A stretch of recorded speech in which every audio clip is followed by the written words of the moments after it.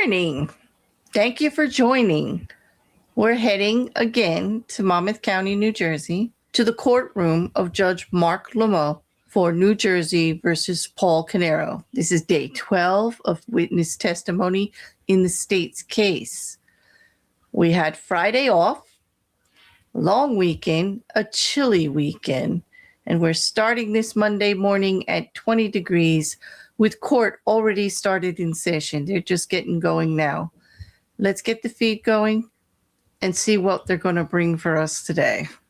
One thing I do want to hear about is the stipulation that was mentioned on Thursday before they left between the state and the defense that did not get presented in front of the jury. So I do hope that that's the first thing that we do. Okay, good morning, everyone. Good morning, Mr. Caneiro. All right, so we're ready to call our next state's witness, prosecutor. Thank you, Judge. The state calls Allison Lane. Okay, thank you.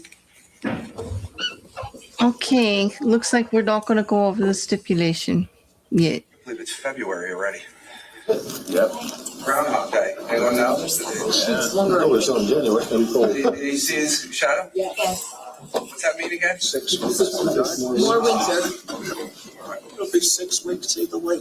Can you just put your left hand on the Bible, raise your right hand for me? Do you solemnly swear or affirm to tell the truth, the whole truth, and nothing but the truth, so help you God? I do. Okay, once you're seated and comfortable, can you state your full name for the record and spell your last name, please?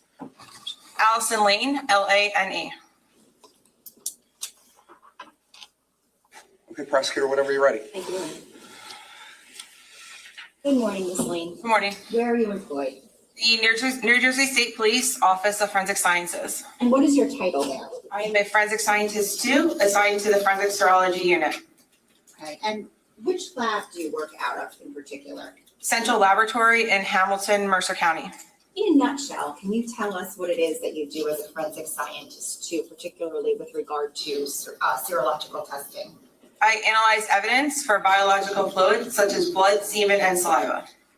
Now, in that regard, what is your role in the process of DNA analysis?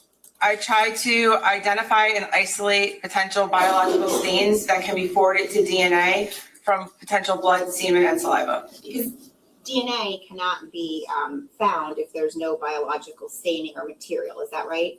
Yes. So your job is essentially to look for that on a piece of evidence? Yes. Now, sometimes do you swab for something called E cells? Yes. What is that?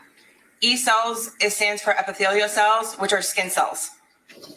Now, are there certain broad responsibilities that you have when you receive a case to work on, in particular with regard to the chain of custody? Yes. And what is that? We are required to maintain the chain of custody. It's an electronic document of where the evidence is at all times in the laboratory. Okay, we'll talk more about that momentarily, but I'd like to discuss your educational and professional background. I'm going to show counseling you has been marked as S438. May I approach, Judge? You can. I'm showing you S438. Do you recognize that? Yes, I do. What is it? This is my CV. Okay, and did you prepare that? Yes, I did. Is it 3 pages? It is. Can you provide the jury with the benefit of your educational background? I earned a Bachelor's of Science degree from the Pennsylvania State University in Science and a Master's degree from Rutgers University in Microbiology and Molecular Genetics. Now, chronologically, can you take us through your professional experience and summarize what you did in each role? I have always been employed in the Forensic Serology Unit at the New Jersey State Police Office of Forensic Sciences. I started in May of 2003 as a chemist trainee. Then I was promoted to a chemist, then to a forensic scientist 1, and now as a forensic scientist 2. Okay. And can you just explain the difference between a forensic scientist 1 and 2 with regard to your role? A forensic scientist 2 does the same as a forensic scientist 1, but is also required for doing peer review and administrative review of other analyst casework, and is responsible for training new hires into the unit that they work in. And what is peer review? The peer review is a review of the laboratory case file to make sure that all of the procedures and protocols were followed in that particular case. So, for example, when you do your work, do you conduct a report? Yes. And then does each report get peer reviewed by somebody else? Yes. And what is that peer reviewer looking for? They're making sure that they agree with all the analysis, that all the procedures and protocols were followed for a particular case. And if they were to analyze the case, they would follow the same testing scheme. Now, do you also peer review others' work? I do. Do you hold a certification in biological stain identification? I do. And when did you receive that certification? In March of 2004. What were the requirements to receive that certification? It was a 9-month to a year process where I learned all the procedures and protocols under a senior level forensic scientist. I had to do 2 written exams, 2 practical exams, and a moot court before I could do independent casework. Now, do you have to undergo periodic proficiency testing? Yes. And what is that? Proficiency test is a yearly test that is a mock case with a known target value. I treat it like a regular case, and I have to obtain the target value to maintain my certification. And are you in good standing with all of your proficiency testing to date? Yes. Now, is the New Jersey State Police Lab accredited? Yes. By whom? By the American National Accreditation Board. It's ANAB. Okay. What does it mean in a nutshell to be accredited? It means that we are following all the guiding principles that the accrediting body, they come in, they look at all of our procedures and protocols and make sure that we're doing what they're saying that we should be doing. Are you a member of any professional organizations? Yes. What are those? I'm a member of the New Jersey Association of Forensic Scientists, as well as the New Jersey Homicide Investigators Association. Now, have you worked daily in the fields of serological analysis, specifically biological stain identification, since you became certified? Yes. Could you estimate the number of times that you've analyzed a piece of evidence for the presence of biological fluids and/or stains? It would be tens of thousands. Have you ever testified in Superior Court as an expert in the field of forensic serology/biological stain identification?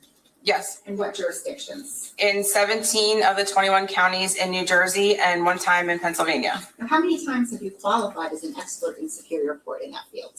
Over 165. Judge, at this time, the state would seek to offer this witness as an expert in the field of forensic serology, specifically biological stain identification.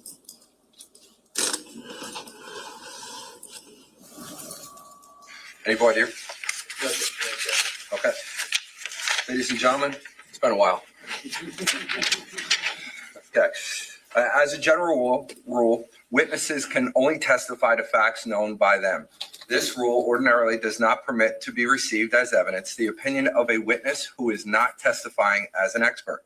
However, an exception to this rule exists in the case of an expert witness who may give their opinion as to any matter in which they are versed, which is material to the case. In legal terminology, an expert witness is a witness who has some special knowledge, skill, experience, or training that is not possessed by the ordinary juror, and who thus may be able to provide assistance to the jury in understanding the evidence presented and determine the facts in this case. You are not bound by such expert's opinion, but you should consider the opinion and give it the weight to which you deem it is entitled, whether that be great or slight, or you may reject it. In examining an expert opinion, you may consider the reasons given for it, if any, and you may also consider the qualifications and credibility of the expert. It is always within the special function of the jury to determine whether the facts on which the answer or testimony of an expert is based actually exist. The value or weight of the opinion of the expert is dependent upon and is no stronger than the facts on which it is based. In other words, the probative value of the opinion will depend upon whether, from all of the evidence in the case, you find those facts are true. You may, in fact, determine from the evidence in this case that the facts that form the basis of the opinion are true, or not true, or true and only in part. And in light of such findings, you should decide what effect you should decide what effect such determination has upon the weight to be given to the opinion of the expert. Your acceptance or rejection of the expert opinion will depend, therefore, to some extent on your findings as to the truth of the facts relied upon. You and you alone are the sole fact finders of the case. You must be persuaded solely by the evidence presented at trial while determining whether the state has satisfied its burden. My face must be frozen. I can't speak today. I'm sorry.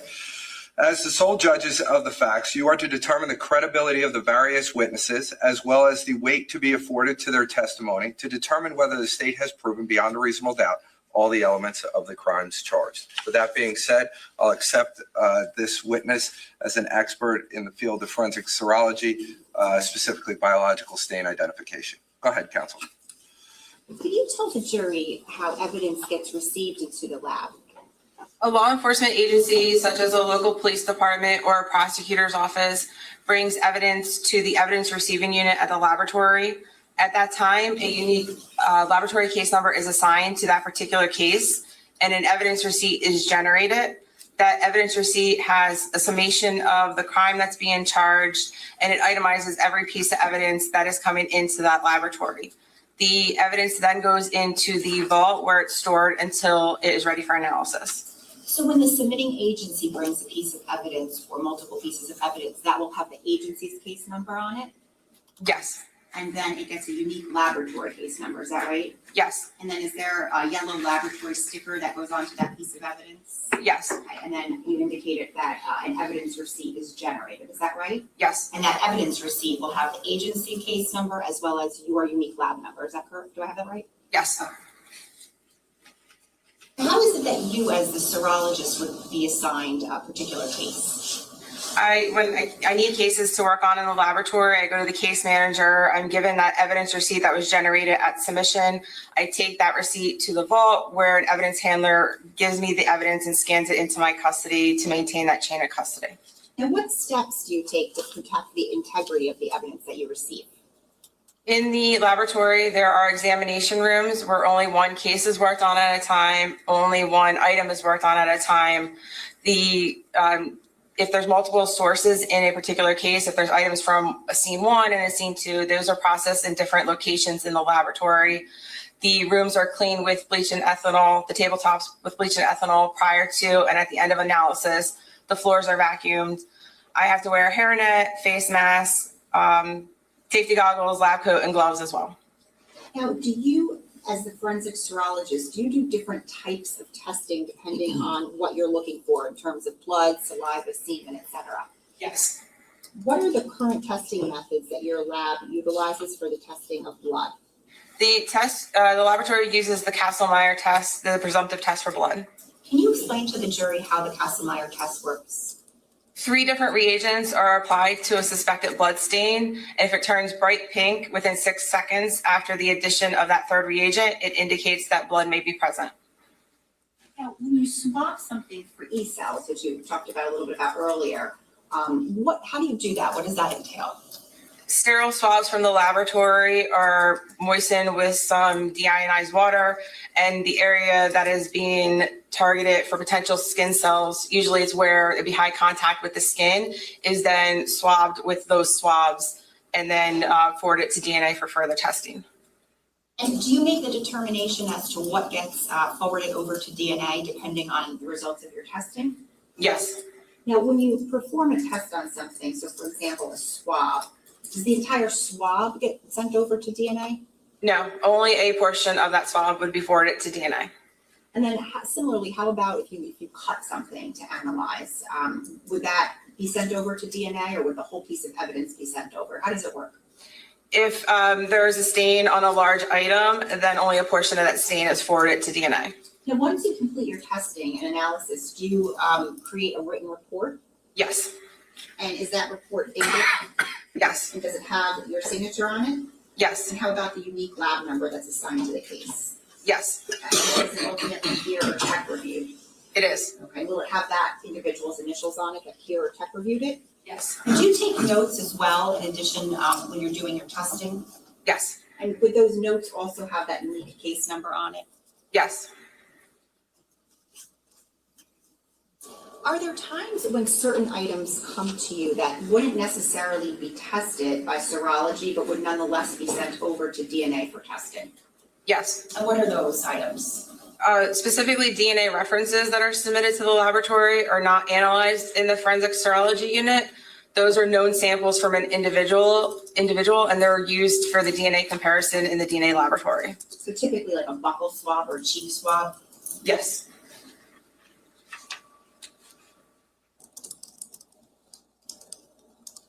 Now, when items come in from the submitting agency to the lab, are they itemized in terms of the chronology of the ordering of the numbers that they receive?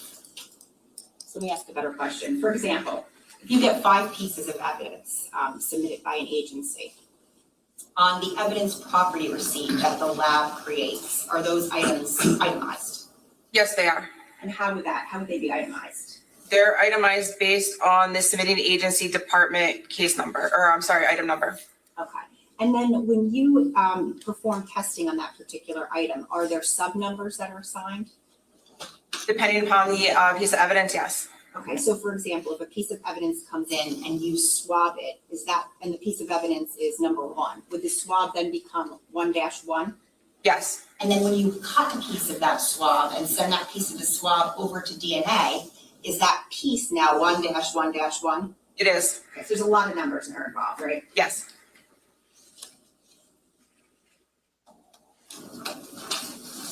Now, did you have occasion to examine multiple items of evidence submitted to you by the Monmouth County Prosecutor's Office with respect to this particular case, State of New Jersey versus Paul Caneiro?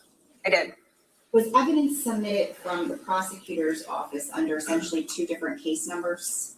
It was. Okay, and did one case number correspond to the Ocean Township scene? Yes. And did one case number correspond to evidence taken from the Cold Snack scene? Yes. Now, did evidence come in under each of these 2 different numbers on one day or multiple days? Multiple days. And did you prepare reports for each batch of evidence that came into you that you received? When I analyzed evidence, yes, So it's fair to say you have multiple reports in this case under each lab number. I do.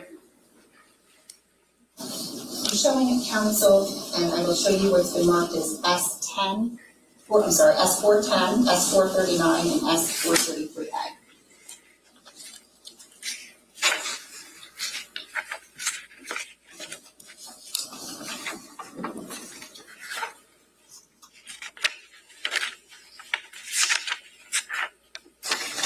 We'll go through each one at a time.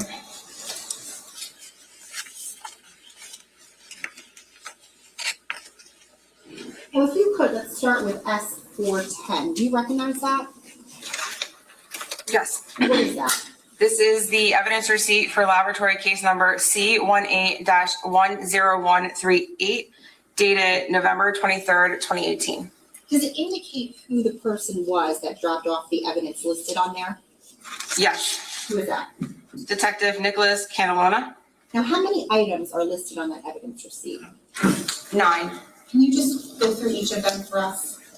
Item number 1 is a FTA card from Jennifer Caneiro. Item number 2 is an FTA card from Jesse Caneiro. Item number 3 is an FTA card from Sophia Caneiro. Item number 4 is an FTA card from Keith Caneiro. Item number 5 is listed as a swab of handle of knife. Number 6, swab of handle of knife. Number 7, swab of handle of knife. Number 8, swab of handle from knife. And number 9, knife with black handle. An FTA card is what? It is another known sample. It's a blood spot card that is used for DNA comparison purposes. I'm approaching with items S339, 340, 341, and 342. Let's start with S339. I'm going to ask you if you recognize that.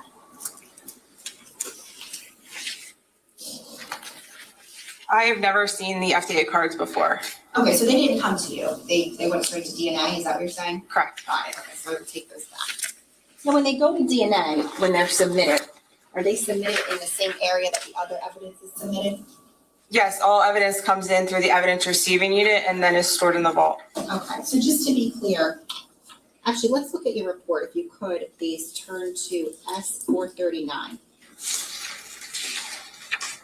What number does your report start with? Number 5. Number 5.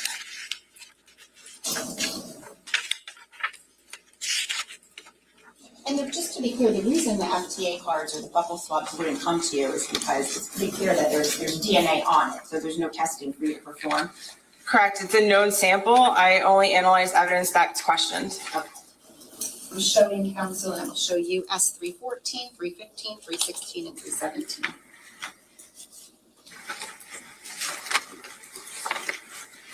I'm gonna ask you, just again, if you could, to take a look at S439.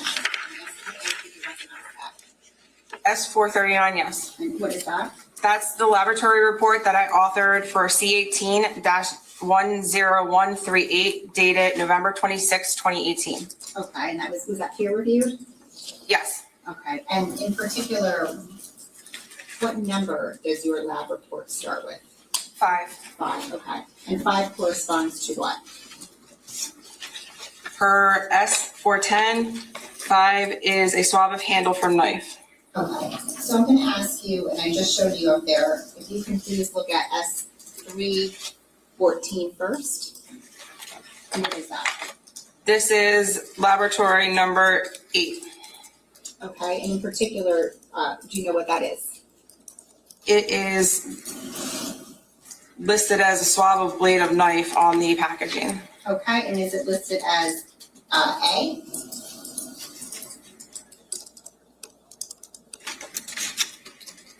Adhesive marker A, yes. S315, what is that?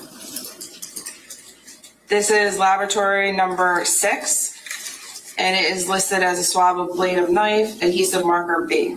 S316? This is item number 7, and it is listed as swab of handle of knife, adhesive marker C. Okay, and S317, please. This is laboratory number 5, and it is listed as swab of handle of knife, adhesive marker D. Okay, and the unique laboratory number that is on your report is what? C18-10138. And is that same unique laboratory number on each of those swabs that you just testified to? Yes. Okay, so when we're dealing with, when we hear the number ending in 38, we're dealing with the cold snap scene, is that right? Yes. Okay, I'm gonna ask you to look at S439, which is your report. Now, which items on there did you perform testing on? I performed testing on all the items on the report. Okay, in particular, can you take us through the report starting with item 5? I performed the Castlemeyer test on item number 5. And what were the results of that? I was unable to detect any potential blood on it, but a portion was forwarded to DNA for further testing. Okay. How about number 6? Number 6 was also tested for the presumptive test for blood. The results were not detected and did not forward a sample to DNA at that time. Number 7? 7 was tested for potential blood. It was not detected, and a portion was forwarded to DNA for further testing. And number 9? I'm sorry, number 8.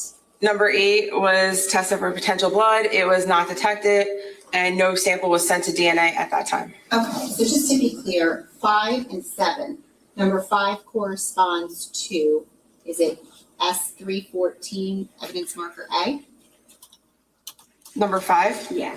Number 5 corresponds to adhesive marker D, which is S317. Got it. And how about item number 7? What does that correspond to in terms of the S number? The S number, S316. Okay. Now, when you say you forwarded portions of those swabs to DNA, did you have to cut those swabs? Yes. So did number 5 become 5-1 It did. and 7 became 7-1? For the portions that went to DNA, yes. Now, what is number 9 listed as? A knife? I'm going to show you in council what's been marked as S313. Do you recognize the markings on this box? Yes. And what is that? This is laboratory number 9 for C18-10138. What, if anything, and actually I can refer you, and I should have asked you this, so I apologize, S443A, if you can look at that and just tell us what that is. I only have S443, not an A on here. There should be a tab on there that says A. Oh, sorry. Got it. What is that? That is page 1 of my laboratory case notes. Okay, now, what, if anything, do you know about the dimensions of that knife that you examined? I have the dimensions as approximately 7.5 inches by 1.5 inches for the blade and approximately 5.5 inches by 1.25 inches for the handle. Okay, now even though the prosecutor's office took swabs of that knife and submitted them to you, did you take your own swabs? Yes. How many? I did 3 swabs from the blade and 1 swab from the handle. Okay, so 9-1, is that a swab that you took from the blade? Yes. Was Castlemeyer performed on that? Yes. What were the results? I got an inconclusive result. Okay, and nonetheless, was half of that swab cut and did it become 911? It did. Was that sent over to DNA? Yes. What is 9-2? Another sample from the blade. Was Castlemeyer performed? It was. And what were the results? That was inconclusive as well. Okay, and was half of that swab cut and sent to DNA? Yes. Did that become 9-1? Yes. How about 9-3? 9-3 was another sample from the blade. Was Castlemeyer performed? Yes. What was that? That was also inconclusive. Okay, and was half of that swab cut and sent to DNA? Yes. And did that become 9-3-1? It did. And how about 9-4? 9-4 was a swabbing of the handle. Okay, was that for E-cells? Yes. And was Castlemeyer performed on that? Yes. And what was the result? Not detected. And was half of that swab cut and sent to DNA? Yes. Did it become 9-4-1? Yes. I'm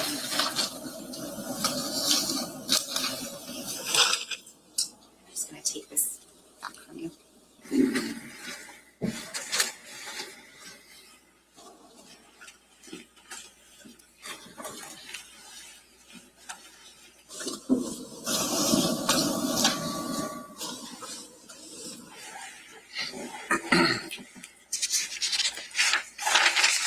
I'm gonna show you what's been marked as S 411, 450, and 457.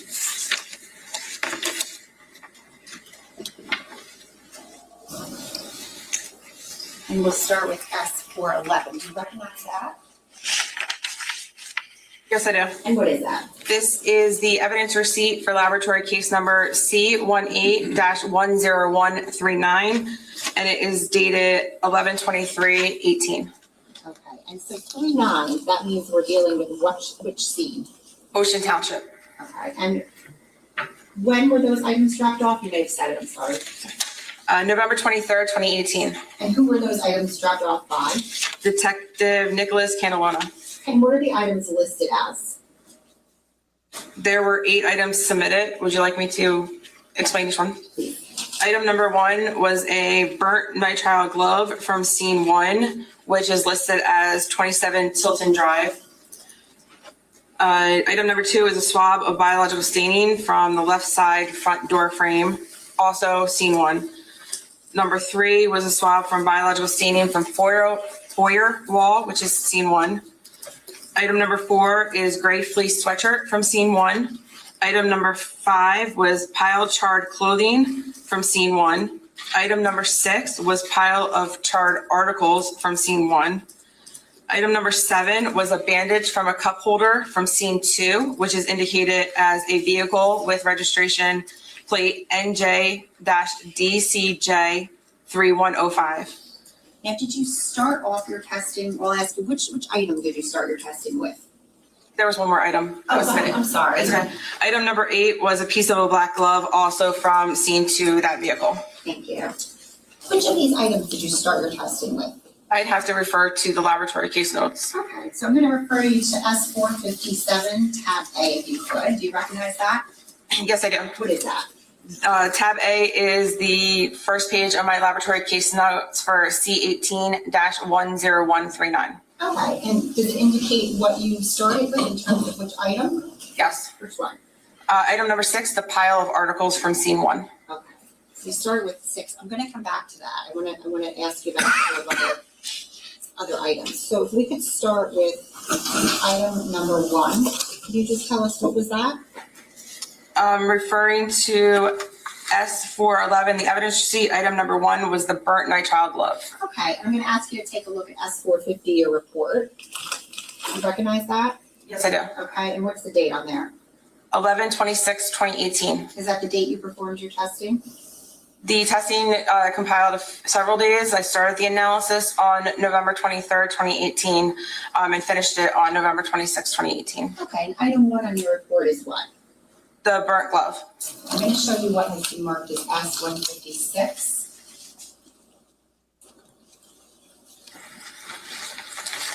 Do you recognize this?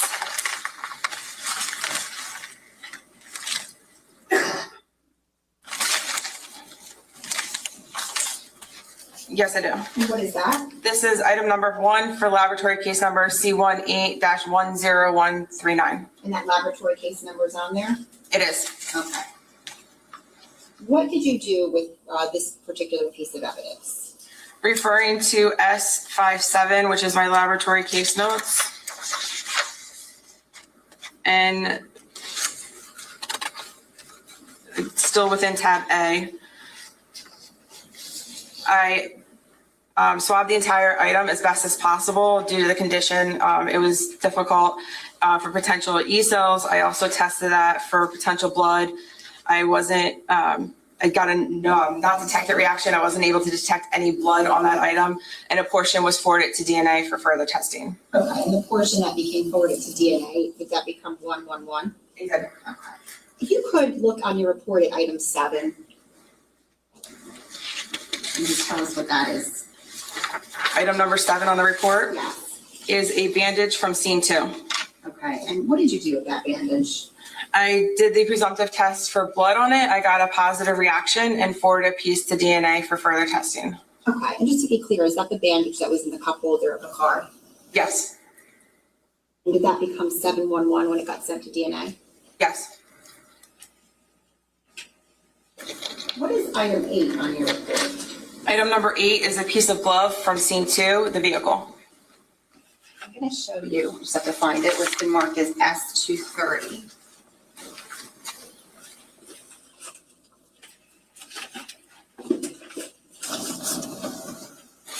Council.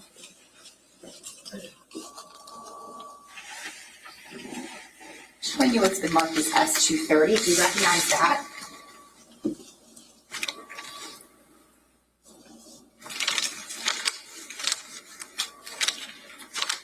Yes, I do. What is that? This is item number 8, laboratory case number C18-10139. Okay, is that the small piece of the glove? Yes. How do you describe that in your notes? Referring to S57, I indicate it as one small, approximately 1 1/4 inch by 1 5/8 inch piece of black material, possible piece of a glove. What did you do with that item? I swabbed the entire item with one swab. I did the presumptive test for blood. I got a positive reaction, and then I forwarded a piece of that swab to DNA for further testing. Okay, did that become 811, the swab that you forwarded to DNA, or piece of the swab? Yes.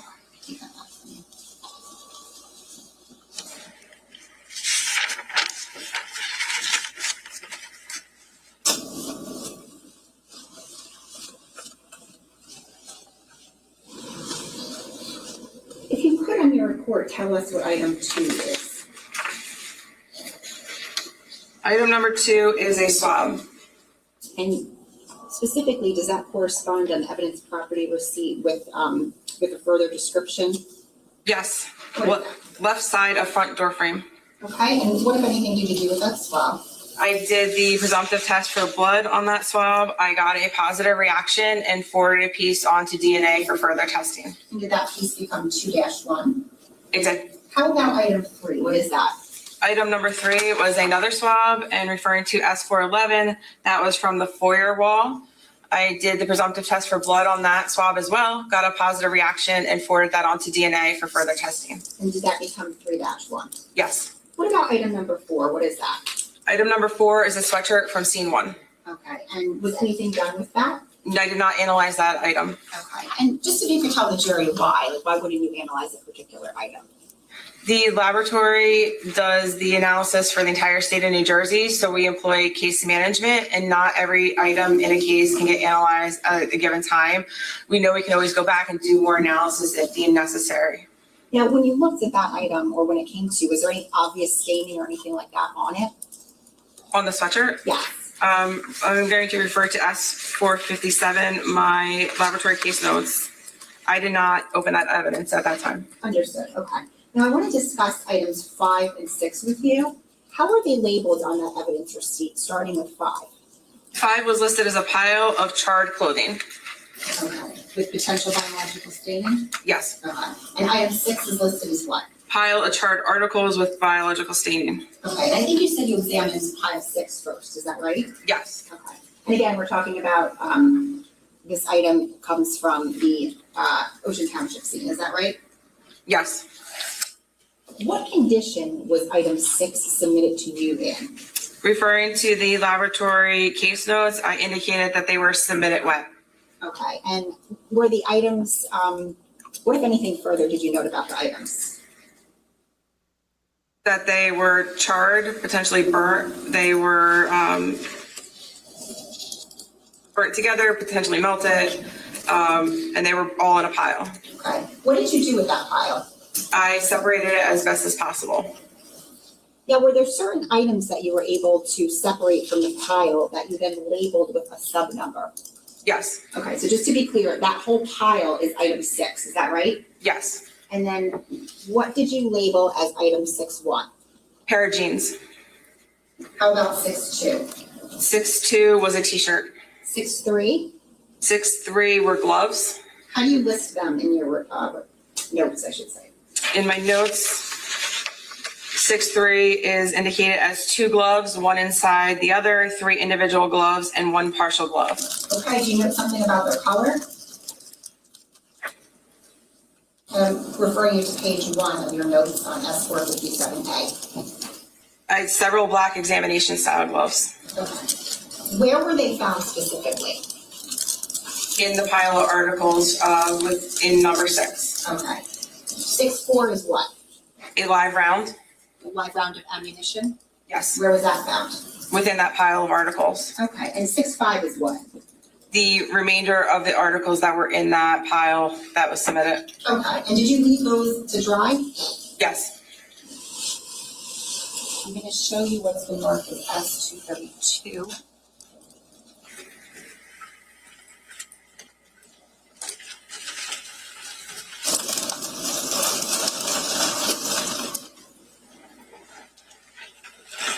Zoning Council, showing you what's been marked as S232. I'm going to ask you to recognize these.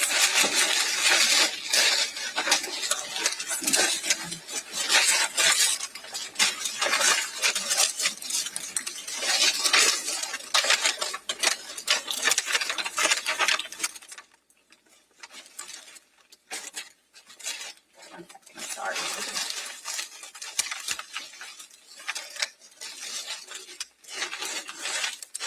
Here's the lab casing.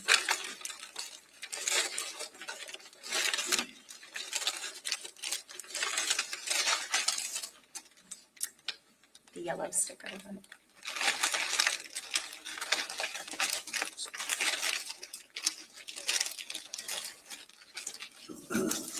Okay. Okay, we can look, but do you recognize these? I do. Okay, and what are these? This is item number 6-1. So the pile of articles is number 6. This is the genes that I self-sampled as 6-1 for laboratory case number C18-10139. Okay, I'm gonna leave these here for a moment. We'll talk about them.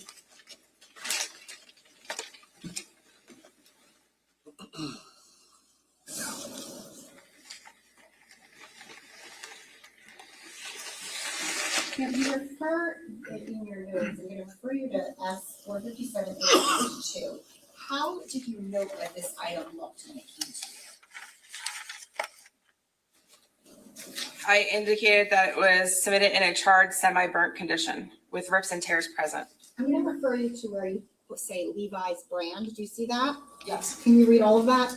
1 pair of jeans, Levi's brand, no size legible, submitted in a charred, semi-burnt condition, rips, tears present, orange, brown, and red, brown staining present.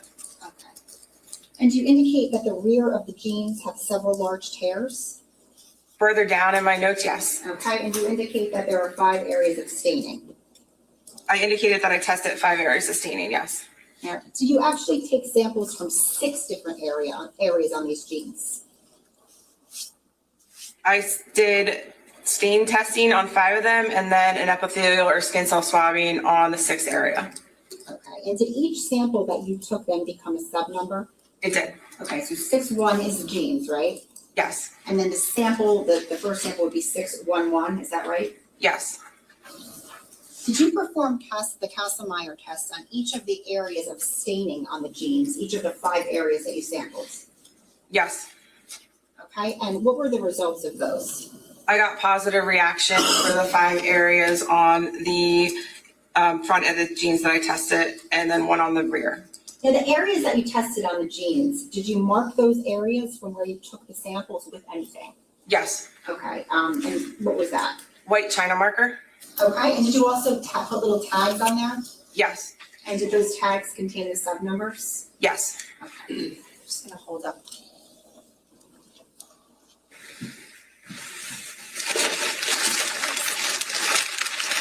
Can you just show the jury, if you can take us through what each of your tags are where you tested? Sure. Is it okay if I stand? Absolutely, go ahead. So 6-1 is indicated on the tag here, and there's an outline in white. 6-1-2 is this lower area outlined in white.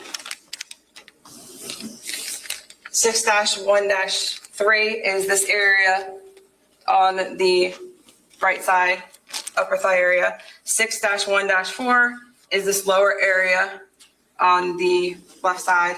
And then 6-1-5 is on the back. In the back, on here. Thank you.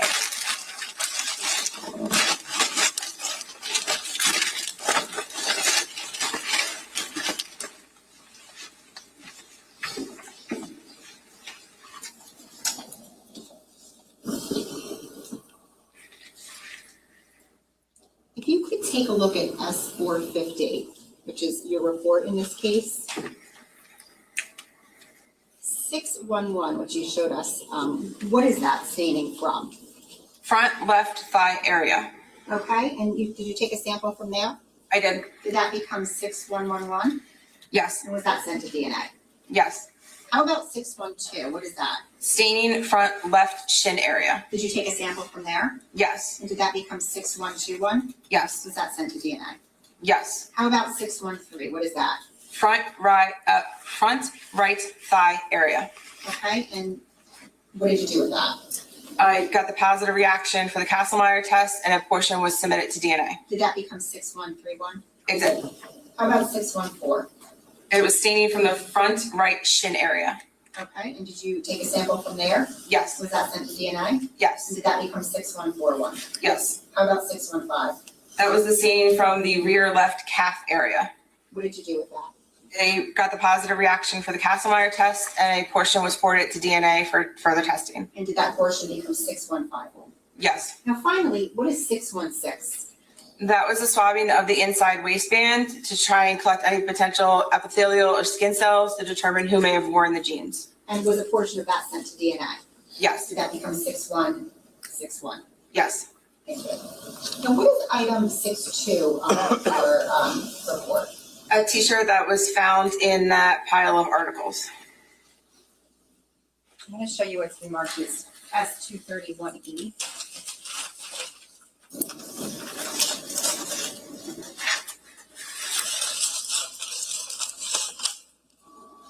Do you recognize this?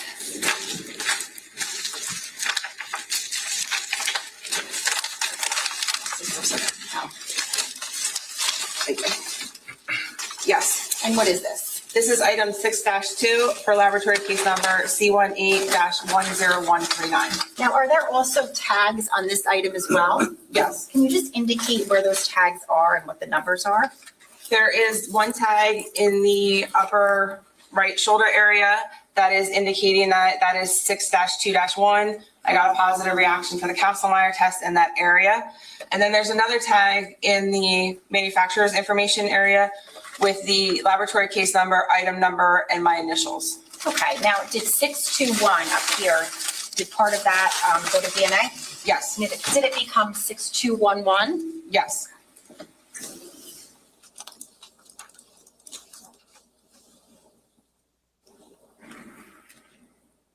And then the swabbing that you performed for the E-cells in the collar, is that what you said? I didn't say that, but I did perform a swabbing of the inside collar to determine who may have worn that shirt as well. Okay. And in particular, did you send a portion of that to DNA? I did. And was that 6221? Yes. I want to ask you about some gloves that you had indicated that you found.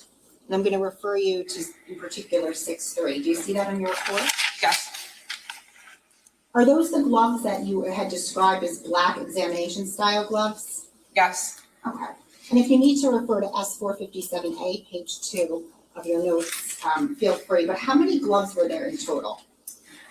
There were 5 gloves and 1 partial glove. Okay. How did they come?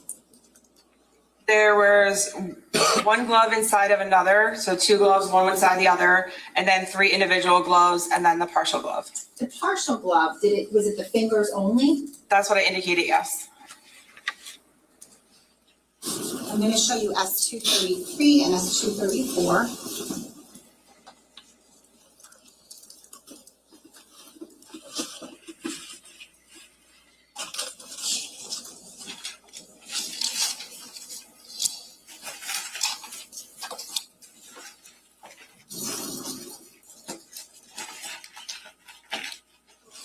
I'm going to show you first what has been marked as S233. Do you recognize that? Yes. And what is that? These are the 2 gloves that were received inside each other. These 2 gloves became 6-3-1, and then they were separated out as to 6-3-1-1 and 6-3-1-2. Okay. Now the other gloves, did you do anything with those? One of the other gloves I did, and then no, excuse me, I did not do anything else with the other gloves. Okay. So the only gloves that you performed testing on were the 2 and S233, is that right? Correct. Judge, permission to just publish this to the jury? Any objection? No. Okay, go ahead.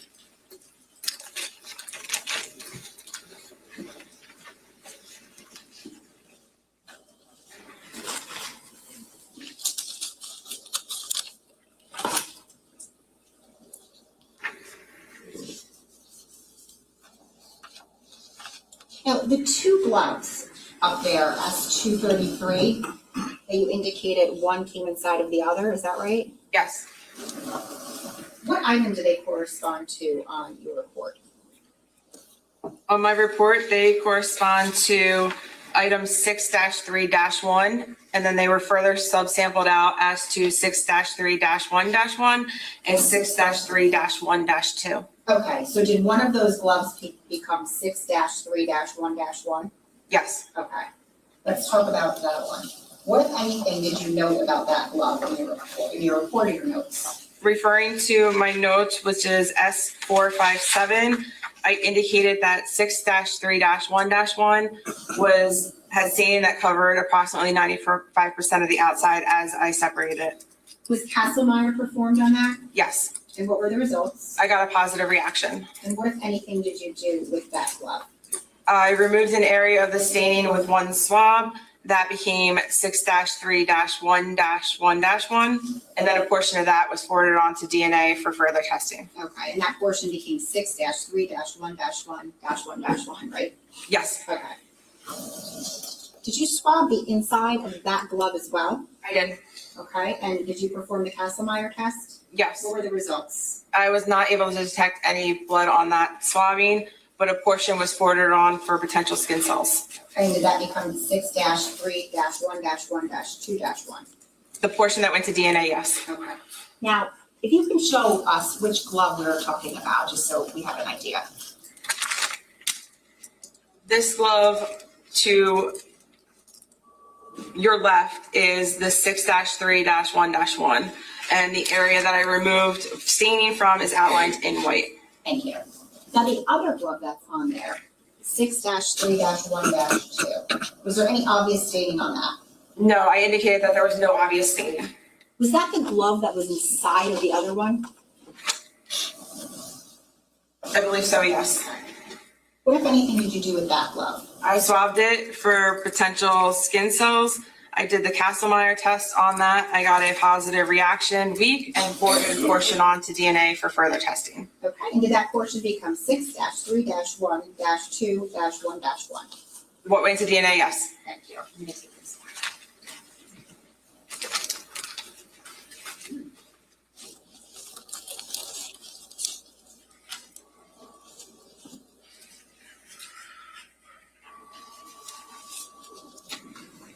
I'm going to show you what has been marked as S241.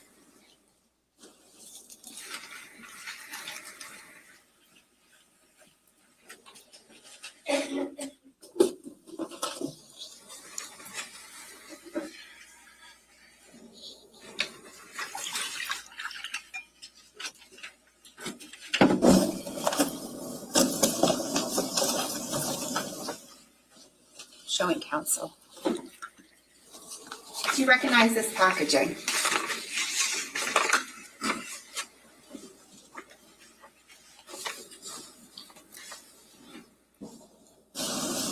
I recognize our laboratory barcode on it, yes, but I don't believe I saw this packaging before. Okay. What is the number on the laboratory barcode? It's item number 6-4 for laboratory case number C18-10139. And what item does that correspond to on your evidence receipt? Not your evidence receipt, your report, I'm sorry. The live round that was found within that pile of articles. Was there a head stamp that you note on that live round that was found in the pile of articles? Yes. And what was that? I indicated it as, referring to S457, my laboratory case notes. I indicate it as 10 GFL 10 9/19. Okay, and what, if anything, was done with that? I repackaged it into manila envelopes and preserved it for potential ballistics evidence. I did no analysis at that time.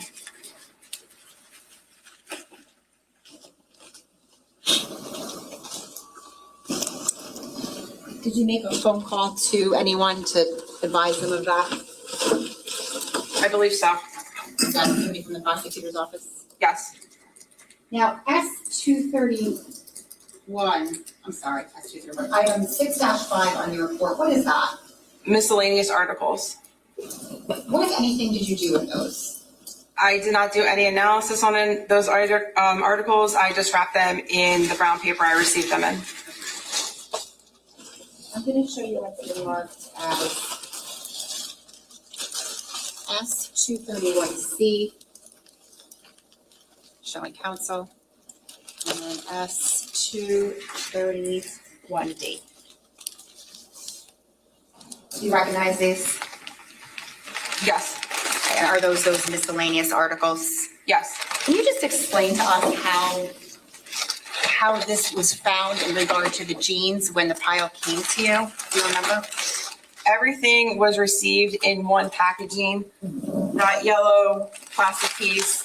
Everything was connected as one item. So I separated it out as best as possible into the 5 subsamples that are issued on my report and just pulled apart everything that I potentially could. Thank you. Now, at some point, was some further testing done to the jeans by yourself? Yes. Okay, I'm gonna leave those up there with you.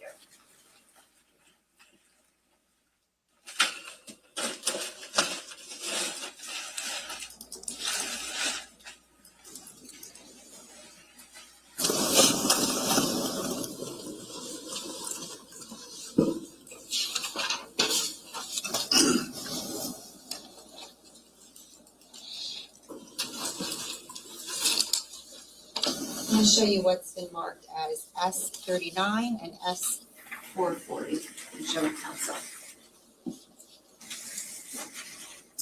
Starting with S349, do you recognize that? S349. Yes. This is another evidence receipt from the ballistics unit for laboratory case number C18-10138. Okay, and how about S440? Do you recognize that? Yes. What is that? This is a laboratory report that I authored dated 11/28/2018 for C18-10138. Okay, so 3.8, are we talking about evidence that was taken from the Colts neck scene? Yes. Do you have S443B up, or 443 up there with you? I think you might have had it from before, your notes. 443? Yes. I do. Okay, and those notes, are they, so specifically subsection B, do those notes go along with this particular report, S440? Yes. Now, what is the date of your report? November 28th, 2018. Okay. And does a swab come to you from the ballistics unit? Yes. And what is that swab from? It is a swab for E-cells from item number 13, 14, 15, 16, 18, 19, and 21. And what are those items that you just listed? Referring to the evidence receipt, which is S349, those are cartridge casings from the property, the grass, and different areas of that location. In Colts Neck? Correct. Now, do you perform any testing on that? On the swab, no. I cut a portion and forwarded it to DNA for their testing. Okay. And in particular, that swab is a swab, one swab of each of those items that you listed? Correct. And that swab, or that portion that you cut to send to DNA, is that 13-1-1? Yes. I'm going to show you what's been marked as S350 and S451.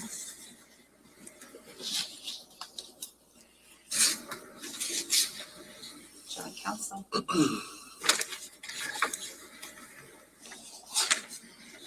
Let's start with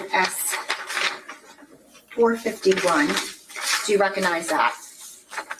Yes. And what is that? This is a laboratory report that I authored for C18-10139, dated November 28th, 2018. All right, 39. Now, what scene are we talking about? Ocean Township. Okay. And what is S350? S350 is a evidence receipt from the ballistics unit for C18-10139. Now, let me ask you, what does your serology report S451 indicate? That I analyzed a swab for E-cells number 15-1. Okay, so number 15 on that evidence property receipt, what is that item? Item number 15 is a semi-automatic handgun Sig Sauer P228 SN B233959. Okay, and what, if anything, did you do with that swab of that handgun that came from ballistics? I cut a portion of that swab and forwarded it to DNA for their testing. Did it become 15-1-1? Yes. I'm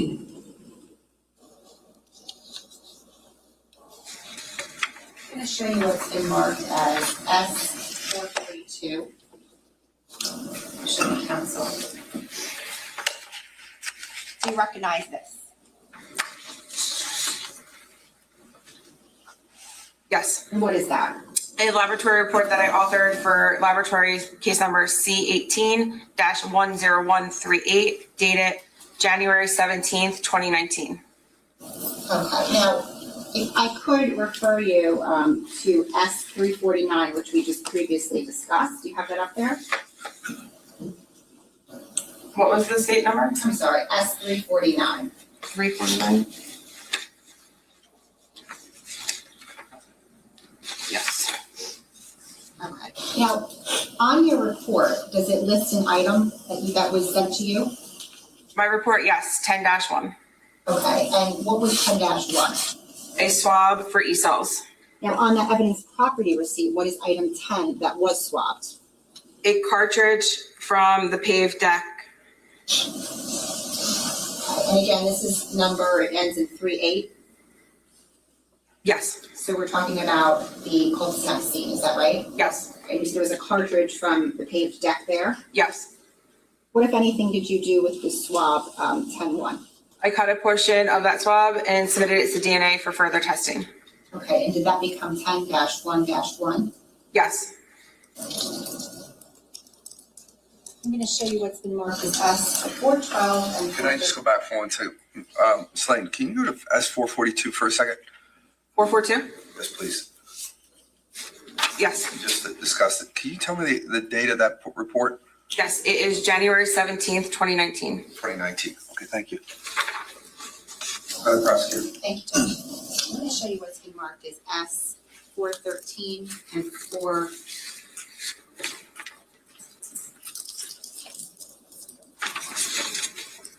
I'm going to show you S412 first and S242.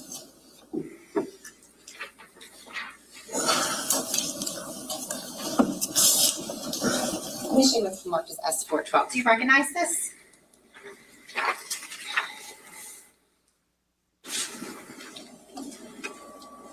This is a laboratory receipt for laboratory case number C18-10139 with a submission date of November 27, 2018. Okay, and what in particular is listed on there? It is a buccal swab from suspect Paul Caneiro. Okay, now you didn't actually receive that buccal swab, right? Correct. Was that sent directly to DNA? I assume so, yes. Showing you S413. You recognize that? Yes. What is that? This is an evidence receipt for laboratory case number C18-10139, dated December 6, 2018. And what is listed on there? It is a buccal swab from Sean Edson. Right, and again, you didn't actually get that buccal swab, right? Correct. That went right to DNA. I assume so, yes. Well, is that what it normally does? It would, yes. Now, was approval obtained to perform additional serological testing on other areas of the genes, item 6.1? Yes. And were those areas of the genes that were not previously tested? Yes. I'm going to show you what has been marked as S454, showing counsel. I'm going to ask you if you recognize this. I do. And what is that? This is a laboratory report that I authored for laboratory case number C18-10139, dated January 17, 2019.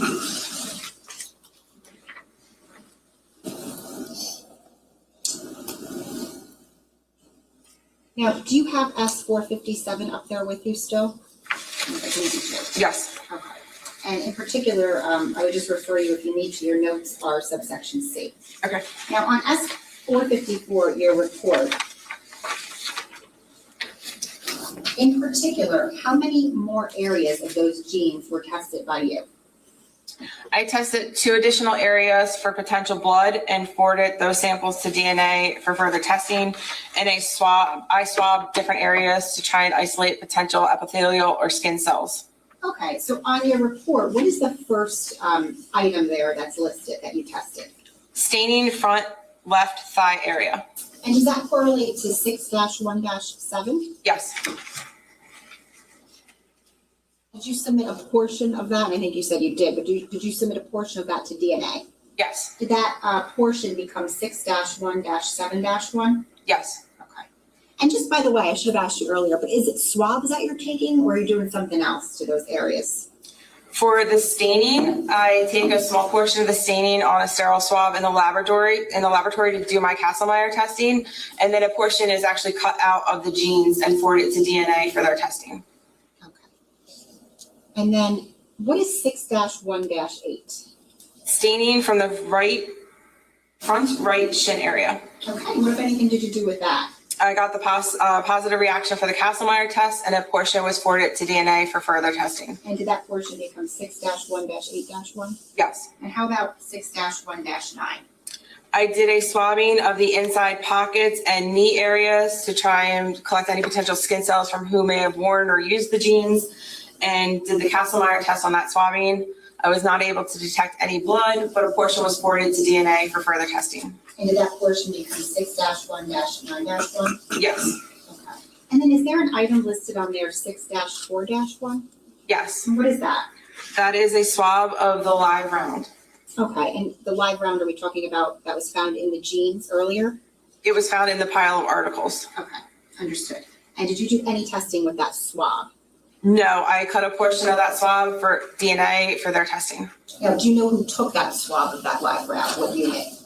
It was somebody in the ballistics or the state police CSI unit. Now, did the portion of that swab that you cut for DNA testing become 6-4-1-1? Yes.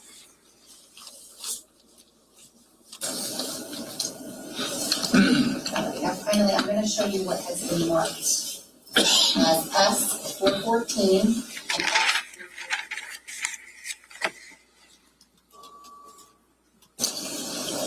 as well as 446. Let me show you.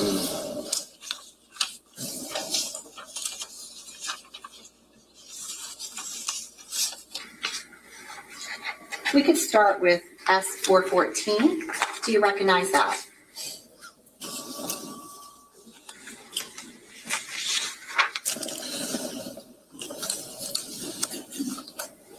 Yes. And what is that?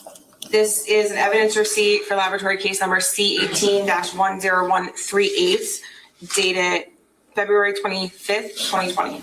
Okay, and how many items are listed on there? If you could tell us the numbers. There are 5 items, laboratory numbers 28, 29, 30, 31, and 32.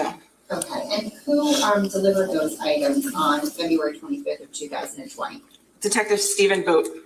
And again, just, I know you said it, but the lab number on there, your unique lab number, is that 10138? Yes. Okay, so we're talking about the cold snack scene. Yes. Can you just read each of those items on that evidence property receipt? Tell us what they say.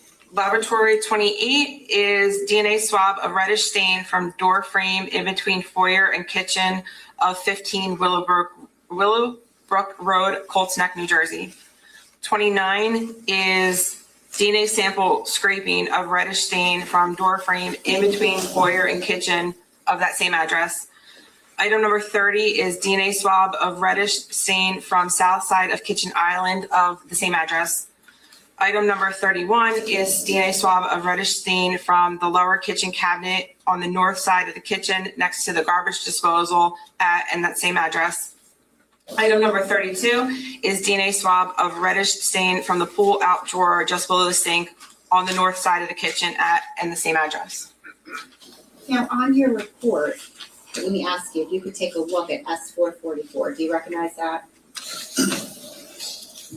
S444, yes. And what is that? That is a laboratory report that I authored for C18-10138 dated March 9th of 2020.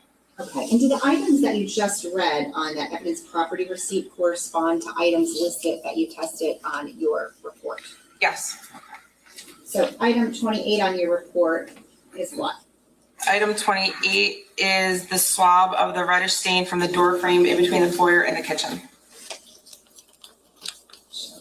Showing council S334, 335, 336, 337, and 338. I'm approaching you with those items. I'm just going to leave them here for a moment. But if you could just, I'm sorry, go down the line. So you indicated item 28. What is item 29 in your report?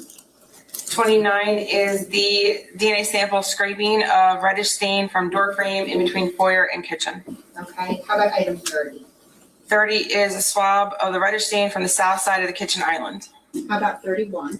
31 is the swab of reddish stain from the lower kitchen cabinet on the north side of the kitchen next to the garbage disposal. And how about item 32? 32 is a swab of reddish stain from the pull-out drawer just below the sink on the north side of the kitchen. Now up there with you, you have S334. I'm going to ask if you recognize that. Yes. And what is that? This is laboratory number 28 for C18-10138. Okay, and does that correspond to the swab of the door frame from the kitchen? Between the foyer and the kitchen. Okay. How about S335? Do you recognize that? Yes. What is that? This is laboratory number 29. Okay, and does that correspond to the sample of the scraping from the door frame from the foyer in the kitchen? Yes. How about S336? Do you recognize that one?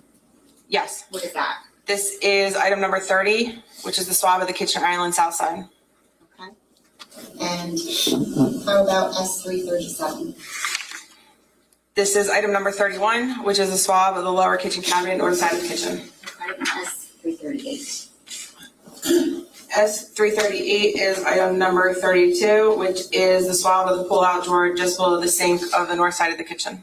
Now, on each of those, S334 through 338, is your unique lab number on each of those? Yes. Now, of those 5 samples that the prosecutor's office sent to you, how many of those did the lab choose to test? I analyzed one. Okay. Now, how do you determine which one you're going to analyze? I analyzed the one that was marked A by the prosecutor's office. Okay, so that is A. And now, if Detective Vogt had taken 10 more samples from all around the kitchen and sent them to you, would you have tested all 10 of them? No. Why not? It goes back to that case management that I spoke of earlier, where we have limited resources and can always go back and do more testing. Now, let's talk about the one that you did test, item 28, the swab of the door frame from the foyer in the kitchen. What did you do with that? I performed the Castlemeyer test on that swab. I got a positive reaction and forwarded a portion on to DNA for further testing. Okay, and did that portion that you forwarded, was that 28-1? Yes. Lastly, I'm going to show you what has been marked as S416, S447, and S449, and that was your pencil.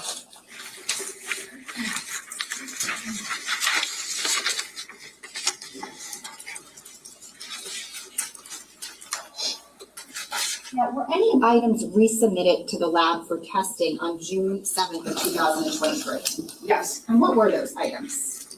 There was item number 6 and item number 8 from laboratory case number C18-10138. All right, I'm going to ask if you could look at S416 and ask if you recognize that. Yes. What is that? That is the laboratory receipt for C18-10138 dated June 7th of 2023. Okay, and what are the items listed on there? Item 6 and item 8. Okay, and in particular, let me ask you this. If you can look at S447, do you recognize that? Yes. What is that? That is the laboratory report that I authored for laboratory case number C18-10138 dated June 27th, 2023. And finally, S449, what is that? These are the laboratory case notes that I generated for the testing dated 6/26/23, which correlates to the 6/27/23 report. Okay, now on your report, what are items 6 and 8? Swabs from the scene. Okay. Are they swabs in particular from the blade of a knife? Yes. Okay, and are those the swabs that were not initially tested from that blade that you discussed earlier? They were the swabs that I did not initially forward to DNA. Understood, okay. And was it agreed that those would be retested or re-forwarded?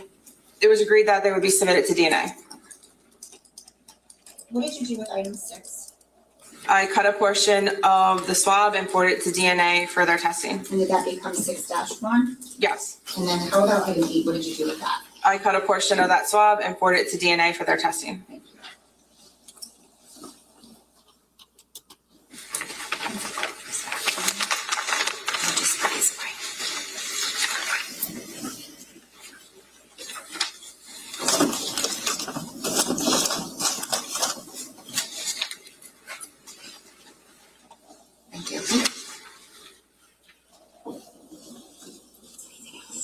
I have nothing further, Judge.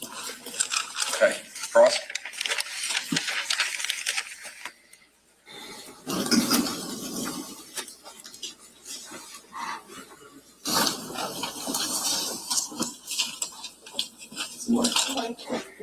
So, okay, what you were doing in this case obviously was cataloging the evidence that you were getting in from the prosecutor's office, correct? I was analyzing the evidence for potential biological fluids. And specifically, you were looking in a lot of cases here for blood, right? Yes. And obviously, this is a screening tool that the lab uses to determine if there's biological materials on an item and further testing is warranted, right?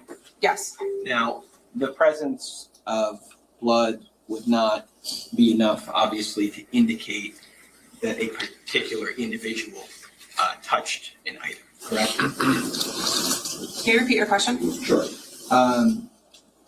This process that you're talking about is called serology, right? Yes, And serology is the determination of whether biological material is on an item, correct? yes, And the biological material we're talking about could be blood, but it could also be saliva or things like that, right? correct. It depends. Go ahead. But the tests that I perform in the laboratory are specific to the body fluid that I'm analyzing that evidence for. Okay, because the different tests produce, they have different reagents that do different things on the item, correct? Yes, Because there's different chemicals in saliva than say there is in blood, right? that we're testing for, yes. Right. Now, these are obviously, we should say, presumptive tests, right? Correct, These are not confirmatory tests. correct, Now, the difference between a presumptive test and a confirmatory test is that a confirmatory test confirms that the substance is in fact blood or saliva or whatever the case may be, right? yes, But a presumptive test just means that we can presume it is that substance, but we don't know with certainty. correct, And we don't know with certainty because there is a certain amount of false positives that we could get from a presumptive test.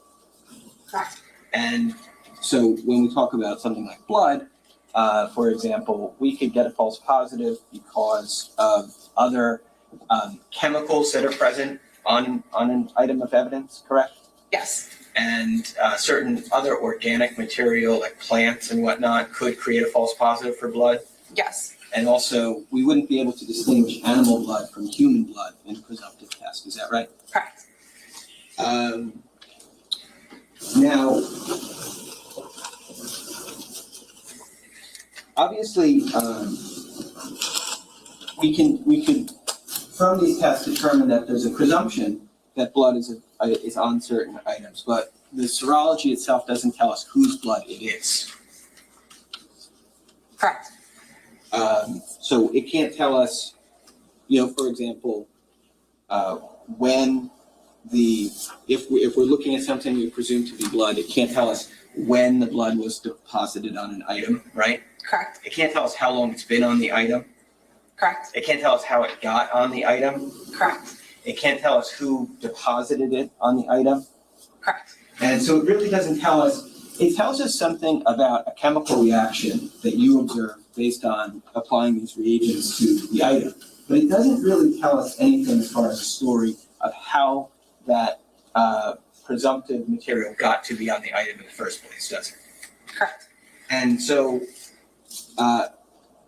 it also doesn't really tell us anything about an individual. So when we compare this to something like DNA testing, we see that DNA testing is more of an attempt to determine whether we can infer whether an individual person may have been a contributor to the DNA on an item of evidence, correct? I do not do the DNA analysis, so I cannot speak to how they report out on their results. Okay, well, let me rephrase that. Obviously, I think that in terms of DNA analysis versus serology is kind of broader in the sense that what we get as far as results are blood in general, but not a conclusion about a particular person's blood.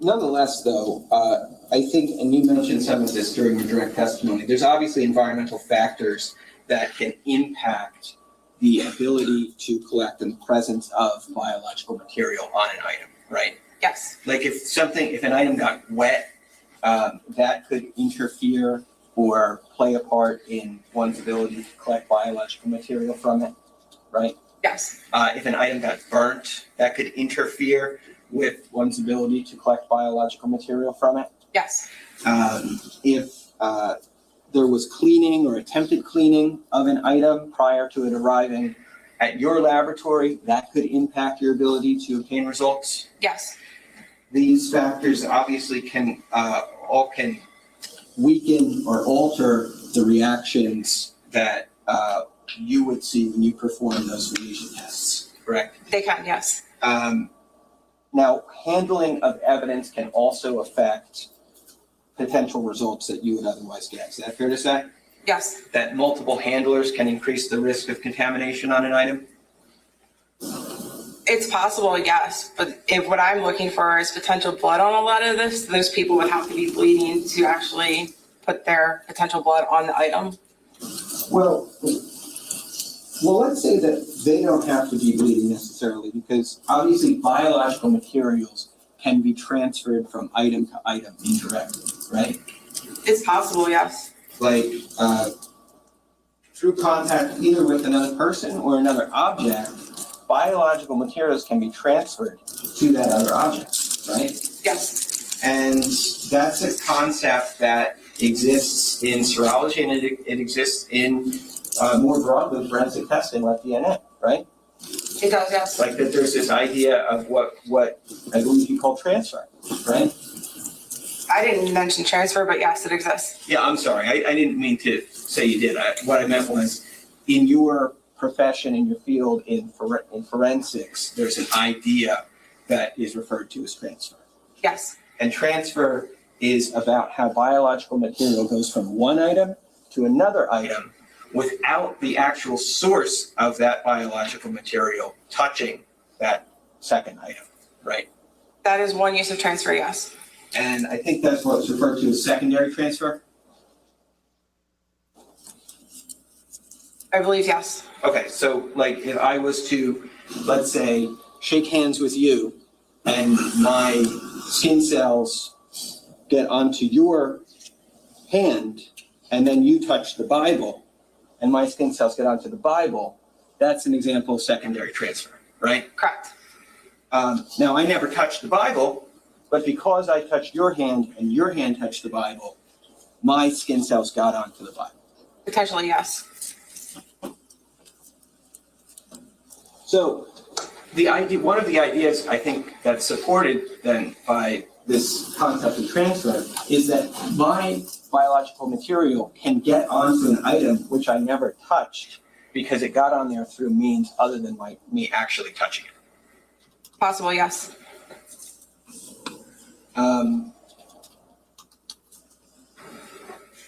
You're going through these items, seeing what you can find as presumptive results, and from there, there's a determination of what can or should move on for genetic testing. Is that accurate or no? For DNA testing, yes. Okay.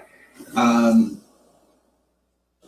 obviously, you followed all laboratory protocols in this case. Yes. And those protocols, and you mentioned some of them, they include being gloved at all times when you're handling an item of evidence. Yes. They include a hairnet. Yes. They include a post-cleaning of the entire work surface and area Yes. with chemicals like bleach. Yes. And that's to kill any biological material or eliminate any biological material that was otherwise on the surfaces. Yes. And obviously, when you're working on something, you're working on only a single item of evidence at one time.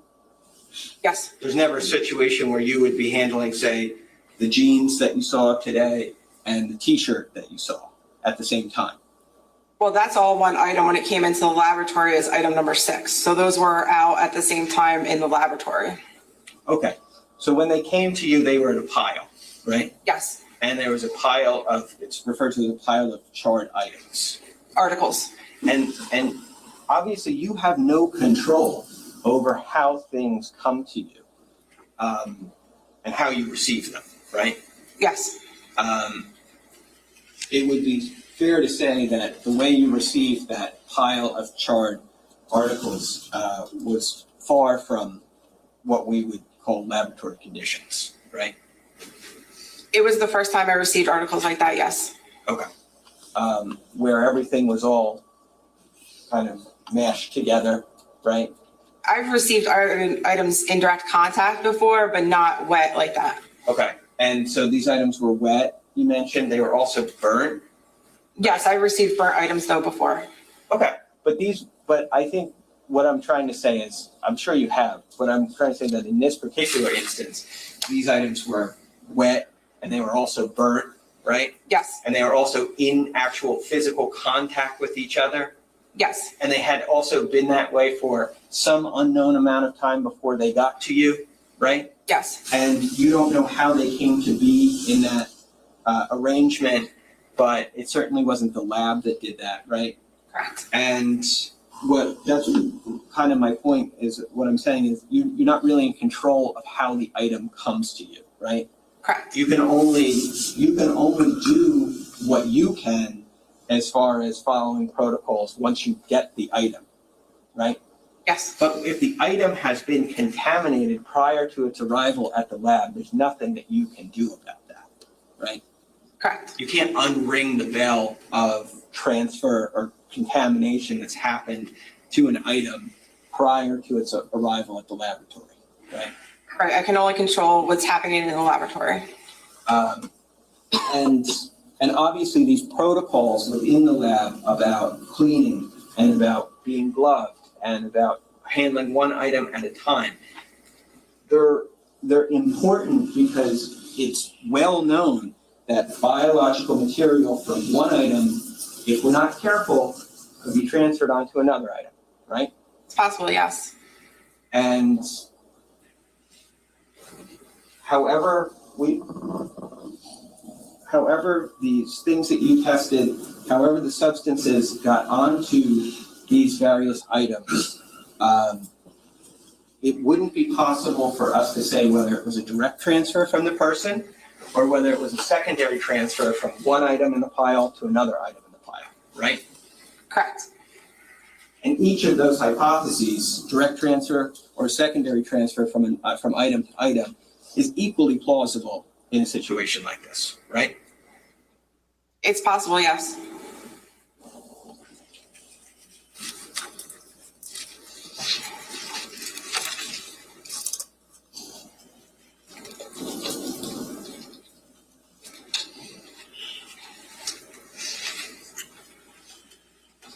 Now, you tested,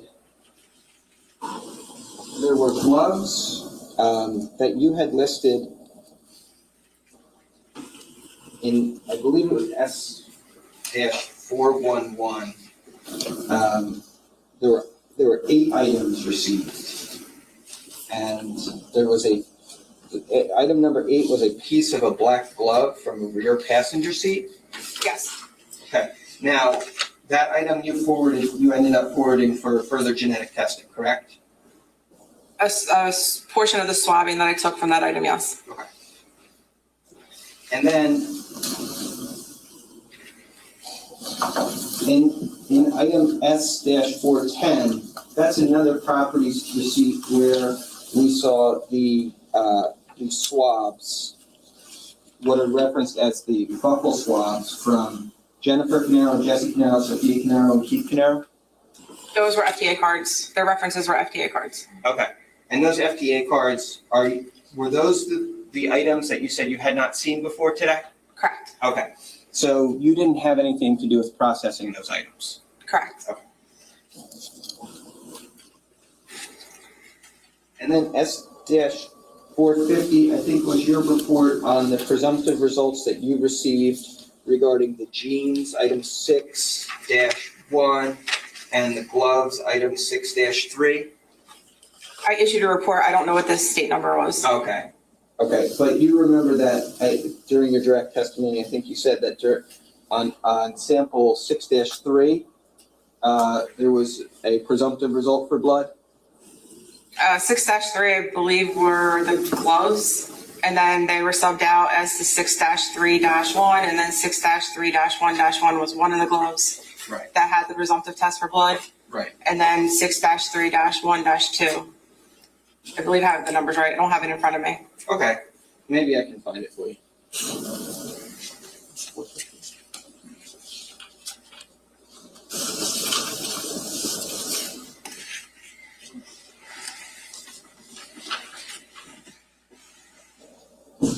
Judge, I'm going to approach with S-450. Okay.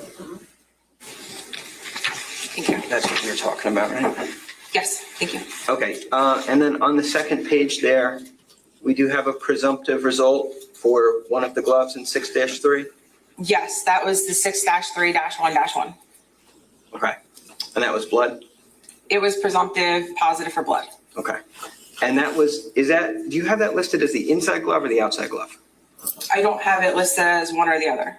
Well, can we infer from what you have the other glove listed as?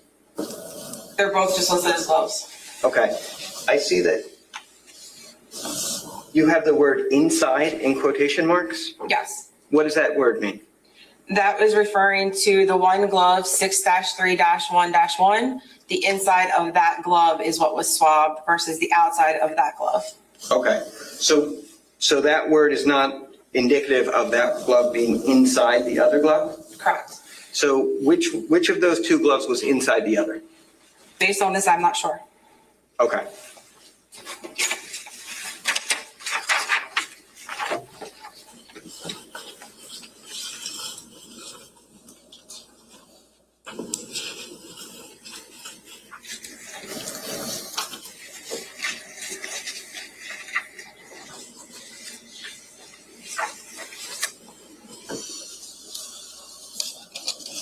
You said that you measured the blade of the knife, Yes. and that it was 1.5 inches? I don't have that documentation in front of me, Okay. but I know that it was approximately 7 inches as one dimension. Mhm. I don't know the rest of the dimensions off the top of my head. Okay. Do you remember where along the blade you measured it? It would be from the one point to the other point of the blade, the farthest points possible. Okay, that's the length, right? Yes, Where would you have measured the width of the blade? from the widest points of the blade. All right, how did you determine that? It's subjective, so it's just eyeballing what I believe is to be the widest points. Okay. Did you take multiple measures of the width or one measure of the width? One measurement.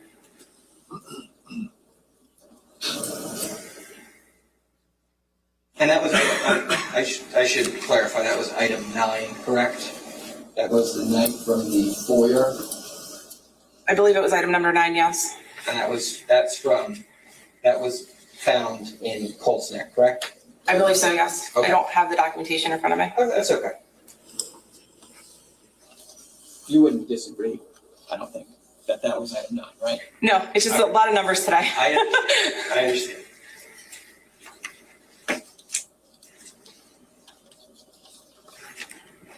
Okay, thank you. I don't think I have anything further. Okay. Redirect. Nothing, Judge. You may step down. Thank you. Thank you. Have a good day. You as well. Ladies and gentlemen, we'll take our morning break now. If prosecutors, if you don't mind just moving the evidence, please, I appreciate it. We're going to take our 15-minute break. We'll stretch it to 20 if you guys need it. Just let us know when you're ready, and we'll come back out and we'll continue with the testimony. Thank you. Please don't discuss in case you're doing research.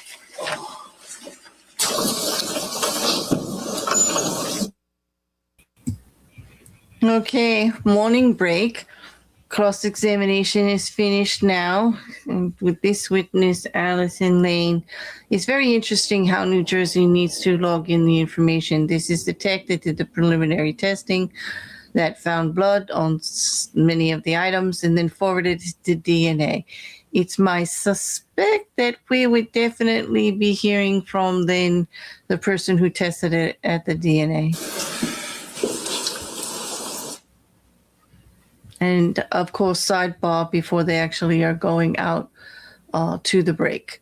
Like I was saying, it's very interesting. This is how it can be tedious, but they're logging it in for chain of custody.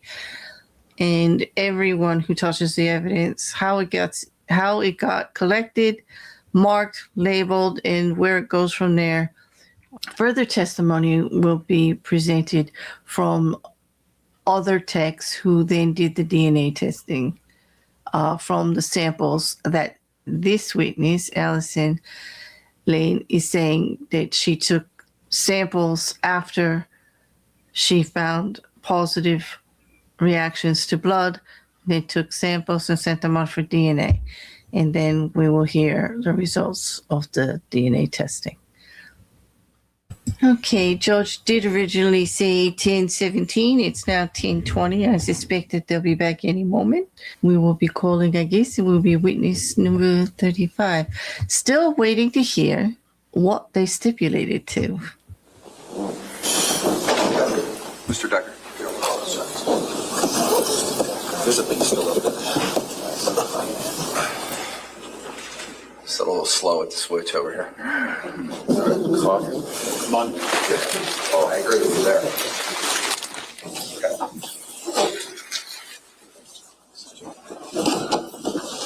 Ready to call your next witness? Yes, Judge, the state calls Christopher Szymkowiak.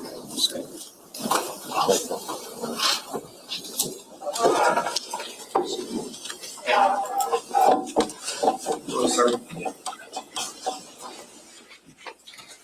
You just put your left hand on the Bible, raise your right hand. I'm not sure what that sticky is on there that's now attached to your finger. Just getting your DNA. No, I'm just kidding. All right. Do you solemnly swear to tell the truth, the whole truth, and nothing but the truth, so help you God? I do. Sir, when you're seated and comfortable, can you state your full name for the record and spell your last name, please? You get comfortable first. Christopher Szymkowiak, Szymkowiak. Okay, thank you, sir. Prosecutor, whenever you're ready. Thank you, Judge. Good morning, sir. Morning. Where are you employed? I'm employed with the New Jersey State Police Office of Forensic Sciences. What lab do you work out of? I'm currently assigned to the drug unit. Okay, and what is your title there? I'm a forensic scientist too. How long have you been in the drug unit for? Just over 6 years. Now, prior to that, did you work in the DNA unit? I did. And what was your title there? I started my career at the OFS in the DNA unit as a forensic scientist 1, and I progressed to a promotion to the forensic scientist 2 level. Now, as a forensic scientist 1 and 2 in the DNA lab, were you essentially a DNA analyst? That's correct. All right, I'd like to discuss your professional and educational background as it relates to your profession as a forensic DNA analyst. And I'm going to show you what has been marked as S475, showing counsel. Do you recognize that? I do. And what is that? This is my resume or CV. It's 2 pages. Did you create that? I did. Okay. So can you tell the jury about your educational background? Yes. I started my education at Penn State University.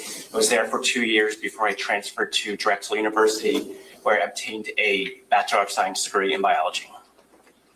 Now, chronologically, could you take us through your professional experience and just summarize what you did in each of those places and those roles? Yes. Upon graduating college, I had my first job at Merck Research Laboratories. That was in 2000. I worked there for 4 years until 2004. I was a biochemist there, where I was working on vaccine research, utilizing techniques that I utilized techniques at Merck that I utilized in the DNA laboratory. Upon my completion at Merck, I started my career at the Office of Forensic Sciences. I started in the DNA laboratory, where I was a forensic scientist 1, and progressed into the forensic scientist 2 level. And both titles, I was generating DNA profiles, preparing a report of my findings, and testifying in court as needed. When I obtained my forensic scientist 2 promotion, I had some additional duties that were including peer review of case files, training other scientists, and a supervisory role as well. At the end of 2015 is when I transferred to the drug unit as a forensic scientist 2. In this laboratory where I'm currently assigned is where I'm identifying evidence for potential CDS compounds. I'm reviewing case files again. I'm training scientists in drug testing and testifying in court as needed. Now, the jury has heard about peer review in terms of serological testing in that unit. Does that also apply? And I think you said it to the unit, the DNA unit. It does. Okay. Can you just tell us what peer review is, or technical review? Is that another term for it? That's correct. So peer review or technical review can be used interchangeably. Once a scientist completes a case file, prepares a report of their findings, another scientist will review that case file for correctness, completeness, that the protocols were filed, and the conclusions support the data that was generated. Now, when you were in the DNA unit as a forensic scientist 2, did you perform peer review of others? I did. As a DNA analyst, were you required to take specific courses? I was. And what were those? To be in the DNA laboratory, you had to have a Bachelor of Science degree in sciences, but specifically 4 courses were required as well, which included genetics, biochemistry, statistics, and molecular biology. Now, was there a program that you had to also complete to become a forensic DNA analyst in terms of certification? And what was that? Excuse me, sorry. So in order to work in the DNA laboratory, before you can touch any casework, you had to complete a training program that took about 8 months to a year to complete. That included reading literature regarding the testing. I had to observe the procedures in a laboratory and then demonstrate and perform those procedures as well. I had to take a written test of theory. I had to take a laboratory test and perform a moot court as well. Now, as a DNA analyst, a forensic scientist 1 or 2, is there any type of continuing education that is required? Yes, in the DNA laboratory, there is required 8 hours of training in DNA testing every year. How about proficiency testing? What about it? I'm sorry, what is that?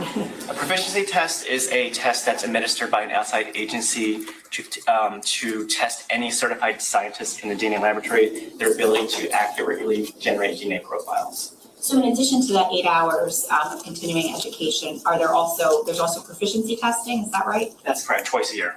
Okay. And were you, when you were in the DNA lab, the last day that you were there, were you current and successful with all of your proficiency testing? Yes. In total, over the course of your career, approximately how many cases have you worked on where you have processed and analyzed DNA samples? I would say multiple thousand of cases. When we're talking about cases, could there be more than one sample that you're testing per case? That's correct. There could be one item submitted or several items submitted. Now, how many times have you testified in Superior Court with regard to the results of the DNA analyses you've conducted? Approximately 70 times. And what jurisdictions? I testified in most of the counties throughout the state of New Jersey. Now, in those instances, how many times were you qualified by the court as an expert in the field of forensic DNA analysis? Every time. Judge, at this time, the state would seek to qualify this witness as an expert in the field of forensic DNA analysis. Anybody here? No, Judge, thank you. Okay. Ladies and gentlemen, I just read it to you this morning. Not well. Forget that. But I'm not going to read it to you again. Obviously, you know the charge as it relates to expert testimony and how you evaluate an expert's testimony here. But I will find this defendant to be an expert in the field of forensic DNA analysis. Prosecutor, go ahead. Thank you, Judge. So what does the term accreditation mean with regard to a forensic lab? Accreditation is essentially an audit of the laboratory. We have an agency called ANAB that comes out and audits the laboratory, and what they essentially are doing is they are checking that we say what we do and we do what we say, so they're ensuring that we have protocols set in place, that we're following them. We have employees that meet the requirements to be employed by the state of New Jersey as a forensic scientist. They're checking casework, they're interviewing scientists. There's a whole bunch of requirements and standards they check to make sure that we're doing the correct thing. So is your lab accredited? It is. Okay, and what is the accrediting agency, if you recall? The accrediting agency is ANAB. How many times a year is the lab audited? We are audited once a year.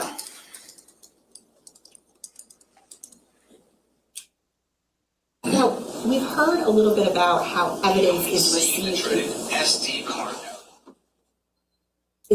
initially into the lab. Once evidence is received into the lab, how does it get to you as the DNA analyst? Evidence first comes to the evidence receiving desk by the submitting agency, where those items are inventoried and barcoded and given a unique laboratory number. Once that is established, assignments are created. Generally, in a DNA case, this evidence will go to the serology unit first, where they'll screen the evidence for potential biological evidence that's suitable for DNA testing. If that is the case, they will then prepare samples for DNA testing. They may go back to the vault or submit it directly to the laboratory. At that point, a DNA assignment will be created, and then a scientist will be assigned that case to work on the evidence where they pick it up from the vault or would it be in the DNA laboratory at that time. Okay, now as a DNA analyst, what, if anything, did you do to ensure the integrity of evidence? In other words, to prevent contamination, mix-ups, et cetera? Yes, we have an entire quality control procedure we utilize to protect the integrity of evidence. That includes things as wearing protective equipment, a laboratory jacket, face mask, hairnet, gloves. We will clean our surfaces with bleach, water, and ethanol. We have controls during our testing, so we'll have a negative control that is just a blank sample of our reagents we use to ensure that our reagents are clean. We have a positive control to show the testing is working properly. You're getting a result that is expected to be the same every time.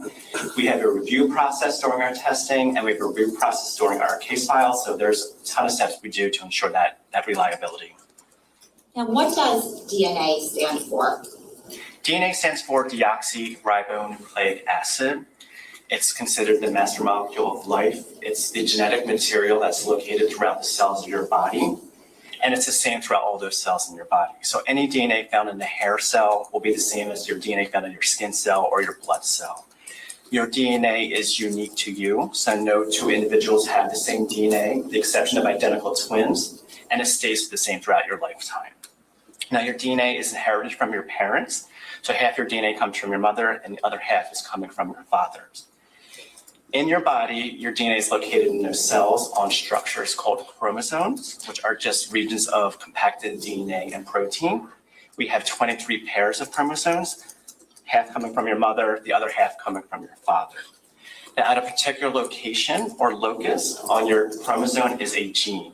A gene is a specific DNA sequence that encodes for a particular function. So for example, if you take hair color, at a very specific location on one of your chromosomes, you have the gene for hair color, which is a specific sequence. When that is expressed, you get blonde hair, brown hair, black hair, for example. Since you get different colors, you say you have an allele for that gene. So you have that particular location of a particular sequence, and if you have brown hair, you have the brown allele. If you have blonde hair, you have the blonde allele.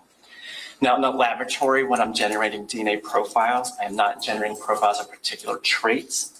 I am looking at regions called short tandem repeats. These are short segments of DNA that contain a repeated sequence, and counting the number of repeats you have at several different locations on different chromosomes. So when I generate a profile, you essentially see a set of numbers at several different locations. Thank you. Now, when we talk about forensic DNA analysis, at its most basic form, is it essentially a forensic tool of comparison? That's correct. So just your job, kind of just to summarize it, are you looking at evidence that is taken from a piece of evidence at a scene and developing a DNA profile from that? Correct. And then if there's anything to compare it to, any buccal swabs or reference samples, are you then comparing that to the developed DNA profile from the buccal swab? That's correct. Now, just a couple of definitions just to define. What is an evidentiary sample? An evidentiary sample is one where I do not know the source of that DNA, and that could be coming from the scene or comes from maybe a particular person's clothing, that you know the source of that clothing, but I don't know how that DNA got there, so it's considered evidentiary. It's unknown to me at the time. What about a reference sample? So a reference sample is one where I know where the source of that DNA profile is coming from, and they usually take the form of a buccal swab, which is essentially a Q-tip swabbing of the inner cheek, or a blood sample. Now, when a comparison is done between an evidentiary sample and a reference sample, what are the options in terms of the DNA analyst's conclusions? Yeah, so there's essentially three conclusions I can make when I do my comparisons. The first one could be an exclusion where the reference material does not match the evidentiary material, so they're not a contributor there. There's an inclusion or a match where the evidentiary profile matches the reference material, or the profile generated from the evidence is inconclusive. There's not enough information for me to make a comparison. Okay, so when there is an exclusion, does your analysis end there? It does. Now, when there's a finding of an inclusion, in other words, that the person of interest is a match to the evidentiary profile, does your analysis end there? It does not. So once I have a scenario where someone matches, I need to provide some kind of association or strength to that match. And that's when I'll do a statistical analysis to provide a strength to that match. Okay, so just to be clear, you don't just say that the person is an inclusion or a match. You have to provide some sort of statistic to demonstrate the rarity of that match. Is that right? That's correct. What is the statistic that you used back in 2018? The statistic I used was called a random match probability. So that's the chance that an individually randomly selected from the population of unrelated individual matches that profile of interest. Could you give us an easy example of that? Yes. let's say, for example, I did a comparison and I generated a profile, and that profile then matches the reference material. So I have a match. I decide what I have to do with that match now as my statistic, provide a weight. So let's say, just for example, the stat comes to 1 in a million individuals. So what that is essentially saying, if I had a random population of 1 million people, I would only expect one person to match that profile. Now, in terms of the reason for providing a statistic, is it fair to say that you can have a match and the statistic, though, for the match could be very different in terms of the strength of that? Is that Correct. right? So, for example, you can have a match and the statistic could only be 1 in 2. Is that right? That's correct. That is very different from a match where you have a statistic of 1 in 1 quintillion. Is that right? Correct. And so essentially the purpose of providing the statistic, like you said, is to give weight to any sort of inclusion or match. Correct. Now, as human beings, how much of our DNA is the same? In other words, how much DNA do we all share with one another? Over 99% of our DNA is similar between individuals. And is that why we all have, for example, 2 eyes, 2 ears, nose, etc.? That's one way of saying it. So if so much of our DNA is the same, and I know you touched on this before, but if so much of our DNA is the same, then how is it that forensic DNA analysis is able to be used as a tool of comparison?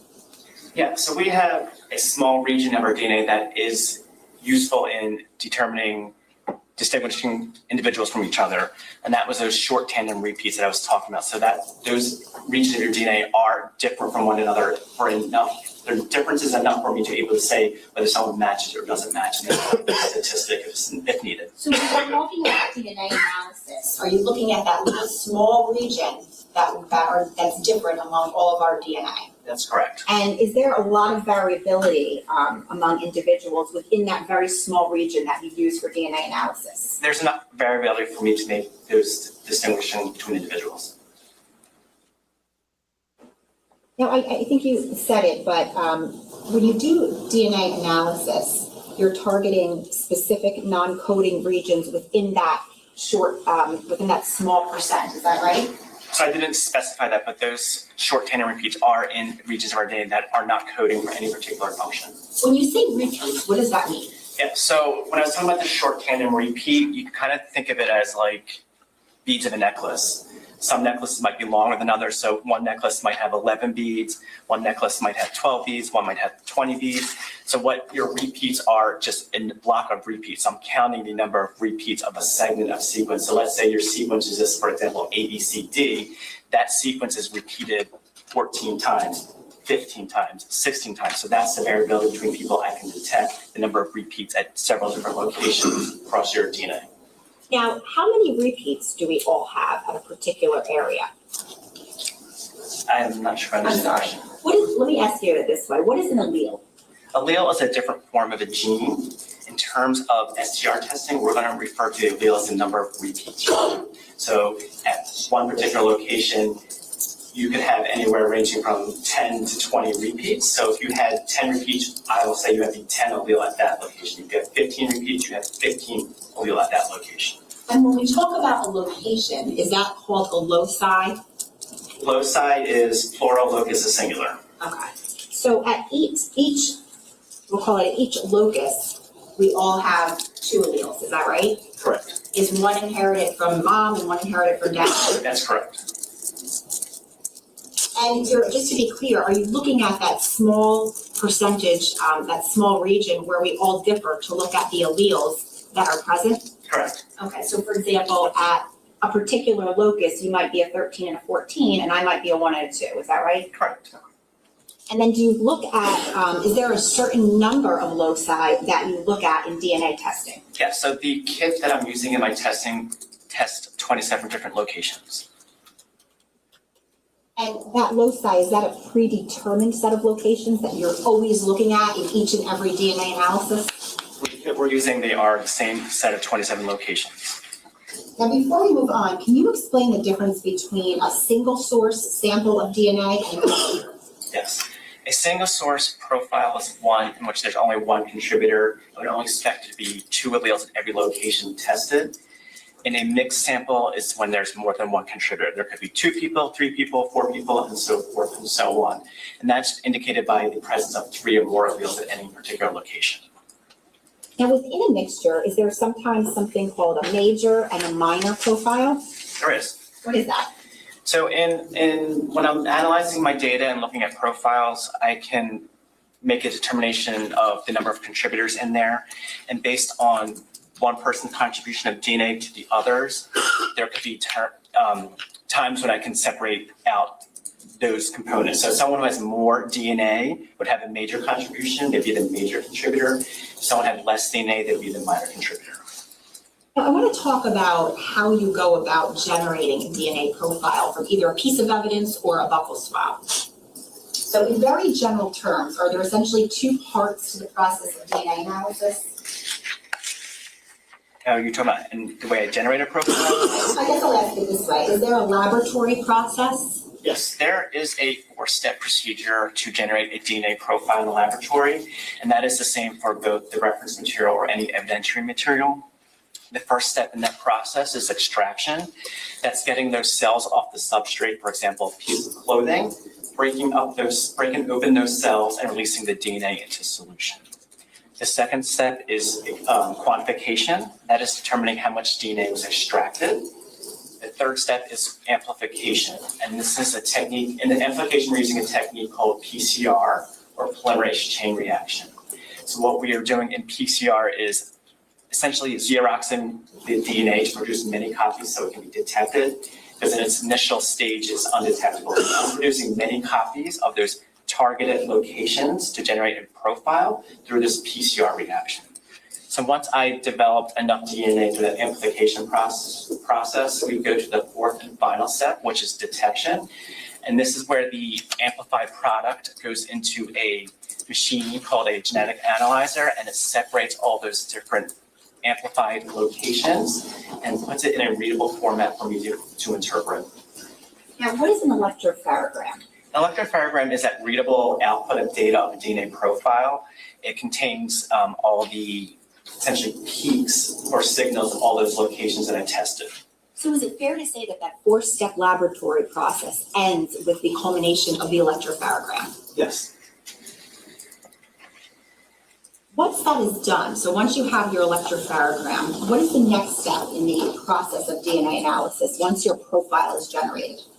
Once my profile is generated, and I have data, the next would be determined is, if I generated a profile, is there a profile? Can I interpret this profile? Is there a single source or mixed sample here? If I have evidentiary samples, I will do the same thing. And then if I have profiles for both evidence and reference materials, I will make comparisons to those profiles and present my findings in the report. Now, how do you as a DNA analyst look at that electropharogram and make a determination as to the number of contributors? I was kind of talking about this earlier with mixtures. So in cases where I only observe 2 alleles at every location, it's an indication that it's single source or just one person present here. When there is more than 2 alleles, it's an indication that there's a mixture of more than one individual. So when we are talking about inheriting DNA and you get half your DNA from your mother and your father, I would expect 1 allele from your mother and 1 allele from your father. So if there was only 1 person in this sample, I would expect 2 numbers at every location tested. So when there's a mixture, you have another person involved, so you could have potentially 3 or 4 in a 2-person mixture, and they just get more and more presence of alleles as the number of contributors increase. Now, earlier we were talking about the statistic and the importance of the statistic. Is there something at the New Jersey State Police Lab called source attribution? There is. What is that? So when I have a match and I do a statistic, it gives a number of a 1-in number. So if someone matches, I report out that statistic. When someone is a source, that statistic has to reach a certain threshold. At the time of this report, that statistic is 1 in 7 trillion. So whenever I have a statistic that crosses that 1 in 7 trillion threshold, I am able to say they're the source of that profile. So they still match, but it's a higher match of saying they're the source. And what that means is, it is my opinion, when someone's the source of a DNA profile, it's their profile to the exclusion of anyone else. So essentially, when you say somebody is the source, that is the strongest statement you can make as far as inclusion, is that right? Correct. Now, for each case that you get assigned to and work on, do you prepare a report? I do. And what does that report include? That report includes several things. There's a header on the report that contains information as the case number, the agency case number, the submitting agency name and address, the laboratory address, the date of the report, the evidence received, and then any conclusions that I make about it as well. And in this particular case, were all of your reports peer reviewed? They were. And before we move on to the work that you performed in this case, could you explain some of the limitations to DNA analysis that were present back in 2018 at the time you worked on this case? Yeah, so some of the limitations are largely due to the quality and quantity of the DNA sample. So the tools I had at my time were affected if there was poor quality or very low level DNAs. It also was affected by the number of contributors, the statistics I could do, or interpretations or deconvolution of mixtures weren't possible once I got about 3 contributors. The field has moved into technology that can account for those limitations now. Now, at the time, if you came across a DNA sample that was either a mixture that was too complex or DNA that was just too low, what, if anything, would you do? So I would acknowledge that a result was obtained. I would state something that no conclusions will be reached concerning this profile about any contributors due to the quality or quantity of the profile. Now, turning to the present case, were you assigned to perform DNA testing and analysis on certain items of evidence relating to State of New Jersey versus Paul Caneiro? Yes. Now, were there 2 case numbers under which you performed your analyses in this case? There was. And did the work that you performed include items under each case number? It did. Okay, I'd like to try to go through this chronologically with you. So I'm going to show you what's been marked as S476.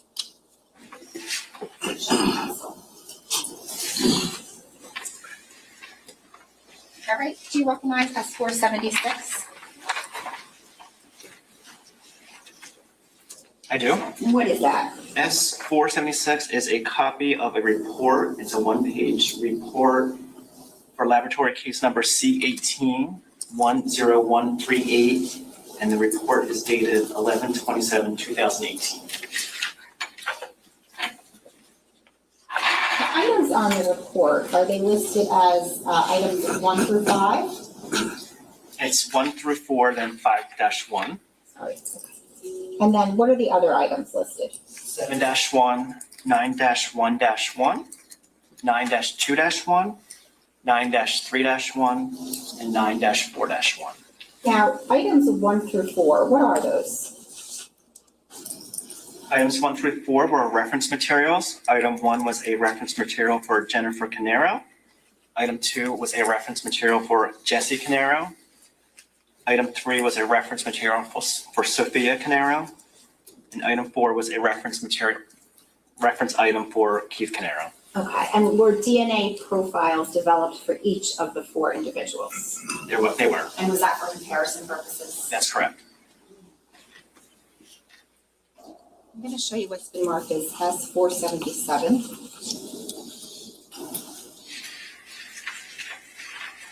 Do you recognize that? I do. What is that?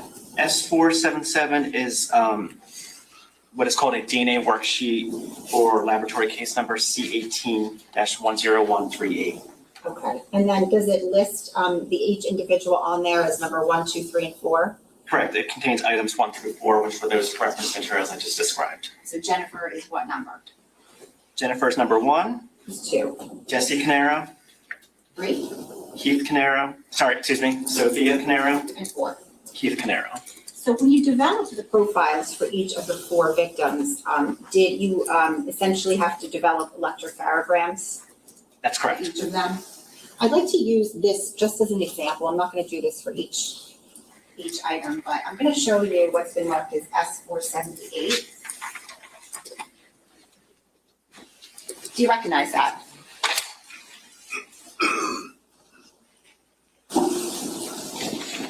I do.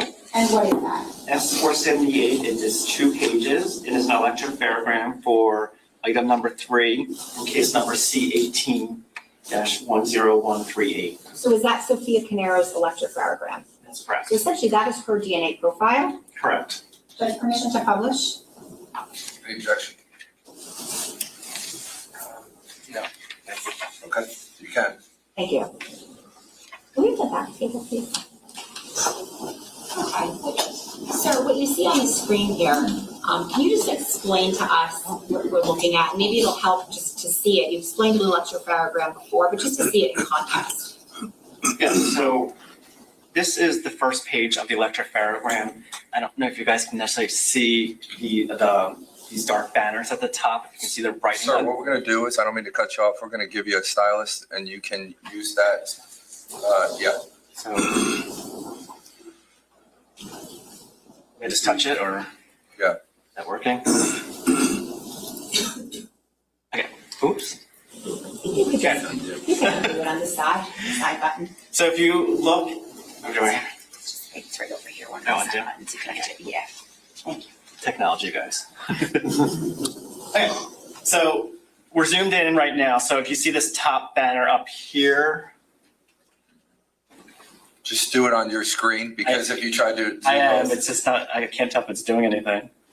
Okay, so right where I put that little hash mark, that top banner going across that page, which they're kind of shaded out, is all the different locations I'm testing. So these are just representative of the first grouping of locations. So these are those different loci that, or locus, singular, that I'm testing to generate a DNA profile. If you go below that, you'll see a peak with numbers underneath of it. So there's a peak there, and then there's numbers under here. That first one technically isn't a number. That's called a melogenin. That's the sex determining chromosome. So XX would be female, XY would be male. So you see one single X here, technically two X's, because you got an X from each parent. So that this profile is female. If you move to that next location, you can see there's a 15 here. So this is a location where someone has 15 repeats from each parent. Next location. Can I just ask you, I'm Yeah. sorry, why is there only one peak there if we get two alleles from each parent? Yeah, so you get two alleles from each parent, but they are common alleles. There's a range of only potential numbers you can get at a particular location, like from 11 to 20. So you could share the same allele from each parent, so it's just only gonna be represented one time. In a table format, I would write this down as a 15-15, but it's only given one signal because only a 15 repeat was observed at this location. So there's a single allele here representing both from each parent. That next location, you can see there's actually two, so they got a 16 from one parent and a 17.3 from the other parent. So what you see here as you go across, there's a set of peaks that represent your DNA profile at a particular location. And when I interpret this profile, I put it into a table format, saying at one particular location, that first one, you're 15-15, that second one, you're 16-17.3, and going so forth across every location. I just notate those numbers in this single source profile. Thank you. Now, if there was another contributor here, what would you expect to see? I'll try to draw this in for you towards the other end of the table or electropharogram. You would see potentially 4 peaks, maybe 3 peaks. So I would expect to see a third peak somewhere in this profile, if not at multiple locations, to indicate the presence of another contributor. But just to be clear, this is Sophia Caneiro's single source for her profile. Correct. Thank you. Judge, can we preserve this? Sure. Are This we is going to- 478. Oh, I'm sorry. You want me to draw them back in? If you can, Yeah. that'd be great. So there. It has to be exact. Okay, I'm sorry No, about I'm just that. kidding. I I know think what that you was mean. really mostly what was important. Sorry about that. All right, we're gonna, 478.1. Thank you. Down. Now you can undo it. Yes or no? Yes, you're good. Thank you. I'm going to show you, you mentioned an allele table. Yes. So that electropharogram, the DNA profile on there, does that get converted over into an allele table? That's correct. Does that just make it easier to look at essentially? Yes, it makes it easier to look at and then to compare profiles from evidentiary to reference materials. I'm showing council S479. I'm going to ask if you recognize this. I do. And what is that? So S479 is the allele table I generated for case number C18-10139 for references 1, 2, 3, and 4. So is Sophia Caneiro's allele table listed under number 3 there? Yes, her profile's under number 3. Okay, and just for pedagogical purposes, Judge, permission to publish this. S479. Mr. Marc? No, Judge. Okay, you can. So if you could point out to us where you see Sophia's allele chart.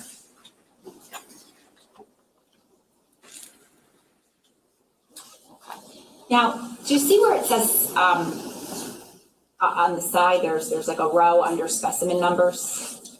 Yes. Are each of those a locus? Yes. Okay, so each of those represents a location on that small percentage of DNA that differs among all of us. Is that right? Correct. Okay, so now at the first locus, how do you say that? Melagenic. Okay, what is Sophia? And it's X. And is that mean she's a female? Correct. Okay, so for example, if we look over at victim 4, which is Jesse, he's what? And XY, And that would represent what? male. Okay. And just to, if you could explain just to, where we look at D3S1358, that locus, what is Sophia? 1515. Okay, and it's essentially, you go down the line, is that right? Correct.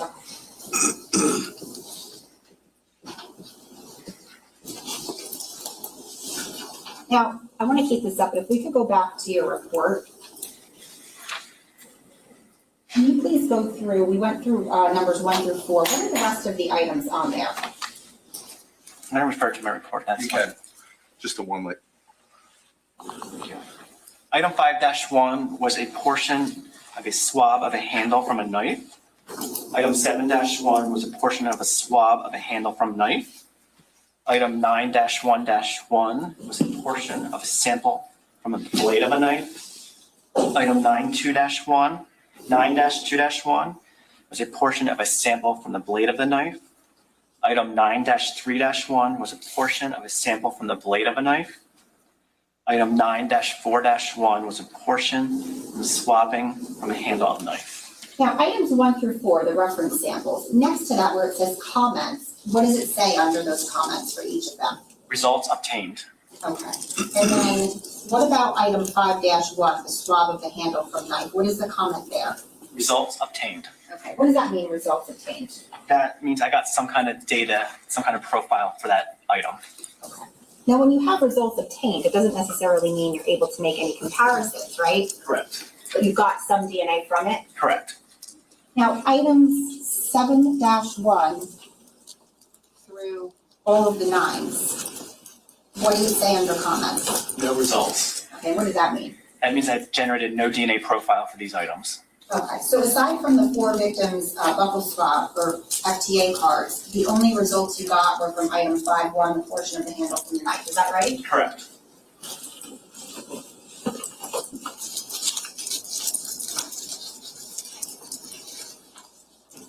Was there an allele chart created for that? That evidentiary sample 5-1? Yes. Okay, and prior to that, did you have to, obviously, your work, did that culminate in an electrophotogram? It did. I'm showing counsel what's been marked as S480. I'm showing you what's been marked as S480. Do you recognize that? I do. What is that? S480 is the allele table I generated for item 5-1 for laboratory case number C18-10138. Okay, so if you could, can you explain to us? Let me ask you this first.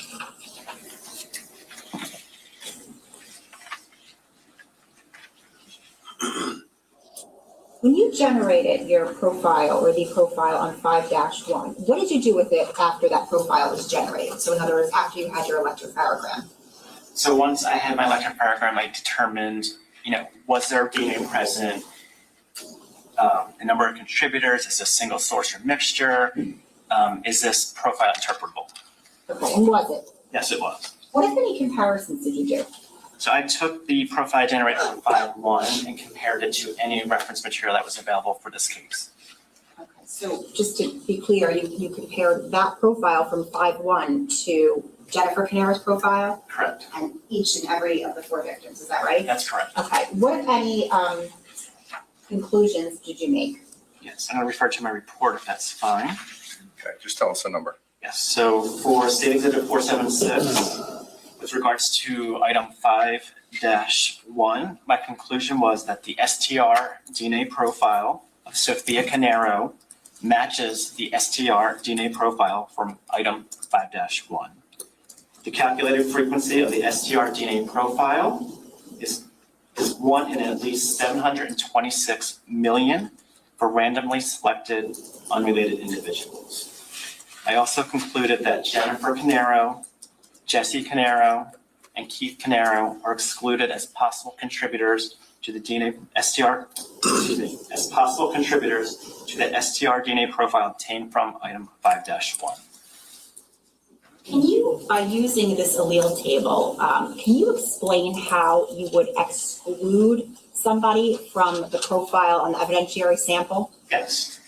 So what I do is I will look at the evidence profile, which you can see that's displayed up here. So for example, if you look at this second location, that is D3S1358, item 1 was a 1517, and the reported profile for item 5-1 was a 1515. In a single source sample, I only need one of these numbers to differ to exclude. So in the case of the evidence at the 1515, that reference has that 17, so it's not consistent with that individual location. And I do that at every location that I generated a profile to see how they match or don't match to determine if they include or exclude. Now, on the other side of that, if someone matches, you can see that in reference number 3, I have a 1515 for that type, and my evidentiary sample is a 1515. So at this location, they're matching. And then I would go down to the rest of the developed profile to see how they match or do not match.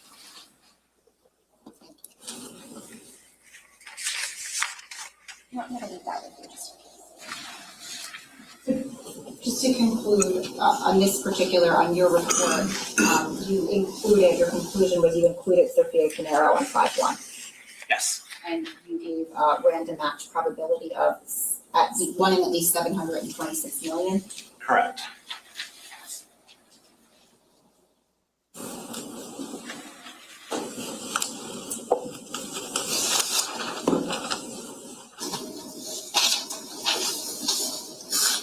going to take that back just to keep everything together. Awesome. Thank you.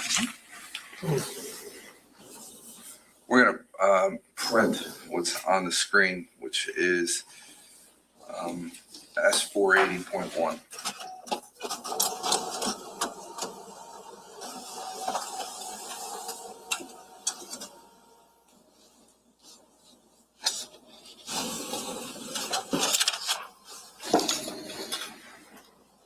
I'm going to show you 479. 479. Sorry about that. 479.1. I'm going to show you what has been marked as S411 and S481. Starting with S481, do you recognize that? I do. And what is that? 481 is a 2-page copy of the report I generated for laboratory case number C18-10139. It's dated 11/27/2018. What do you recognize S411?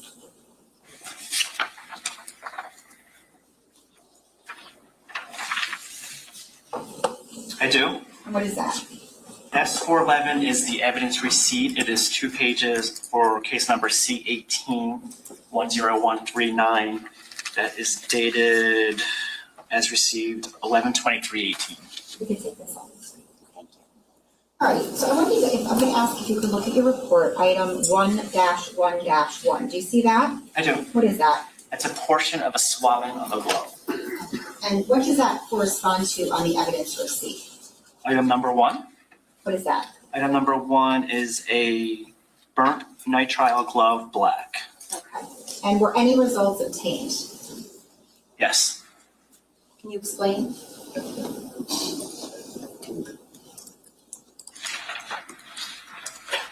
With regards to item 1-1-1, the STR DNA profile was not of sufficient quantity or quality for comparison purposes. What does that mean?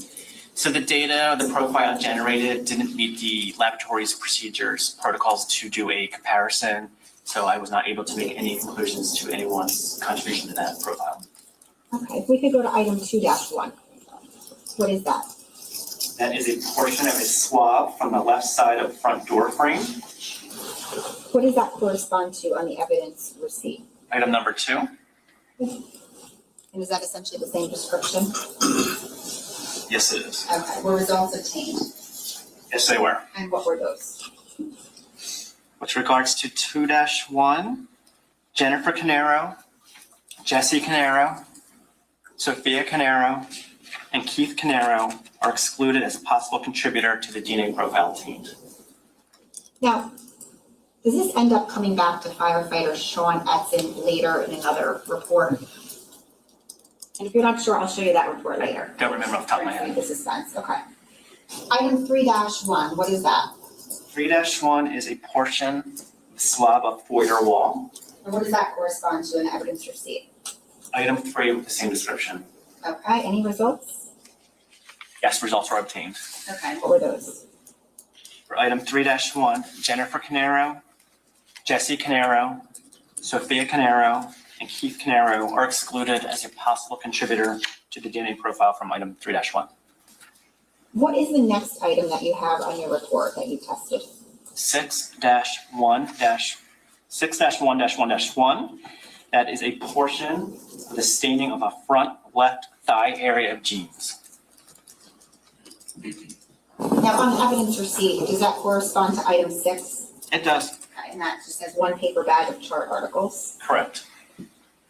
Now, all of your number 6s are going to correspond to what was in that bag, is that right? That's correct. Okay, they'll just have sub numbers for each item that was in the bag. Correct. So 6-1-1-1 is the portion of the staining of the jeans that you just read, is that right?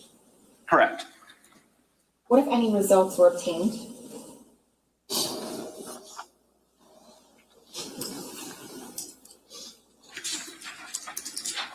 With regards to 6-1-1-1, the STR DNA profile obtained is not of sufficient quantity or quality for comparison purposes.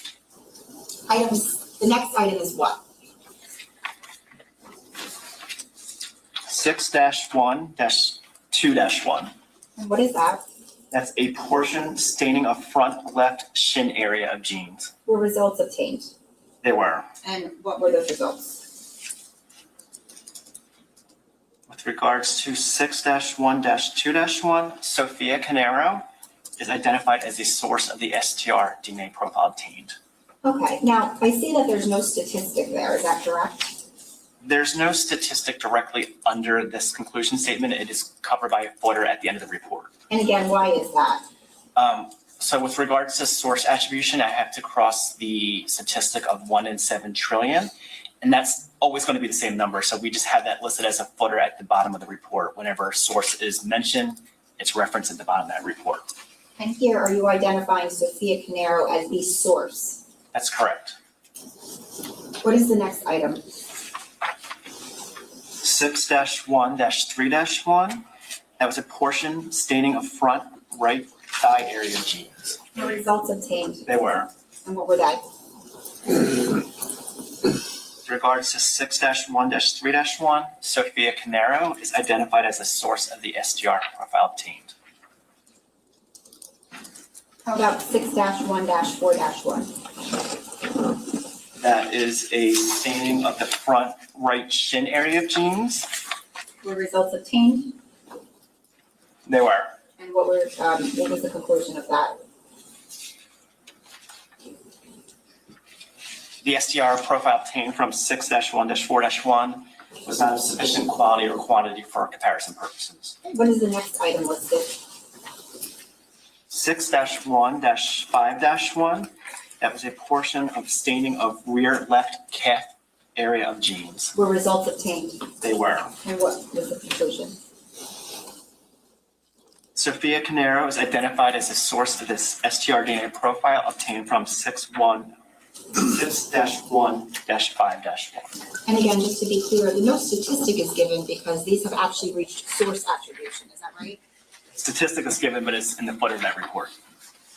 How about the next item, what is that?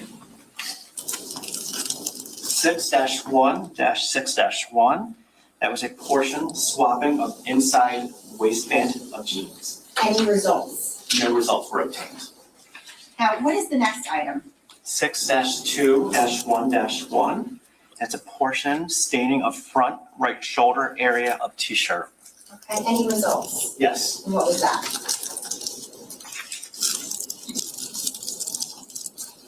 Jennifer Caneiro, Jesse Caneiro, Sophia Caneiro, and Keith Caneiro are excluded as a possible contributor to item 6-2-1-1.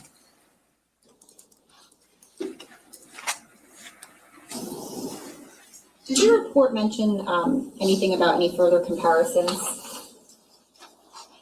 Or anything being needed for further comparison? Yes. What is that? So on page 2, I stated that no conclusions can be reached concerning another possible contributor to the STR DNA profiles obtained from the items examined without submission of a buccal swab reference. I'm sure my counsel has been marked as S482 and S483.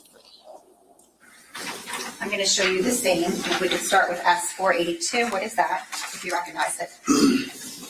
I do. S482 is the DNA worksheet I generated for laboratory case number C18-10139. It is item 20, and it's a reference sample from Paul Caneiro.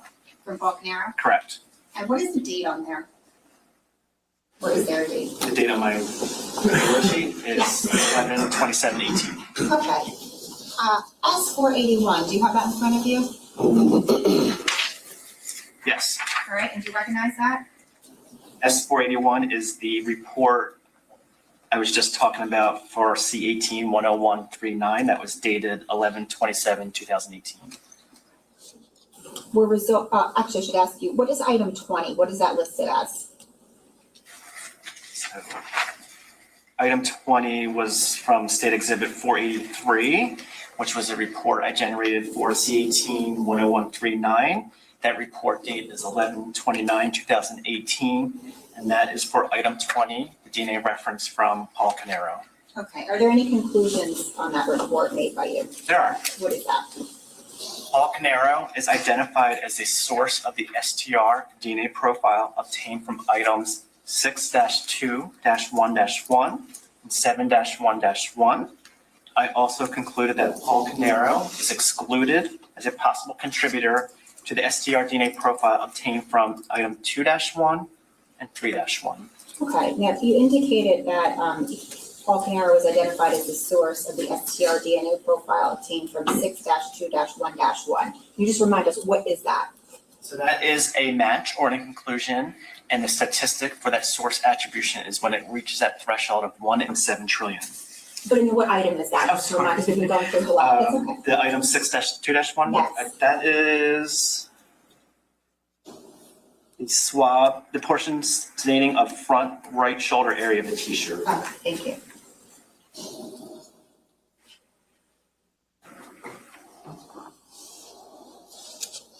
I'm going to show you what's been marked as S484. Show me pencil. Do you recognize this? I do. What is that? S484 is a copy of a report I generated for C18-10138. It's dated 11/29/2018. Okay. What, if any, conclusions do you make in that report? I concluded that Paul Caneiro is excluded as a possible contributor to the STR DNA profile obtained from item 5-1. Now, 5-1 was what you previously concluded, or made conclusions as to, is that correct? That's correct. And that was specifically the handle of the knife, is that right? Correct. If we could go back now and go through and finish the items on your report S481.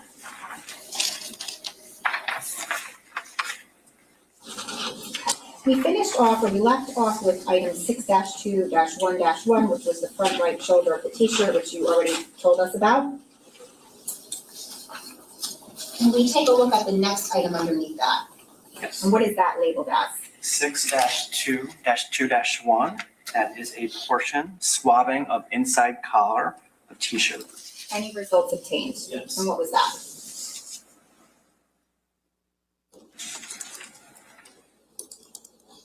The STR DNA profile obtained from item 6-2-2-1 is not of sufficient quantity or quality for comparison purposes. And just to be clear, 6-2-2-1, that same t-shirt that you previously got results from the shoulder on? Correct. What is the next item in your report listed? 6-3-1-1-1-1. And what is that? Portion of a sample of a glove. Okay. And again, this is, just to be clear, it's from item 6, so it's that pile. Correct. Were results obtained? There were. And what are those results?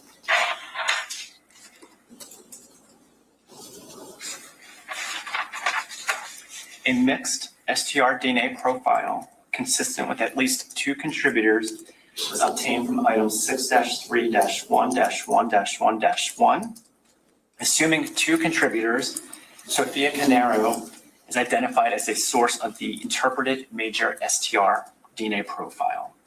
The minor STR DNA profile is not of sufficient quantity or quality for comparison purposes.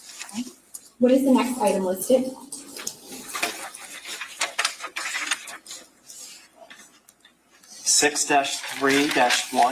6-3-1-1-2-1. And what is that? It's a portion swabbing of inside of glove. Any results? No results. What is the next item listed? 6-3-1-2-1-1. Portion swabbing of glove. Any results obtained? Yes, they were. And what were they?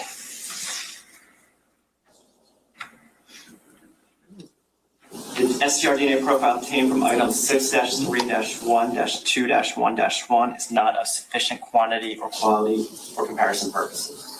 What is the next item listed on your report? I think we're at 6-3-1-2-1-1. Okay, and what is that? That's a portion swabbing of glove. Okay, any results? Yeah, I think we. Okay, so we're on, That was the one. my fault, I apologize. Is it, Got it all out of my head right here. I'll ask you this, is the next item 7-1-1? It is. Okay, what is that? That is a staining of a bandage. Okay, Any results obtained? Yes. And what is that?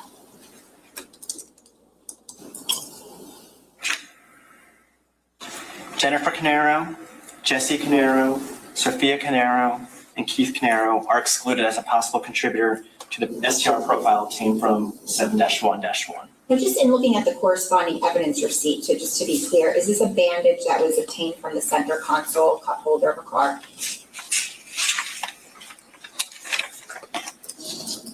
That's correct. Okay.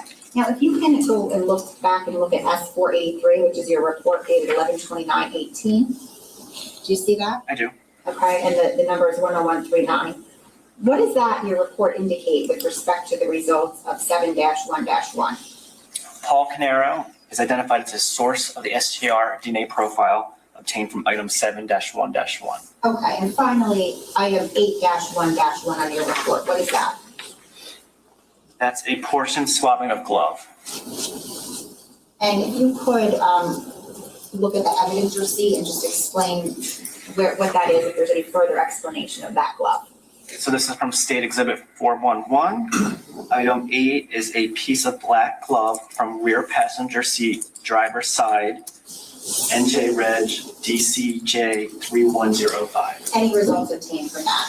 No results were obtained. So just to recap from this particular report, You had Sophia Caneiro as the source of the DNA on the front left shin of the jeans, Correct. the front right thigh of the jeans, Correct. the rear left calf of the jeans, Correct. and on one of the black nitrile gloves. Is that right?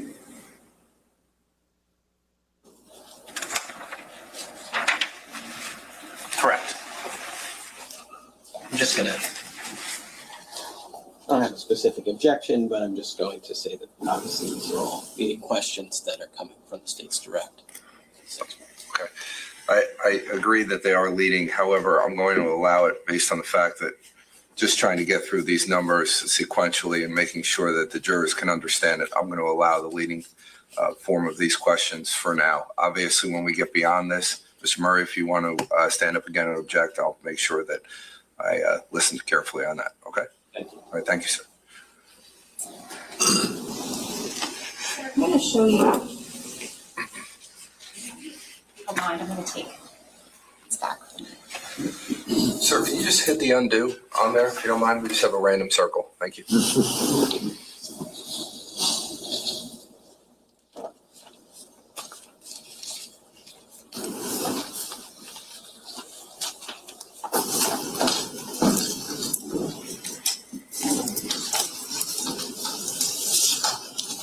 Show you what's been marked National Council versus S485.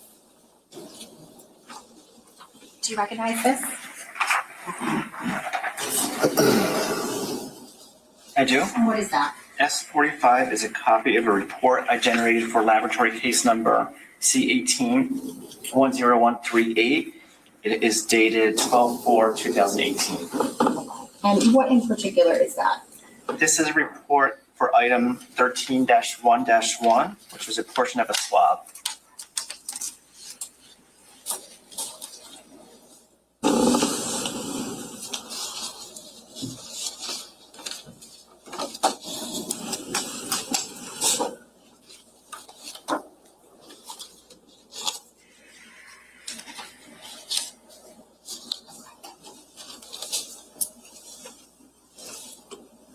The portion of the swab, were there any results obtained from that?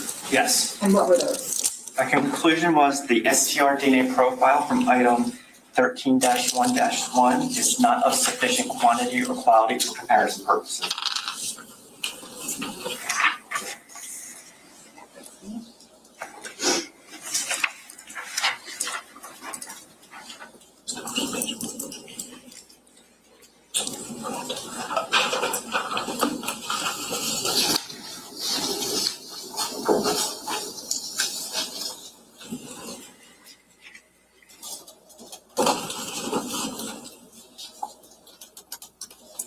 I'm going to show you what's been marked as S486.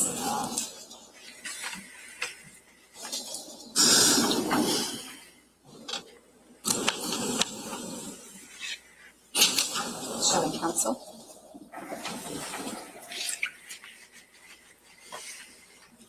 Do you recognize that? I do. What is that? S486 is a copy of a report I generated for laboratory case number C18-10139, dated 12/4/2018. And what does that indicate? This is for item 15-1-1, which was a portion of a swab. Are there results? No results were obtained. No results.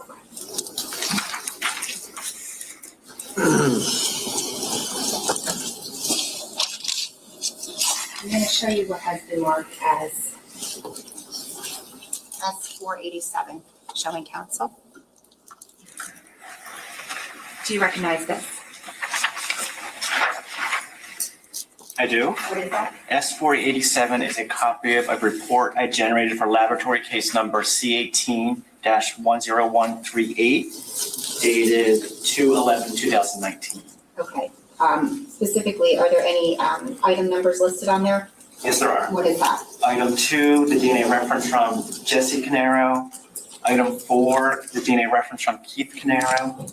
And item 10-1-1, which was a portion swab for E-cells cartridge. Okay. And the case number on there is, what is the case number, if you could tell us?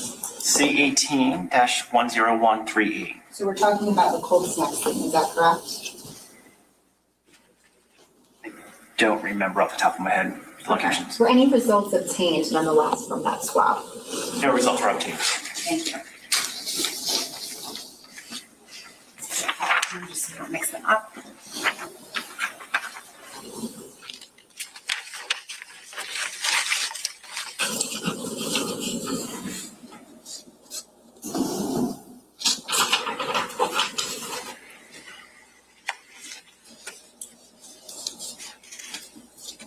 Finally, I'm going to show you what has been marked as S488. I'm showing counsel first.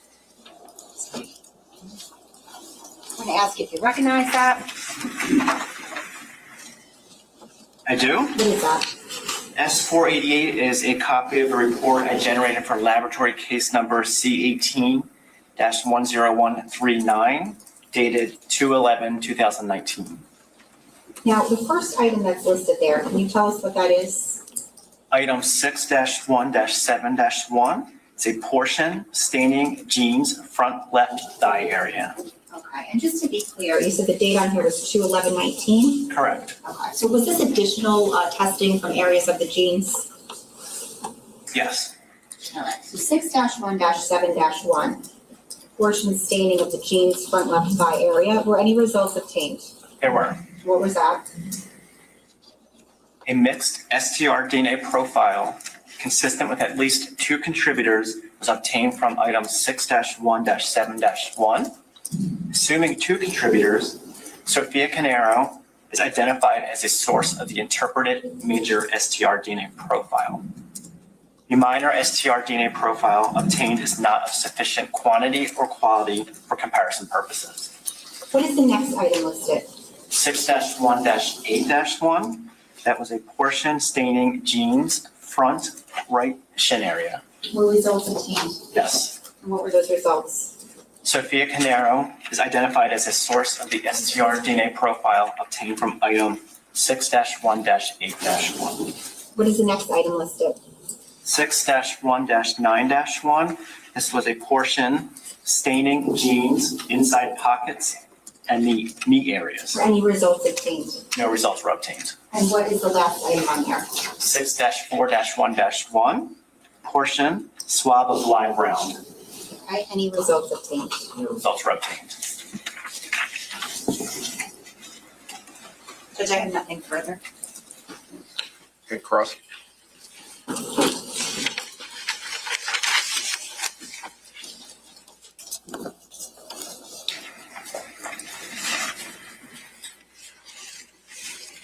Right. When you were making these allele tables for the major contributors that you were looking at, did you make allele tables also for the minor contributors? I don't believe I did so. I've got to look at my actual data to see if I did or didn't. Yeah, okay, because I'm looking at 6-1-7-1. I see a major, but I don't see a minor. Yeah, so generally, we didn't always report an allele table of minor alleles that was deemed not useful for comparison purposes, so we didn't list it in the table. Okay, so places where we've heard you testify, I think it was in 6-3, 6-1-7, where there was not enough information at the time, at least, to engage in further testing. We wouldn't expect to see an allele table for a minor contributor. That sounds correct. Okay, got it. And obviously, if we don't know anything about the genetic profile of the minor contributor, we can't make any statements about who is or isn't a potential contributor. Yeah, based on our protocols, the quality of that profile was not suitable for any comparison, so I'm not saying anyone matches or doesn't match included or excluded. It's just inconclusive. Right. It could be anybody. Possibly. Okay. So let's just go back here.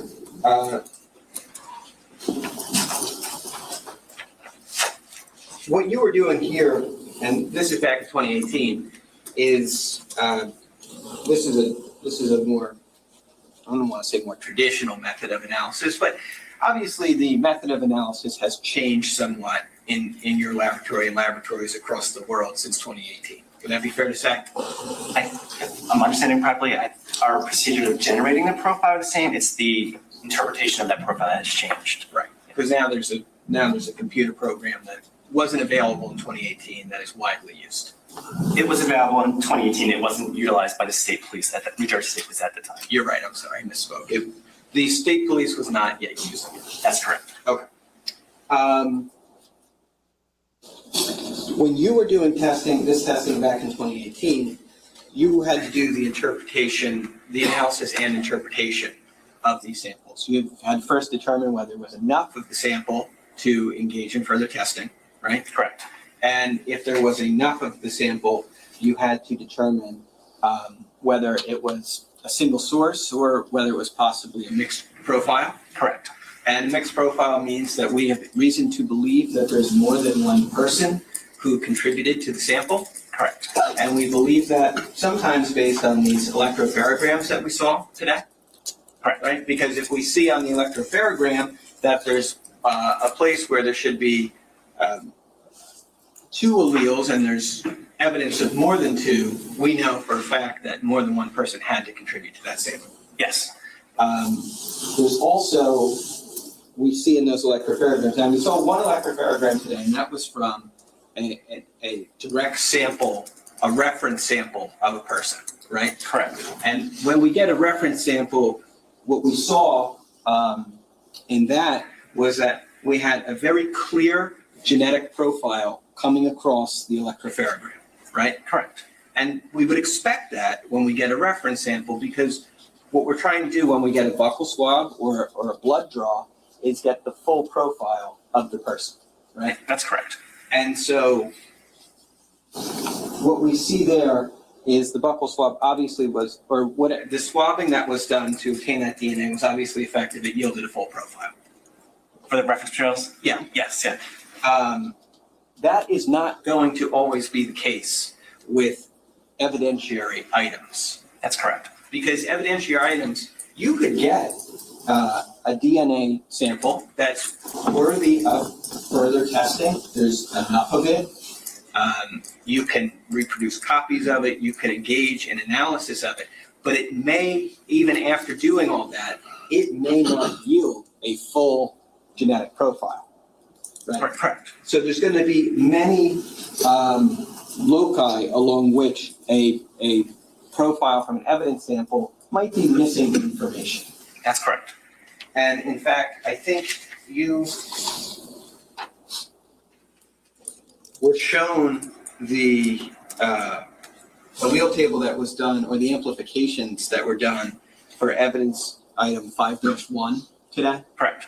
And what we saw in that is, well, first of all, there's an AMP1 and an AMP2, and then there's a consensus table, right? Correct. And AMP1 means that's the first amplification that you run, Yes, and then you run a second amplification, that's correct. and you're gonna look to see where there's consensus between those amplifications.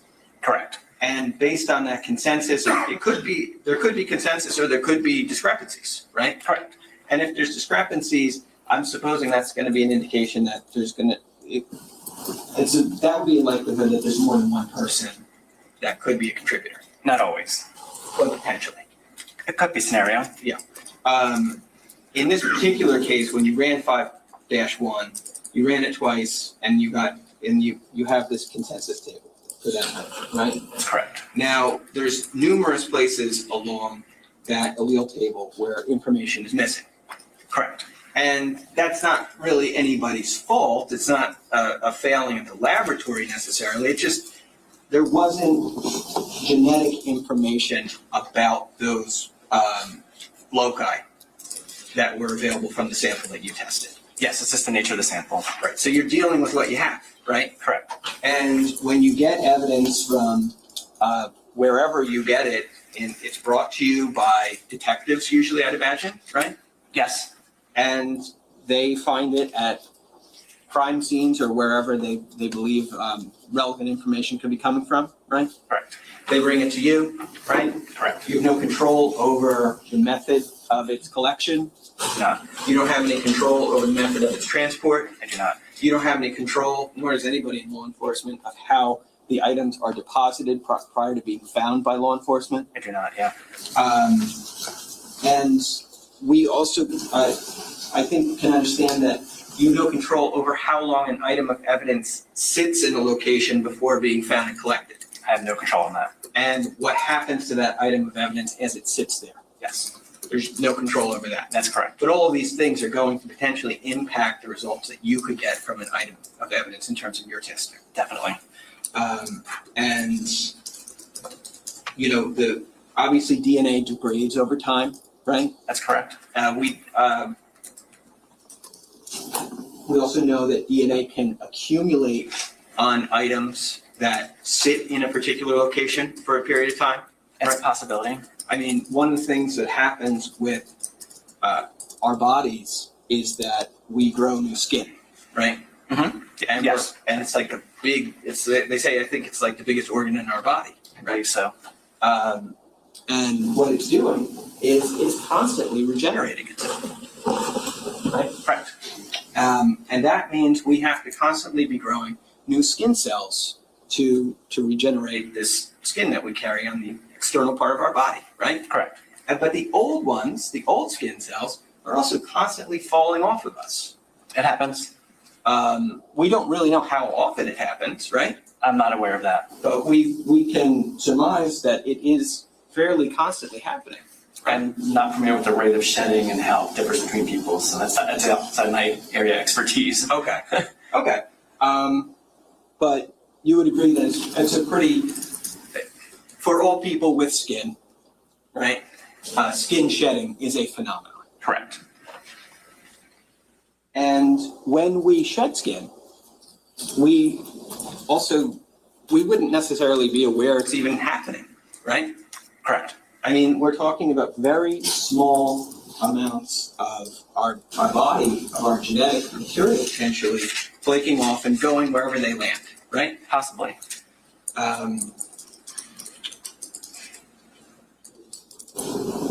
You were able, the testing methods back then in 2018, obviously you said that some of these samples were insufficient for further testing. There just wasn't enough of it, right? That's one particular scenario that could have been a reason. But even back then, you could get a very, very, very small sample of DNA and potentially magnify that, make copies of it, make it sufficient for further testing, right? That's possible. And, you know, even back then, I think you were dealing with, in terms of measurements of the amount of DNA you were getting, there's something called picograms, right? Correct. And a picogram is what? Picogram is 1,000 of a microgram, which is 1,000 of a milligram. So these are still very small values. Like think of like granules of salt, essentially. Yeah. Or, so it's 1,000. But smaller than that, yeah, that. So think of like the starting value at a gram of a salt and then smaller than that, excuse me. Right. Yeah. So it's 1,000 of a gram of salt. That's 1,000 of 1,000. of 1,000. Right. So we're talking about a very, very, very small quantity from which we can derive potential information in terms of your testing, right? Correct. And from that very, very small quantity, we can potentially determine results like what you were talking about, random match probability, right? Correct. On an item, source attribution. Yes. So when we say that, or when you say today that, you know, some items weren't sufficient for further testing because possibly in some scenarios there just wasn't enough of it. I think you would agree with me that as a starting proposition, you can potentially take a very, very small sample of DNA and find that that is sufficient for further testing, right? Correct. And when we talk about a picogram or several picograms of a specimen, we're essentially talking about, you know, a handful potentially of skin cells, right? I forget the number of skin cells to generate a profile, but its number of cells is, I think, if I remember properly, like around 20 cells you need to get a profile. Okay. I believe it's around that number. 20 cells. And 20 cells, obviously we can't even, we can't see a skin cell. Not to naked eye. We would need, obviously, magnification to even look at something like that. Correct. If we deposited skin cells, 20 skin cells on an item that we touched, we would never even know that we did that. Right? We wouldn't be able to see it. Yes.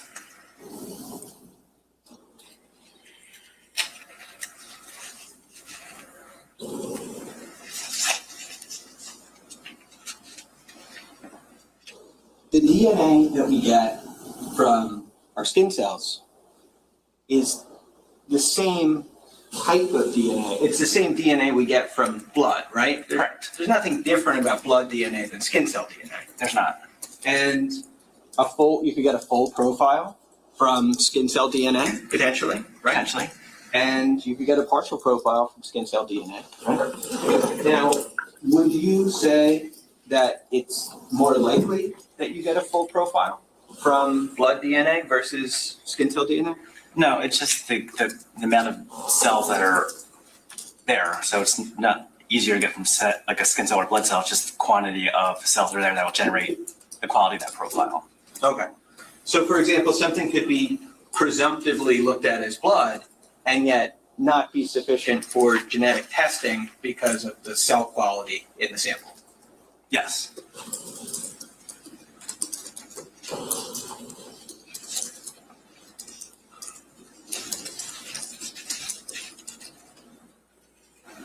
Now, because we know that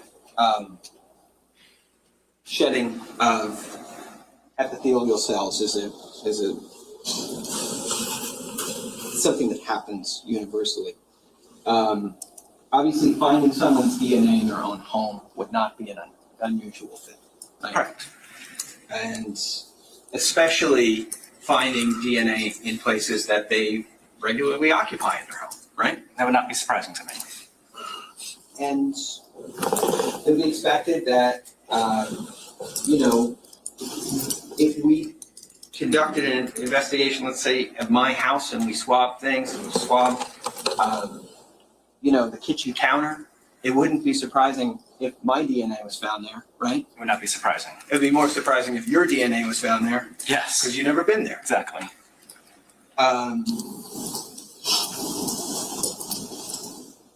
When items are kind of forced in some way or placed in contact with one another, say two garments, a shirt and a pair of pants, when they come into contact with one another, that contact creates a possibility, does it not, that biological material from one of the items could be transferred to the other? That's possible. And we could see that happen where if I had touched a pair of pants, those pants are then brought into contact with the shirt. It's a potential that my genetic information can be transferred to that shirt, Yes. even though I never touched the shirt. It's possible. I'm not an expert in how transference occurs and the rate of that, but any time two objects come in contact, there is a transfer of evidence. It's just whether it's detectable or not. When you're swabbing or when you're taking swabs and you're going to determine whether there's sufficient quantity and quality of DNA to do further testing, you place those swabs in some kind of liquid at some point, right? I don't swab the evidence. Mhm. I'm not 100% positive how the serology unit does their swabbing. I don't know if they moisten it first or not, or they directly dry swab. That's something I don't do, so I'm not sure how those protocols work. Okay. You're aware that fluids like water can facilitate DNA transfer Yes. because the cells and DNA could be carried by water from an item to another item, right? And so if items were commingled together and not only touching, but were in that condition and were wet, right? That the idea that both of those items are wet, that they have water covering them, would further facilitate the possibility of transfer. It's possible.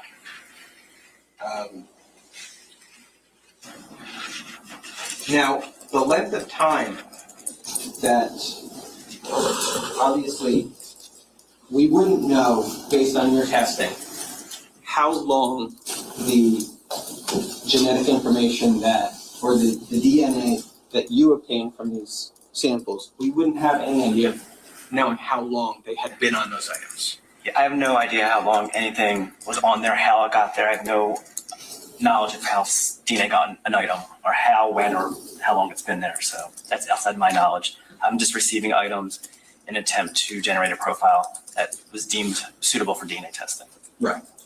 So it's obvious, of course, but this is not a statement about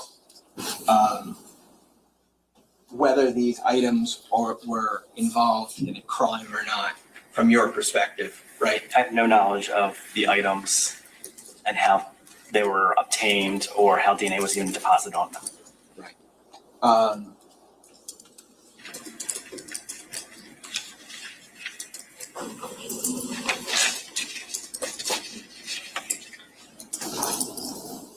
I think you also talked a little bit and touched on your laboratory protocols today. Correct. And all of that is because you want to ensure that the results that you're getting are reliable, right? Correct. And those laboratory protocols are also a significant part of accreditation. That's correct. Because if your lab doesn't meet sanitary standards, I would imagine that you'd be at threat of losing accreditation. That's correct. When we're talking about items like DNA that can, in such small quantities, can impact the results of your analysis, you want to be very careful that you're being very thorough in your cleaning of the lab, right? Correct. Because, like you're saying, even 20 skin cells were allowed to remain on a laboratory surface. Those could become commingled with an item of evidence that they had nothing to do with, right? Correct. And that could potentially bias your results completely, right? It could change my results and my interpretation. I'm there to develop a profile and interpret it, so. Right.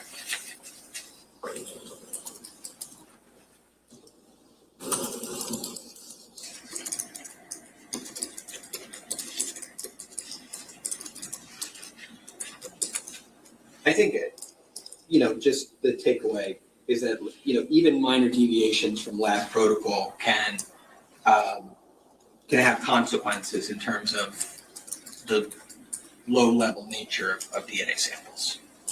Yes, that's why we have protocols, and that's why I follow my protocols to ensure that my results are reliable and accurate.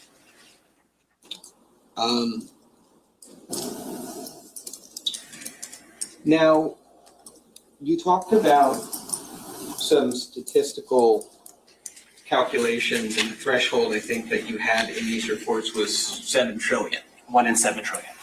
And that this back then you were doing something called random match probability, Correct. and that's not really the thing anymore, right? It's still a statistics that's utilized. I believe being out of the unit for several years too, I'm not as fresh on the current technologies, but it is a statistic that can be used. They are moving towards this probabilistic genotyping that is using the computers and using different types of statistics.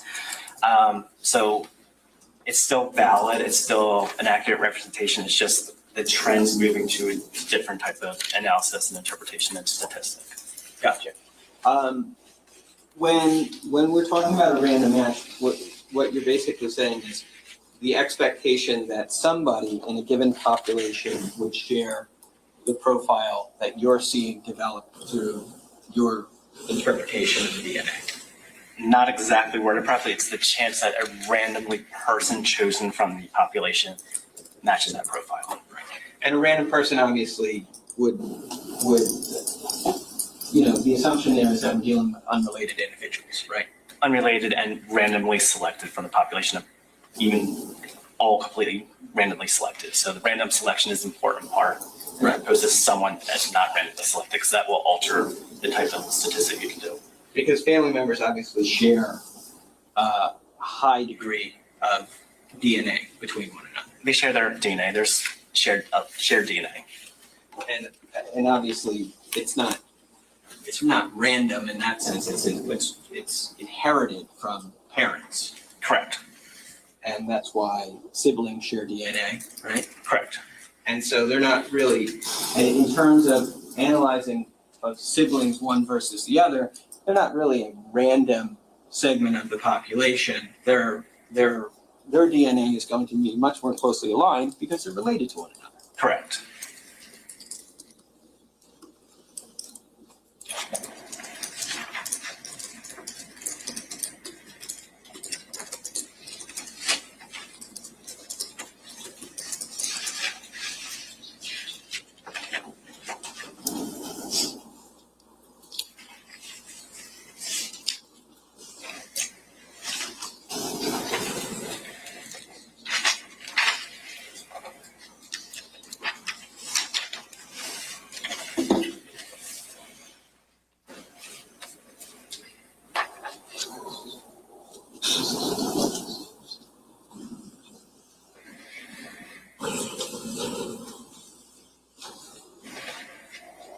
I just wanted to show you 479 that was published previously.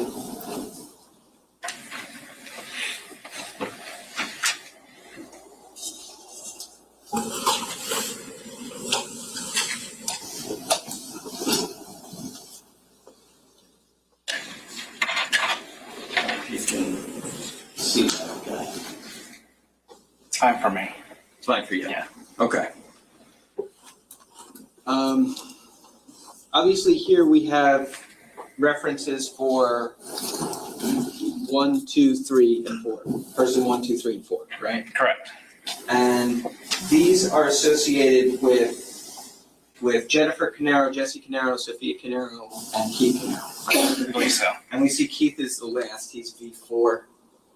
I don't have it memorized off the top of my head. If that's what you're telling me, I'll take your word for it. Okay. When these assignments are made, V4, for example, being Keith, does anybody in the lab ever change those? Or are they permanent?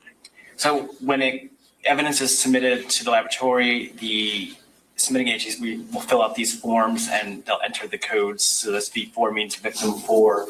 So they should be hopefully entered properly, but there is a scenario where they could be changed. Let's say they entered it incorrectly and they put 3 down again for some reason, like it would be then changed by the staff or the scientist if they notice, if the front desk didn't catch that mistake. Okay.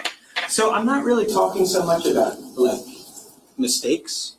I'm more just saying if you got reference sample, if reference sample 4 was for Keith Caneiro, and you're working in this case, you're doing testing, you wouldn't change Keith to reference sample 3 from reference sample 4, right? No. You would always keep him as reference sample 4. Correct. And you would expect that even if you weren't the only analyst working on this case, that all the analysts would also keep Keith as reference sample 4, right? Correct. Now, in reference sample 4, we obviously see that Keith is an XY, right? Correct. And there we see towards the bottom, there's 3 markers that begin with DY. Yes. And those DYs, those are YSDR? That's correct. Okay, so now with those are a little different than the other DNA we talked about today, because that DNA, a male would inherit specifically from his father. Yes. And we would expect that, for example, if my father, I would inherit the same YSTR profile that he has. That's correct. So if Keith is 4 and Jesse was 2 and Jesse is Keith's son, we would expect that they have the identical YSTR profile, right? Yes. So for YSTR profiles, the maternal line is how it's inherited. So father, son, brother, uncle, nephews would all have that same YSTR type since it's inherited down the male line there. Right. Okay, so that's thank you for that. Right. So that indicates why Jesse and Keith have the same profile at each of those locations, right? For those YSTRs, correct. Right. And then, as you said, we would also expect that any siblings of Keith that share the same father would have that identical YSTR profile. Correct. Now we see here that these you said there were 27 total locations previously that you do testing on, right? Correct. But if we take out those YSTR locations, then we have essentially 24, right? Correct. And then if we take out the melogenin section, we're at essentially 23. Correct. Okay.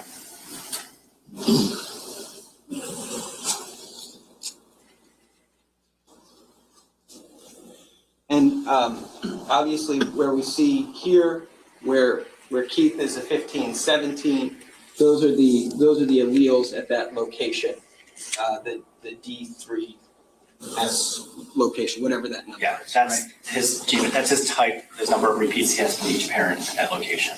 Okay. And what's the significance of these these letters and numbers here? So we were talking about the locations on different chromosomes. So loci, locus is singular. So D is the designation for on chromosome 3. And then at point location 1, I think it says 135. To say 8 after that, it's a little blurry on my screen.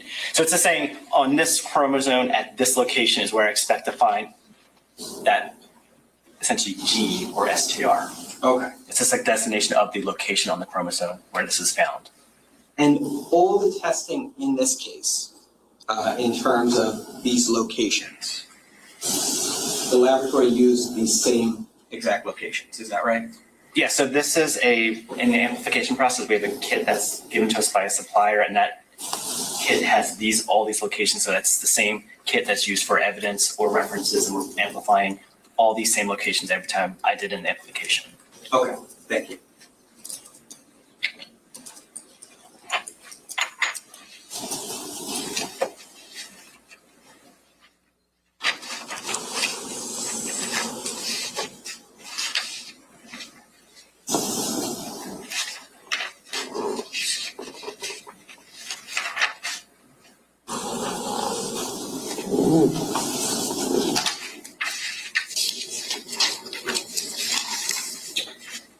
Judge, I don't think I have any further questions. Okay. Redirect. Two quick things. Sir, you just heard on cross-examination and you discussed how family members share some alleles. Yes. Now, in the instances in this case where you were able to conclude that Sophia Caneiro was the source of the DNA on certain items, were you able to exclude her brother Jesse? Yes, And how about her mother and father Jennifer and Keith? they were excluded. Okay. And then I'm going to show you what's been marked, and you've already seen this S479, the allele table. If we could just publish this. And the back table, please. Any objection to that? No objection. No. Yeah. Yep, just making sure. Can you scroll up a little bit? I want to look at VWA. You see locus VWA? I do. Okay, and under Sophia, she's the third one over. What are her alleles there? She's a 1718. Does she appear to have a mutation at that particular locus? If you look at her parents, Which ones are her parents again? 1 and 4. Yes, she does. Can you circle her VWA alleles? Yes. Oh, the more. The whole thing? Okay. Box. If we could just have this preserved, please. You want the whole box or just the circle of the one? Oh, just, Like, that's fine, just her mutation. I'm just, So that's 479.1 or 2? 2, that's what I thought. 479.2. Thank you, I have nothing further. Ms. Murray? No, thank you. All right, thank you. Sir, you can step down.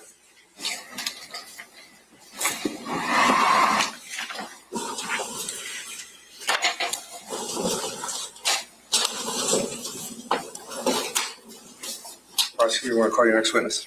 Judge State calls Theresa Nezezon.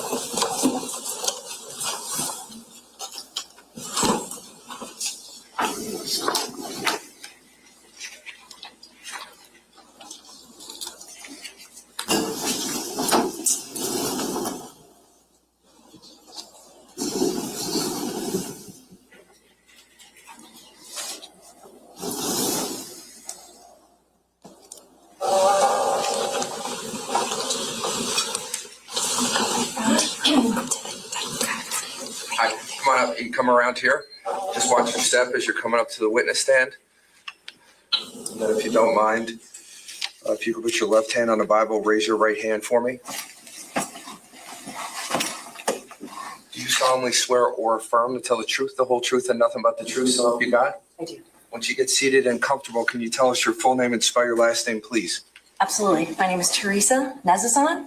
Last name Nezezon. Okay, thank you so much. Prosecutor, go ahead. Thank you, Judge. Good morning, Ms. Nezezon. Morning. Where are you employed? I am employed by the New Jersey State Police Office of Forensic Sciences DNA Laboratory. Okay, what is your title there? I am a Forensic Scientist 3, and I'm also the Assistant Laboratory Director. What unit did you say you currently worked in? I work in the DNA Laboratory. Okay. I'd like to discuss your professional background and education with you. I'm going to show you what's been marked as S489 Shilling Council. Do you recognize that? Yes, that is my CV. Could you tell the jury about your educational background, please? Absolutely. I have a Bachelor's of Science in Microbiology and Immunology from the University of Rochester in Rochester, New York. And I have a Master's of Science in Forensic Science from the John Jay College of Criminal Justice in New York City. Now, could you take us through your professional experience chronologically? Yes, absolutely.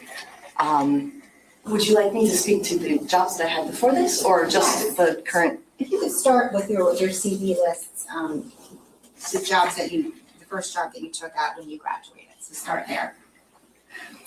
After I graduated from college, I worked in a vaccine immunobiology lab in Rochester, New York, where we worked on pathogens that cause ear infections in children. After that, when I was working on my master's degree at John Jay College, I worked in one of the labs as a laboratory assistant, doing ordering and making sure the lab functioned correctly. And after that job, I did obtain the job at the New Jersey State Police Office of Forensic Sciences. Now, how long have you been with the New Jersey State Police? I have been with the state police for about 23 years. How long have you worked in the DNA unit? All of those 23 years. Okay, can you take us through the different roles and titles that you've had while you were there? Sure. I began my career as a Forensic Scientist 1. During that time, I was mostly doing lab work and authoring of case files. I then was promoted to Forensic Scientist 2, and in that capacity, I was performing technical reviews of case files as well as lab work and authoring case files. And finally, I was promoted to Forensic Scientist 3, which is a supervisory title. And in that capacity, I still author lab reports and I still peer review lab reports, but I also supervise a team of scientists. Now, was there a program that you had to complete to become a forensic DNA analyst? Yes, the New Jersey State Police Office of Forensic Sciences DNA Laboratory has a very extensive training program. It usually lasts about a year. During that time, I was required to watch case-working scientists perform all aspects of our job. I then had to demonstrate that I could perform those techniques independently. I also underwent a laboratory practical and a written exam, and finally a mock court before being certified. Do you have to keep up with any continuing education for your profession? Yes, we are required to complete 8 hours of continuous education training per year, but we often complete much more than that. Okay, and did you have to take any proficiency testing?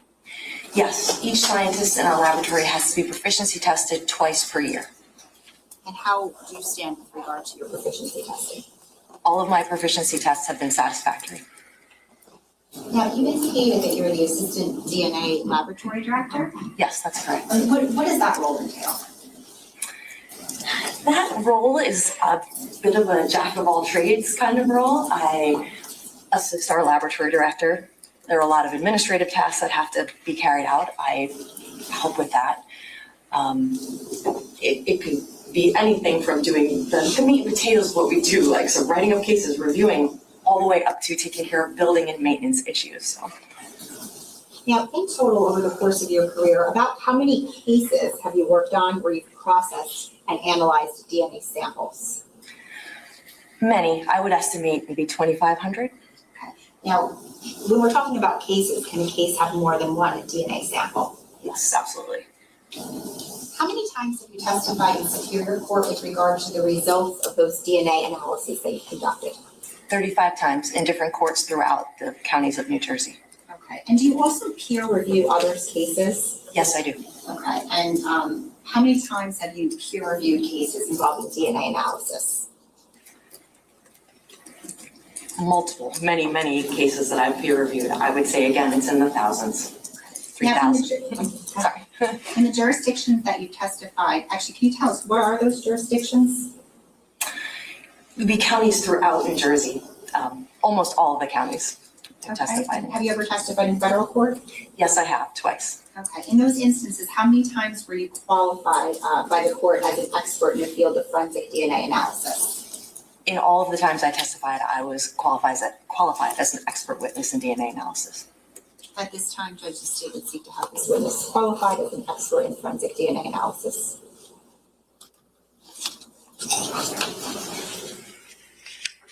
Sorry. No idea. Okay. Ladies and gentlemen, again, the same exact charge as it deals with expert testimony. You have to evaluate the expert's opinion. You evaluate that based on the information that they're relying upon, just like I've told you in the past. You would decide their credibility. You decide the facts on which that their information that they're using, whether it exists or not. Then you'll compile it all together and make that ultimate determination. So I gave you the longer version of that charge this morning. Does everybody remember that charge? Yes. Everybody is shaking their head yes, so they don't want to hear me again. This is the third time this morning, so we'll continue. You're qualified as an expert in forensic DNA analysis. Go ahead. Thank you, Judge. Turning to the Can we presentation. just for 1 second take the circle off my eyeball? Did you guys put that up there? Wanted to make you Batman. Thank you.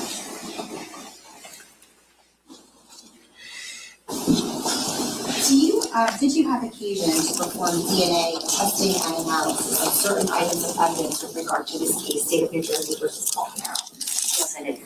I'm going to show you what's been marked as S414 and S490, showing counsel. Let's start with S490, if you could. Do you recognize that? Yes, that is the laboratory report that I prepared for case number C18-10138. Okay, and is there a date on there? Yes, the date the report issued is May 13th, 2020. Okay, now S414, which is in front of you, do you recognize that? Yes, that is the evidence receipt from this case.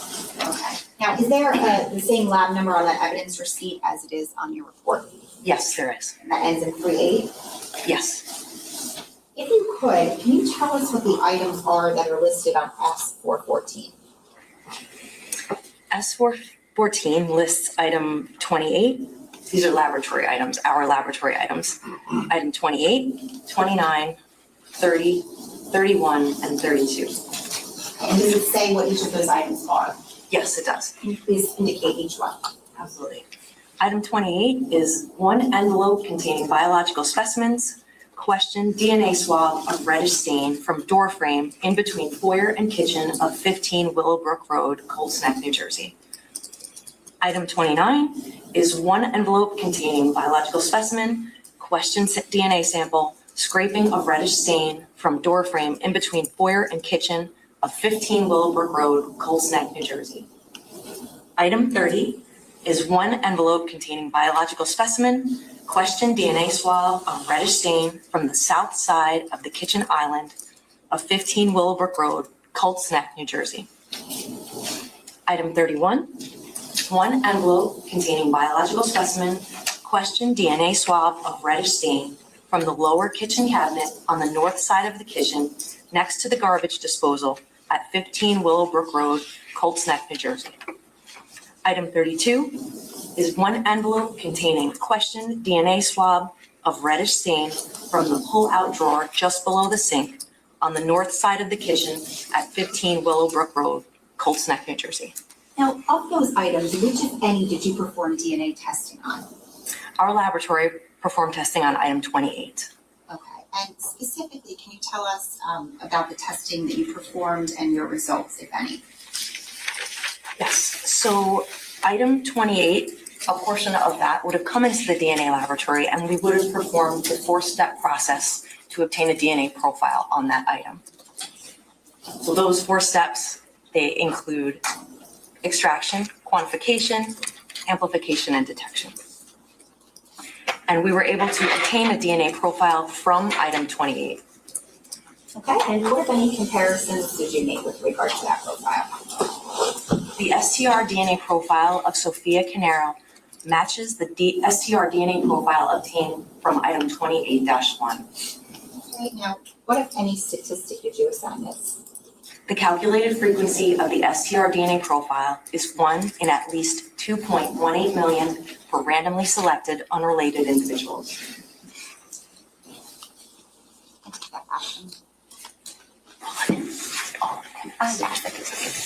Thank you.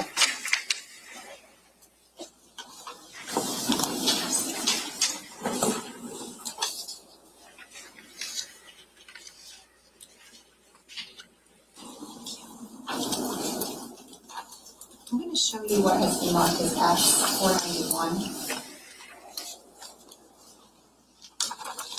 and S416, and I'm showing counsel.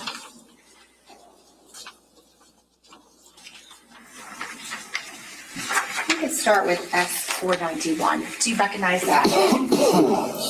Yes, What is that? this was a supplemental report that I issued in case number C18-10138. What is the date on there? The date the report was issued is July 7th, 2023. Okay, and what are the items that are listed that you tested in your report? So item 6-1, which is a portion of a swab of a knife blade, and item 8-1, which is a portion of a swab of a knife blade. Okay, and specifically, do those correspond to items on S416? Yes. Okay. When you say you performed testing on there, can you just tell us what you did specifically for each of those? Yes. So each of these items was subjected to the first and the second step of the 4-step process. So the first step, extraction, the second step, quantification. And quantification is where we're trying to figure out how much DNA we have on an item. So when we got to the second step of the 4-step process with both items 6-1 and 8-1, it was determined that these samples had a quantification value of 0. So basically, there was no DNA on either of these items, no detectable DNA on either of these items. Thank you. I'll take this.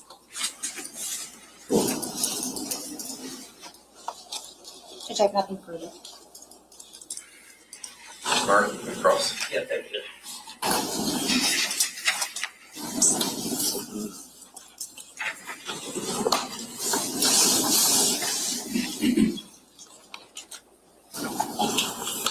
Hey, good afternoon. Good afternoon.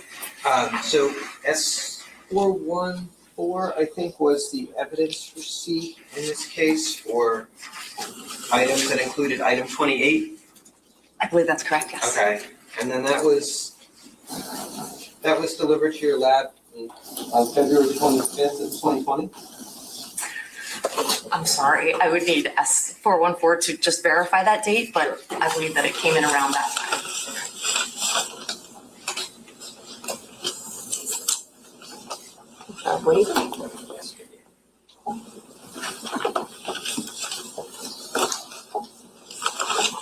This is S414?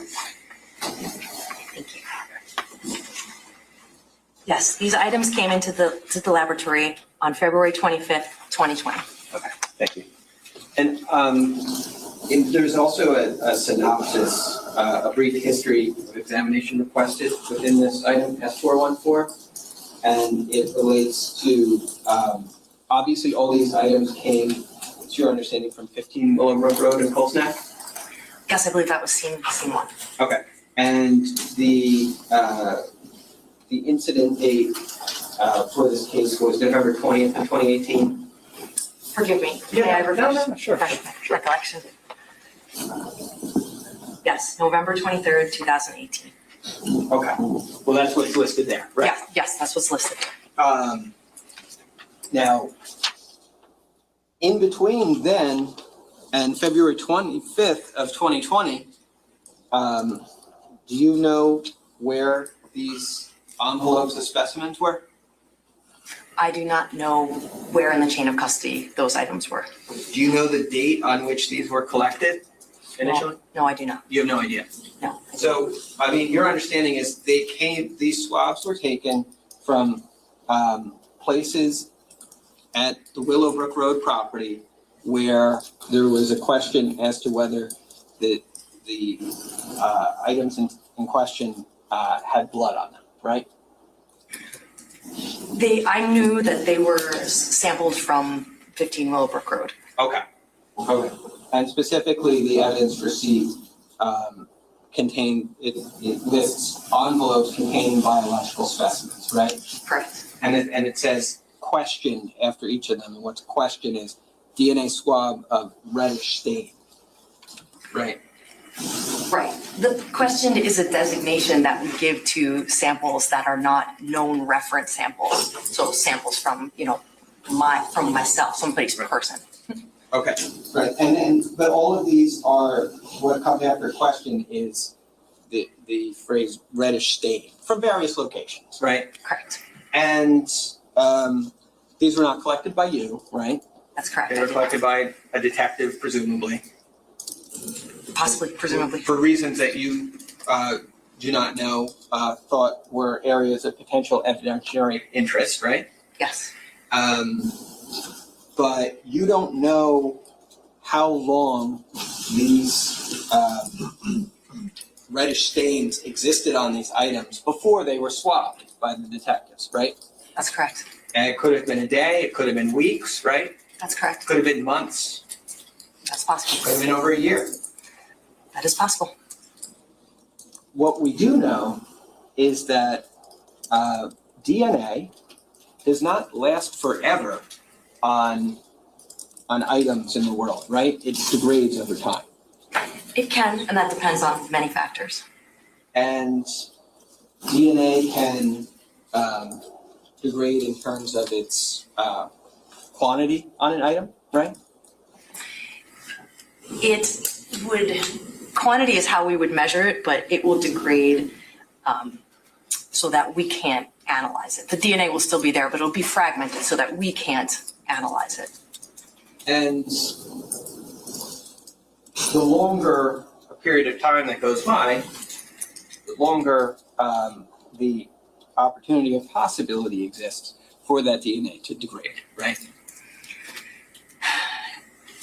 That is possible. Again, there are many factors that go into how long DNA can persist on an item. Sure.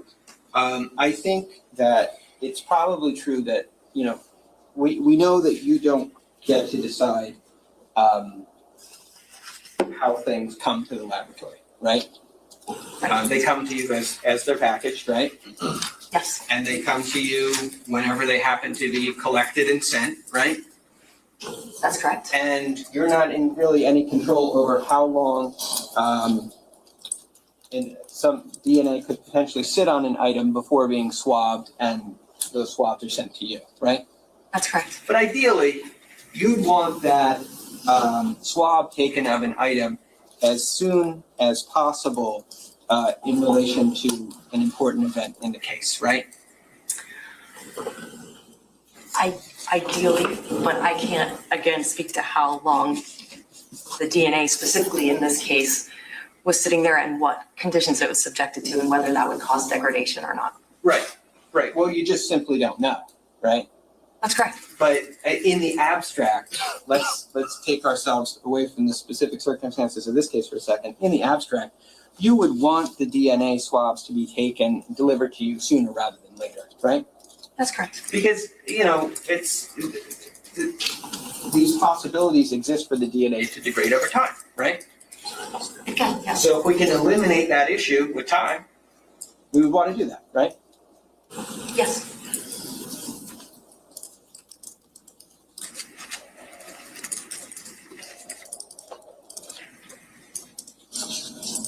The results you got for item 28, I believe you said it was a match to Sophia, right? Yes. But then the likelihood ratio was somewhere around 2 million? That was the random match probability, so not a likelihood. Sorry. 2.18 million of randomly selected unrelated individuals. 1 out of 2.18 million randomly selected unrelated individuals would be expected to share the profile that you found. Yes, that's Okay. correct. Now, you did not get a full profile from item 28. That's correct. You got a profile where many locations, many loci did not return any information whatsoever. Yes, there were some that did not have a result.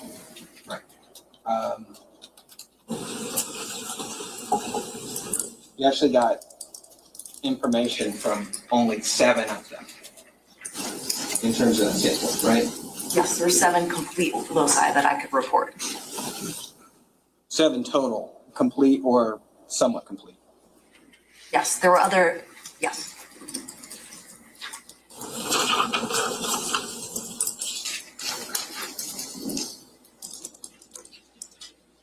And so,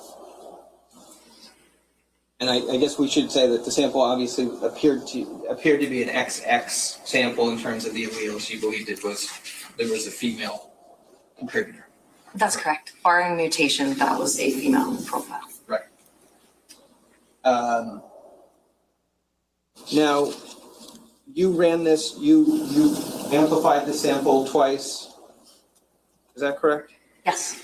And then sometimes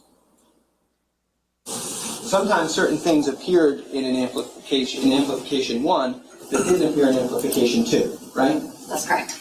And sometimes things appeared in amplification 2 that didn't appear in amplification 1. That's correct.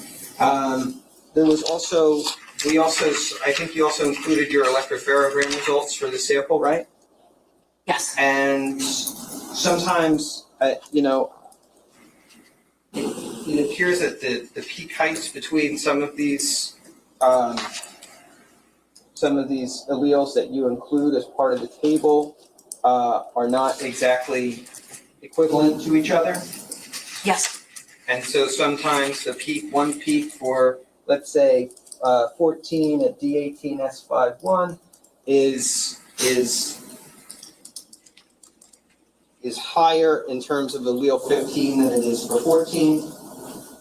It's over double the RFU amounts, I guess. I don't have the information in front of me. Okay. Okay.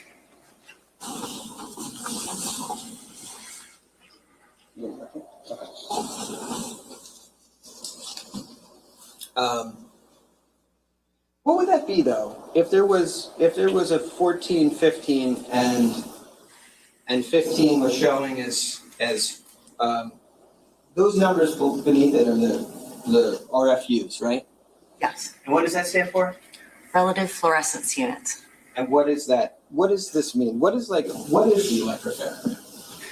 The electropherogram is a graphical representation of the DNA. So the RFUs represent how strong of a signal each peak is. Okay. Mr. Murray, I'm going to give the jurors a break. It's around lunchtime now, so I'm going to stop you here. So ladies and gentlemen, we're going to stop you for the morning here.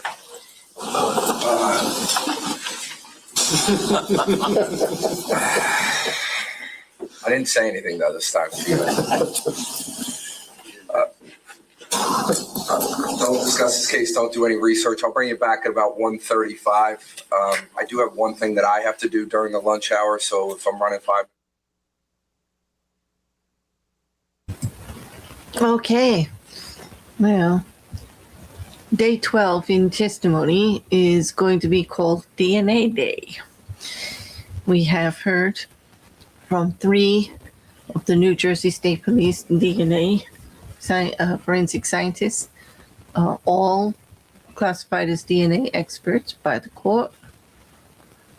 And as of this witness, we now have DNA identified of Sophia Caneiro and Paul Caneiro on several of the items that were in the so-called pile of charred debris in what was at one point frozen items altogether: jeans, t-shirt, gloves, DNA testing on the knife. DNA testing, as I said before, the testimony in regards to bringing in the evidence for the DNA can be long and tedious, but it actually shows you what the prosecution has on Paul Caneiro at this point. And the big hill that the defense is going to have to climb with DNA. And I'll remind you that there was a 3-week hearing in regards to how this DNA testing was done with the StreamX testing, and we're hearing the results of it.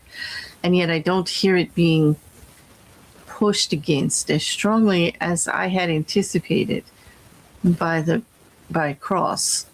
defense team. During that 3-week hearing, we heard from Christopher Gordon, who is the Public Defender's Office forensic scientist, and I thought perhaps he would be joining since he still is listed as part of the defense team. But there's still a lot more to go over. So enjoy the break. Meet me in the comment section if you have anything to say. I'd love to hear what you think about this, because it does appear that the evidence is piling up. And now we're talking DNA, and I wonder if the jury has perked up. Enjoy your lunch. Welcome back. So it's about time to join the courtroom again. When we left before lunch, there was Theresa Nezezon on stand, New Jersey State Police Forensic Science. Andy Murray was doing the cross-exam. All rise. The court is now in session. The Honorable Judge Marc Lemieux presiding. Hey, good afternoon. Please be seated. See you back. Everybody have a good lunch? Yeah. Sure. All right. Good stuff. All right. We're still. Let's get into this. You know what? Thank you.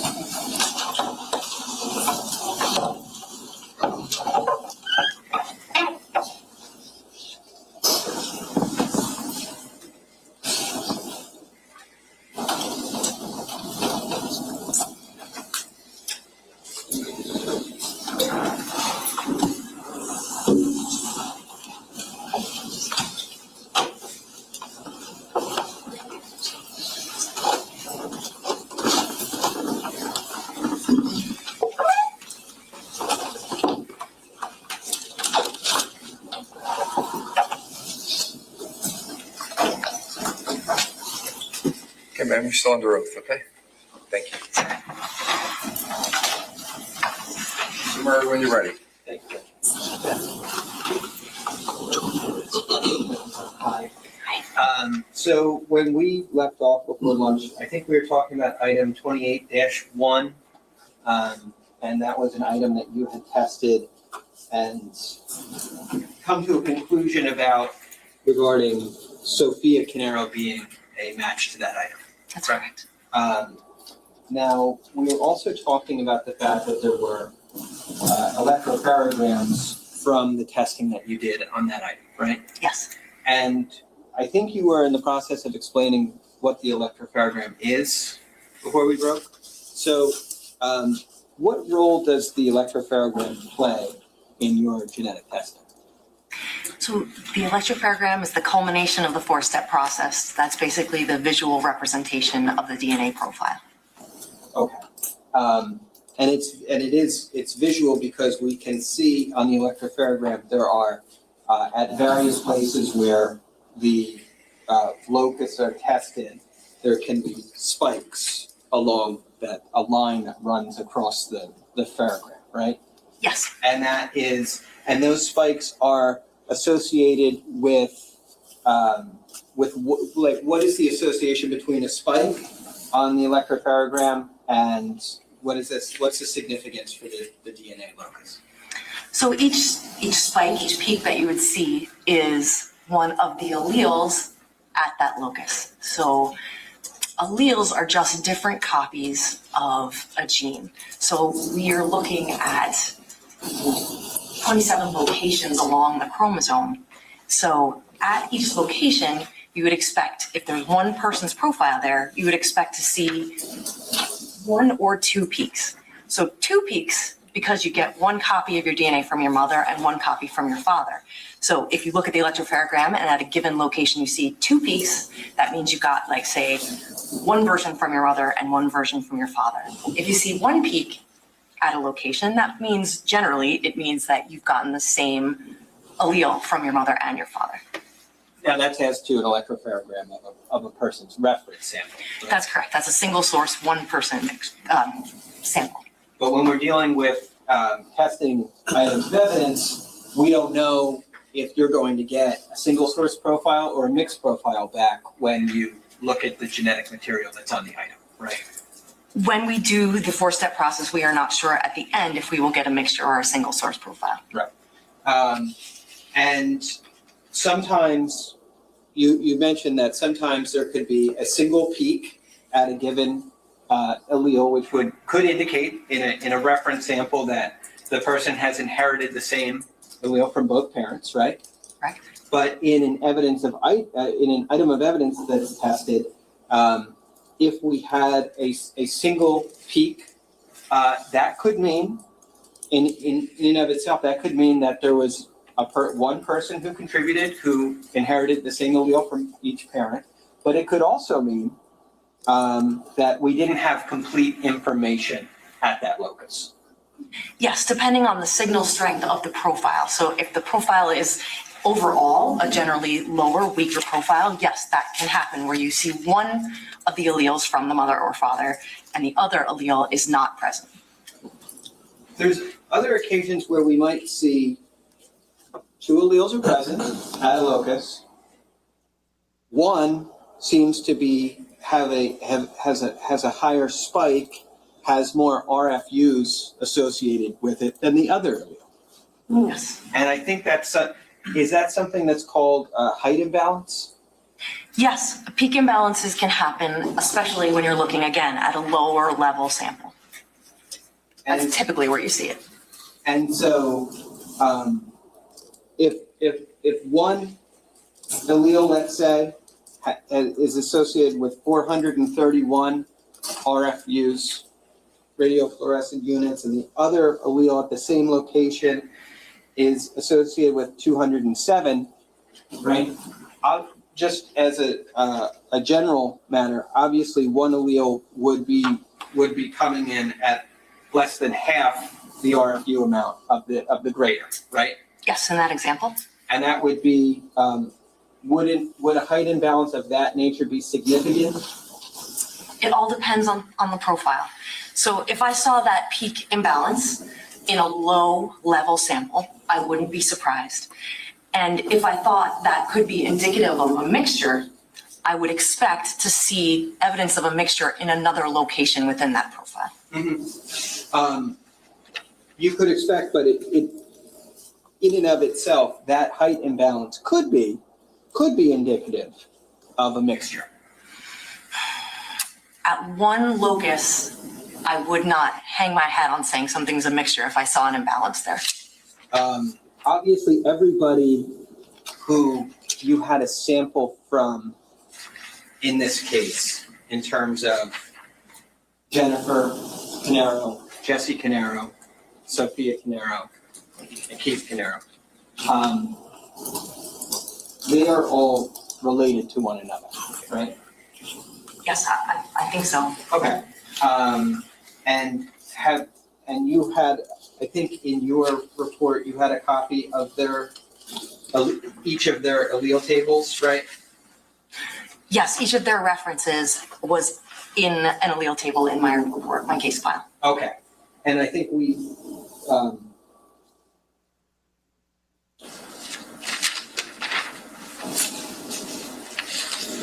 so I just wanted to show you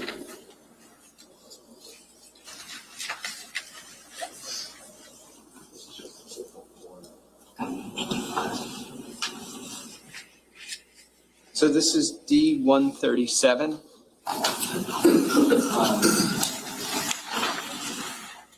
Do I have this right? That's the allele table you created for evidence item 28-1? Yes, that's correct. Okay. And in this item, we're going to see that there's the original amplification, the secondary amplification, and then the consensus table? Yes, that's correct. Okay. Is this, to your knowledge, an accurate representation of what was created when you put that table together? Yes. Okay.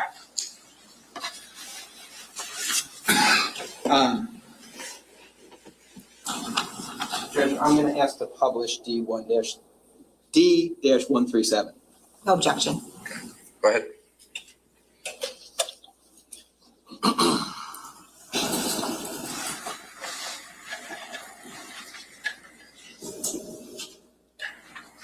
Okay. Now, it's a little hard to see perhaps, but when we see the first column, and that's labeled AMP1, that's the one to the left, right? Yes, And then the middle column is AMP2, right? yes, And then on the end, we have the consensus column, right? yes, Now, the consensus column is what we're doing to build your final table of results to compare to the reference samples you have, right? yes, And when we look at the consensus column, we're going to see that there's a number of spaces that are left blank, right? yes, Here and here along D2S5441 and D10S1248, for example, and all the way down that column consensus, we're going to see blank spaces, right? yes, And that's indicative of the fact that those are spaces where we have no information that we can use to compare against the reference sample, right? that's correct. So we can only rely on the information we have in terms of where you've input data into that consensus column. Is that right? Yes, that is what I would use in my final comparison. But I have to say that if there were something in here that was not consistent with my final conclusion, if there was more information in here and it was not consistent with matching Sophia Caneiro, then that would not have been my conclusion. Sure. I'm sure that that's true. I'm just simply pointing out that, when you do this testing, it is not the case that you're always dealing with a perfect, complete sample. And you have to make do with the sample that you get from the evidence, right? That is true. And you have to see if it leads you to a conclusion or if it leads you to a place where you're unable to make a determination, right? That can happen. Now, this is, so just looking at this, we see at D18, S51, there's I think you've stated a belief that this evidence shows that there's a 1415 present at that location, right? Yes, In AMP1, there was a 14 and 15, right? yes, And in AMP2, there was just a 14. There's no 15 anymore. correct. The 15's dropped off. Yes, it's dropped out. It didn't appear in the electropharogram results. It may have appeared as a peak that was below our analytical threshold, but without the electropharogram, I can't say. Okay. But either way, either it didn't appear at all, or it was so low that your lab protocols would say, don't consider it, right? Right. The software would not consider if it was below the analytical threshold. Because if it was, then it would have appeared as, it would have been indicated in AMP2, right? Yes, Okay. But even though it's not present, right, in AMP2, and it's only present in AMP1, you placed it in the consensus table. Is that fair to say? yes, Okay. Now, if we go and we look at D18 in terms of the reference samples for this case.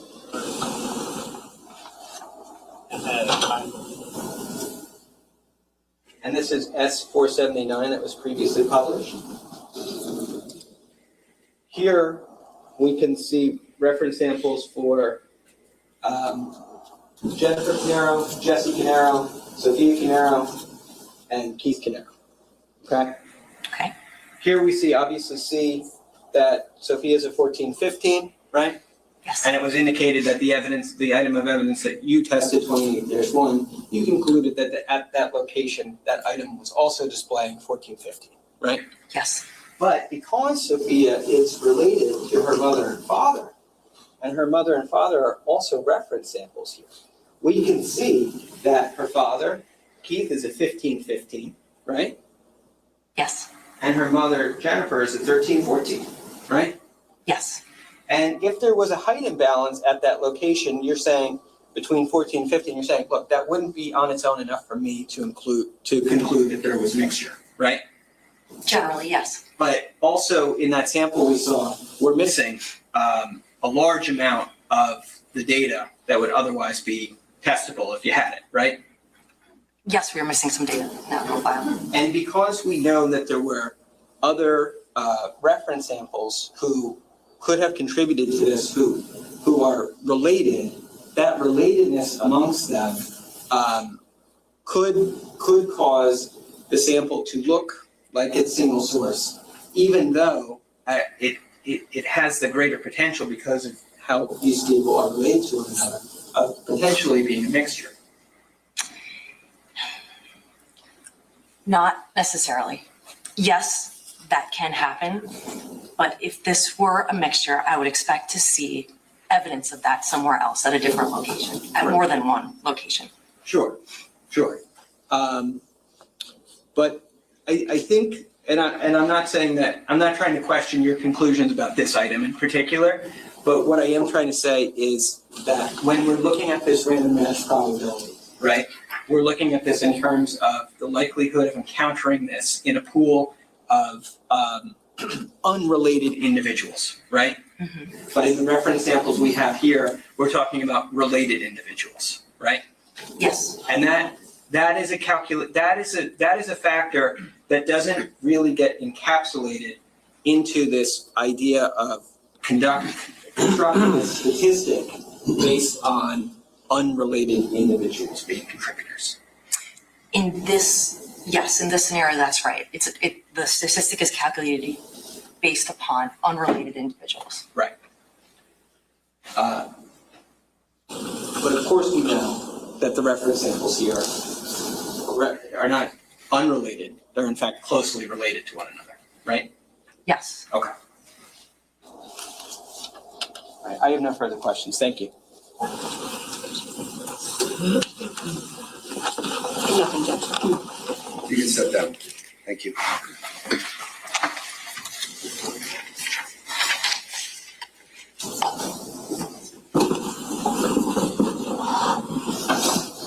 State's calling next witness. Thank you, Judge. The state calls Christine Schlenker.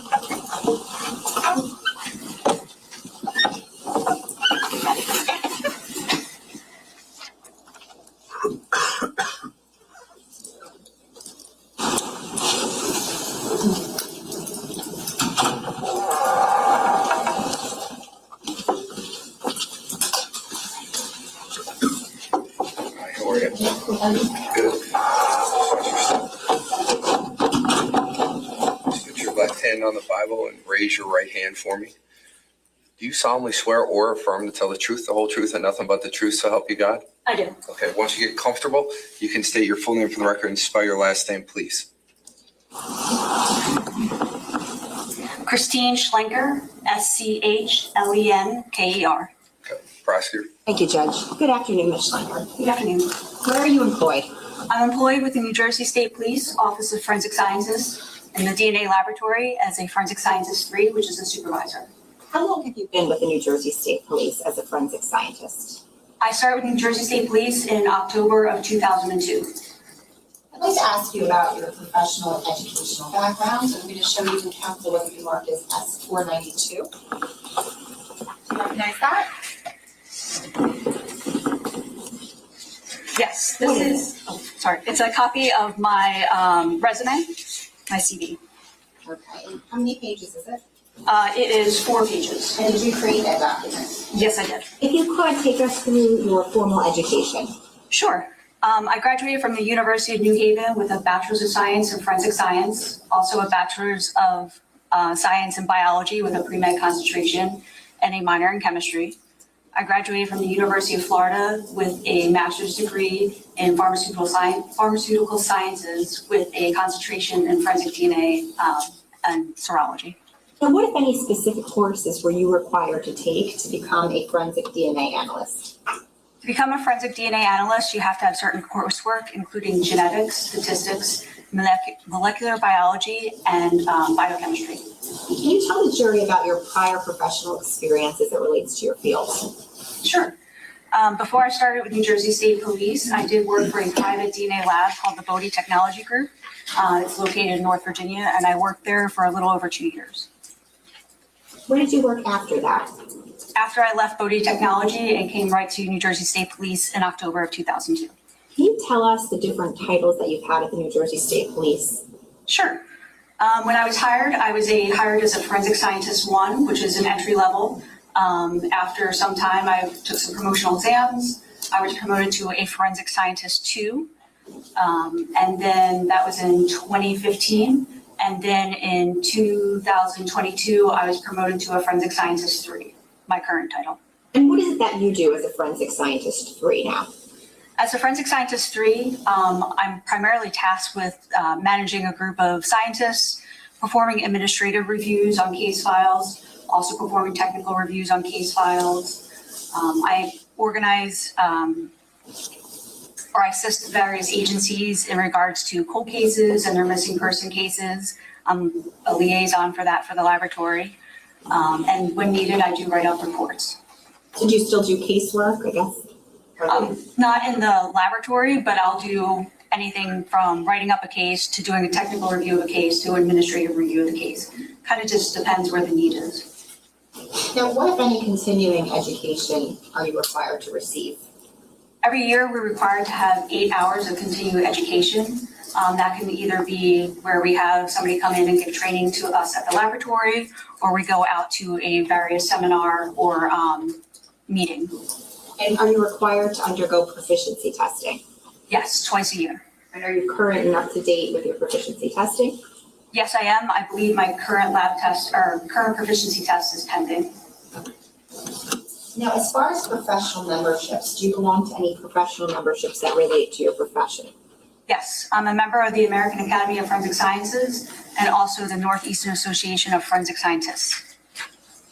Does the New Jersey State Police currently utilize a software called StarMix? Yes. Since when? We went online with StarMix in April of 2022. And were you trained in StarMix? Yes, I was. What did that training entail? We had training that involved ESR, which is the company who makes StarMix. They came into the laboratory, gave us training. We also had various in-house training. There was competency tests and also a oral board. Now, since you were trained in StarMix, what has been your role with regard to StarMix in terms of utilizing the software? In terms of utilizing the software, like I said, I still write reports, and I also do technical review of cases. So I'm still writing up reports, utilizing the StarMix software myself, and also reviewing it from the technical standpoint. In total, about how many DNA samples have you processed and analyzed over the course of your career? Easily over 30,000 samples. Now, how many times have you testified in court with regard to the results of your analyses? Over 50 times. And what jurisdictions? Various superior courts throughout the state of New Jersey, including Essex County, Mercer County, Ocean County, and Monmouth County as well. Now, in those instances, were you qualified as an expert in the field of forensic DNA analysis? Yes, I was. How many times? Every time.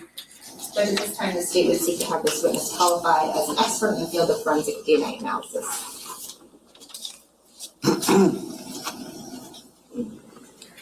Any voir dire? Okay, thank you. Okay, should be accepted as an expert. You got it. Go ahead. Now, back in July of 2023, did you have occasion to perform DNA testing and analysis with regard to certain items in the present case? Yes, I did. I'm going to show you what's been marked as S417 and S493.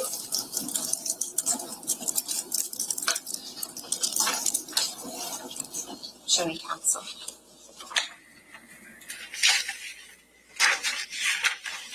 If we could start with S493, if you could tell us if you recognize that.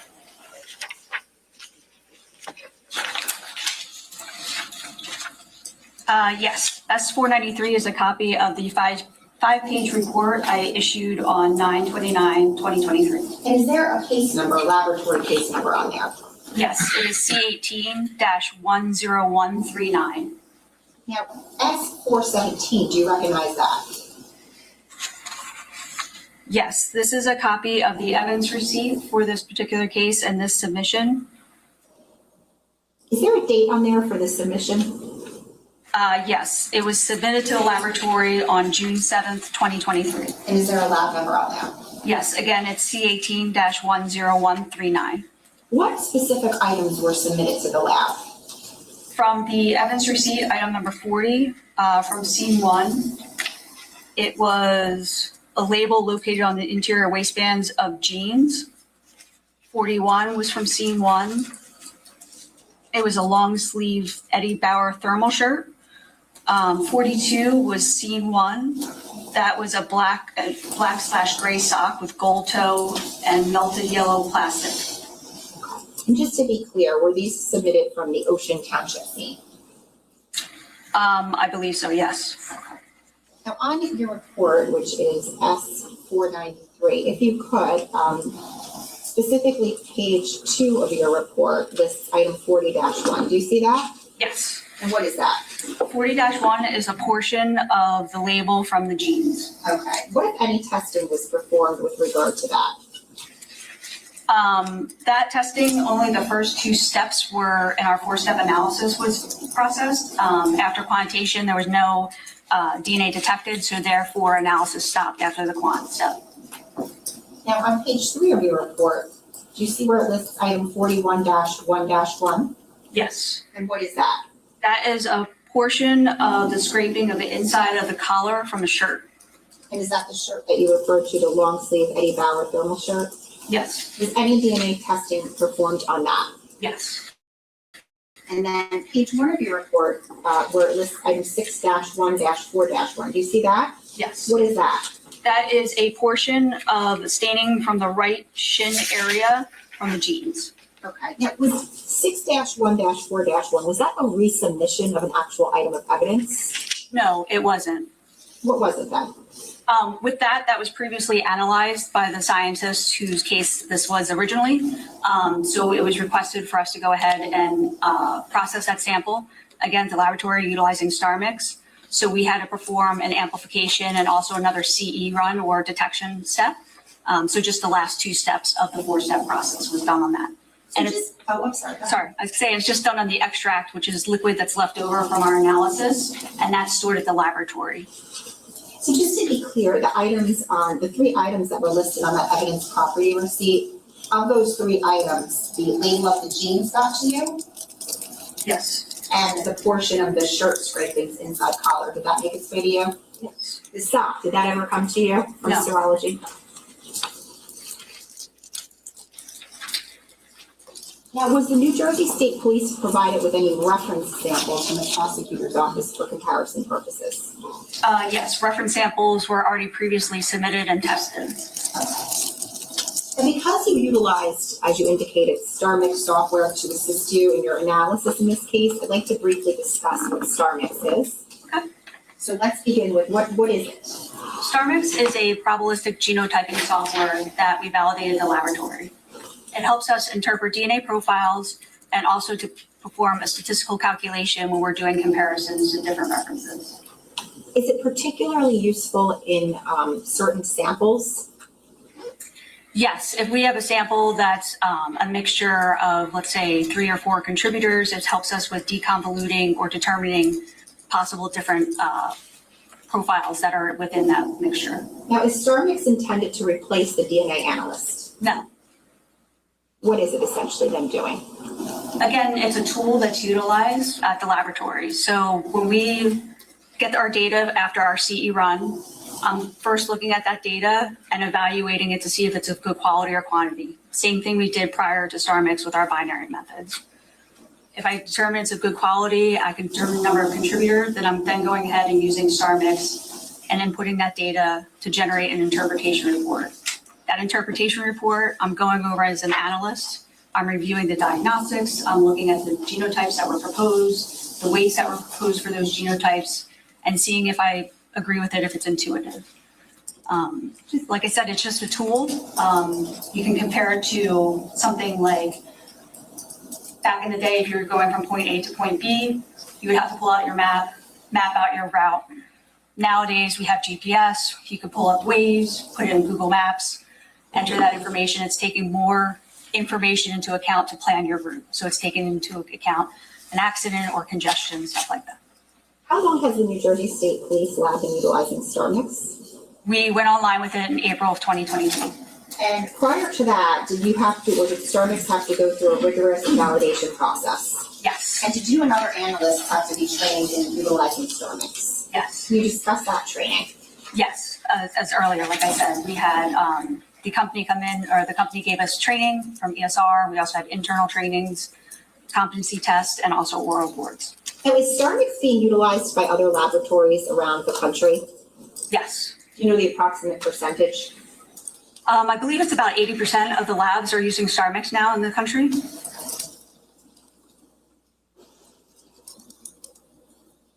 Was the New Jersey State Police, when you guys got StarMix, were you sort of late to the game? Yes, and we started doing our validation and then COVID happened, so we got even a little more delayed than we had intended, so. Now, the jury has heard from forensic scientist Christopher Szymkowiak about DNA and how forensic DNA analysis works. In particular, they've heard about the 4-step laboratory process, which culminates in the production of an electropharogram. Did StarMix change anything about that 4-step laboratory process? No, nothing. What stage of the game essentially does StarMix come into play at? StarMix comes into play at the end when we're doing our interpretation. And can you just explain how it comes into play with regard to your interpretation? In other words, does the methodology of that interpretation change? No, we're still evaluating our data, like I said, based on whether it was before we had our binary methods and now with StarMix. We're going through, we're looking at that data, making sure it's meeting certain criteria for us to make an interpretation, make sure that we can use StarMix. We're determining the number of contributors, and then we're inputting that information into the StarMix software for the analysis. Okay, so just so we're clear, StarMix is essentially, it's a computer software, is that right? Yes. And it is essentially doing the same thing that the scientist would do. It's just able to do all of these calculations much faster because it's a computer, not a human being. Is that right? Yes. It's taking into account and doing a whole lot of math that we can't do in our heads that quickly. So it's taking into account different things like stutter and degradation that we were unable to do with our binary methods. Now, is the likelihood ratio let me ask you, what is the likelihood ratio? What is the statistic that StarMix utilizes? StarMix utilizes a likelihood ratio. Is the likelihood ratio statistic itself something new? No, it's been used for so many years in forensics, and even with the state police, we've used likelihood ratio easily about over 10, 15 years now. So the jury has heard about the random match probability statistic. Can you explain the likelihood ratio statistic? Sure. A likelihood ratio is two competing hypotheses to give explanation or provide explanation of your data. In simplest form, you can have one hypothesis that person A is the contributor. In your second hypothesis, it's that an unknown person is the contributor. If your likelihood ratio is greater than 1, it's supporting your first hypothesis. If it's less than 1, it's supporting your second hypothesis. Now, are there scenarios where your lab will still use the random match probability statistic? Yes. What are those scenarios? If we have a robust single source profile, we will then go ahead and use the random match probability. Also, if we utilize StarMix and a profile is deconvoluted or determined, we're able to then go ahead and perform a random match probability statistic if it meets certain criteria. Turning to the present case, if you could, I'd like you to take a look at S493, which is your report, and starting with item 6-1-4-1. Can you just again tell us what that is? That is a portion of the staining on the front right shin area of jeans. Now, when was the original DNA analysis of this particular area conducted? It was sometime in 2018. When you reanalyzed this area using star mix, did you first familiarize yourself with the original DNA analyst reports? Yes. And what about his notes? I did go ahead and look at the report and also the data that was generated back in 2018. And what were the original results for sample 6-1-4-1 from the genes? At that time, no conclusions could be reached. Okay, and that was because why? Just because it didn't meet the criteria at that time for our protocols and with our binary methods that we had. So generally speaking, what did the retesting that you did entail? Because of our validation, we have certain equipment in the laboratory. Any sample that was amplified prior to May of 2019 has to be brought back in and re-amplified using our current equipment. Otherwise, it'd be a violation of our validation and protocols.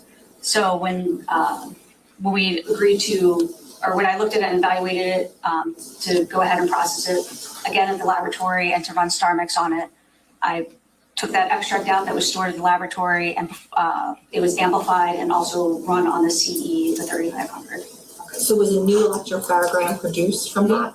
Yes. Okay. And specifically, what, if anything, did you do with that electrophotogram in terms of visually observing it? I then looked at that data to determine if it was of good quality, if anything needed to be done, any additional lab work. I looked to see if I could determine the number of contributors. Once I was done with it, then I was brought it and imported everything into StarMix to do my comparison and my analysis. What was the number of contributors that you decided? For 6-1-4-1, it was a DNA profile best described as 2 contributors, all of which are suitable for comparison.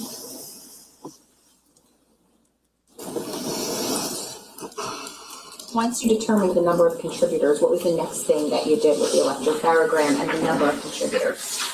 Once I determined the number of contributors and ran it through StarMix, I was then going through the interpretation report that was generated from StarMix.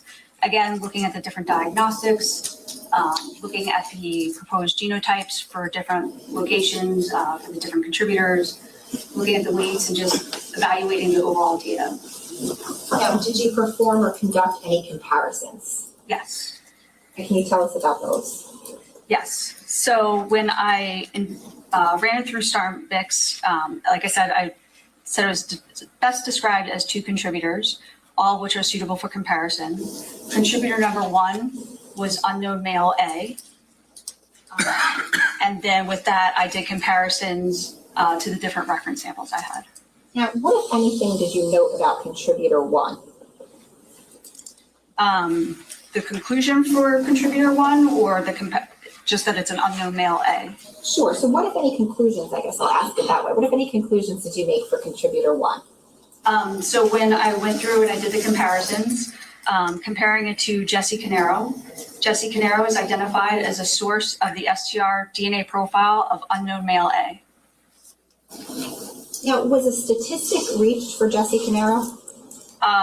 Yes, it either met or exceeded our source attribution threshold, which is 1 in 8 trillion.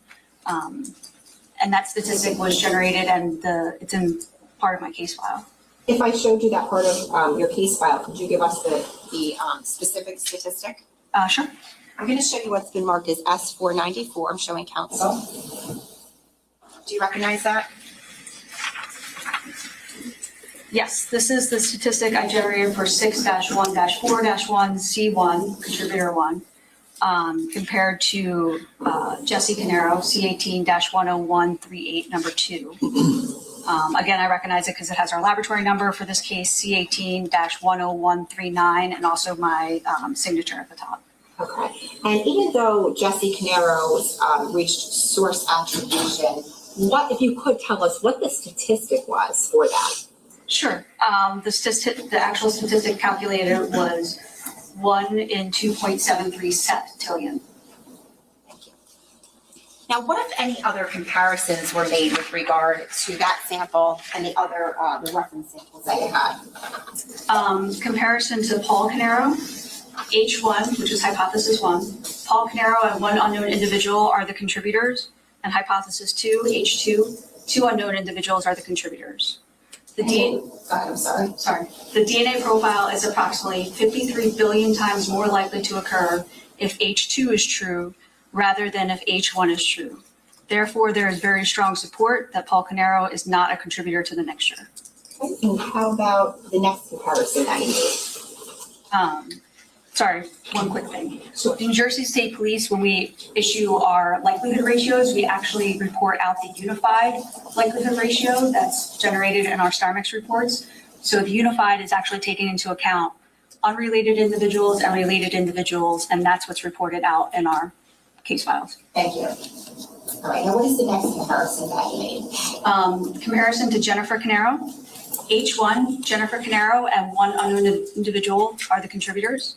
Or H2, two unknown individuals are the contributors. Assuming two contributors, a likelihood ratio of 0 was calculated, which excludes Jennifer Caneiro as a possible contributor to the mixture. Okay, and did you make any other comparisons? Yes. Comparison to Sophia Caneiro. H1, Sophia Caneiro, and one unknown individual are the contributors. Or H2, two unknown individuals are the contributors. A likelihood ratio of 1.0 in favor of H2 was calculated, which falls within the laboratory's uninformative range. Therefore, no conclusions will be reached concerning Sophia Caneiro as a contributor to the mixture. And just so we're clear, when we're talking about these comparisons, are you comparing it to the second person in the mixture? We're comparing it to the mixture itself. Okay. And what was the next comparison that you did after that? Comparison to Keith Caneiro.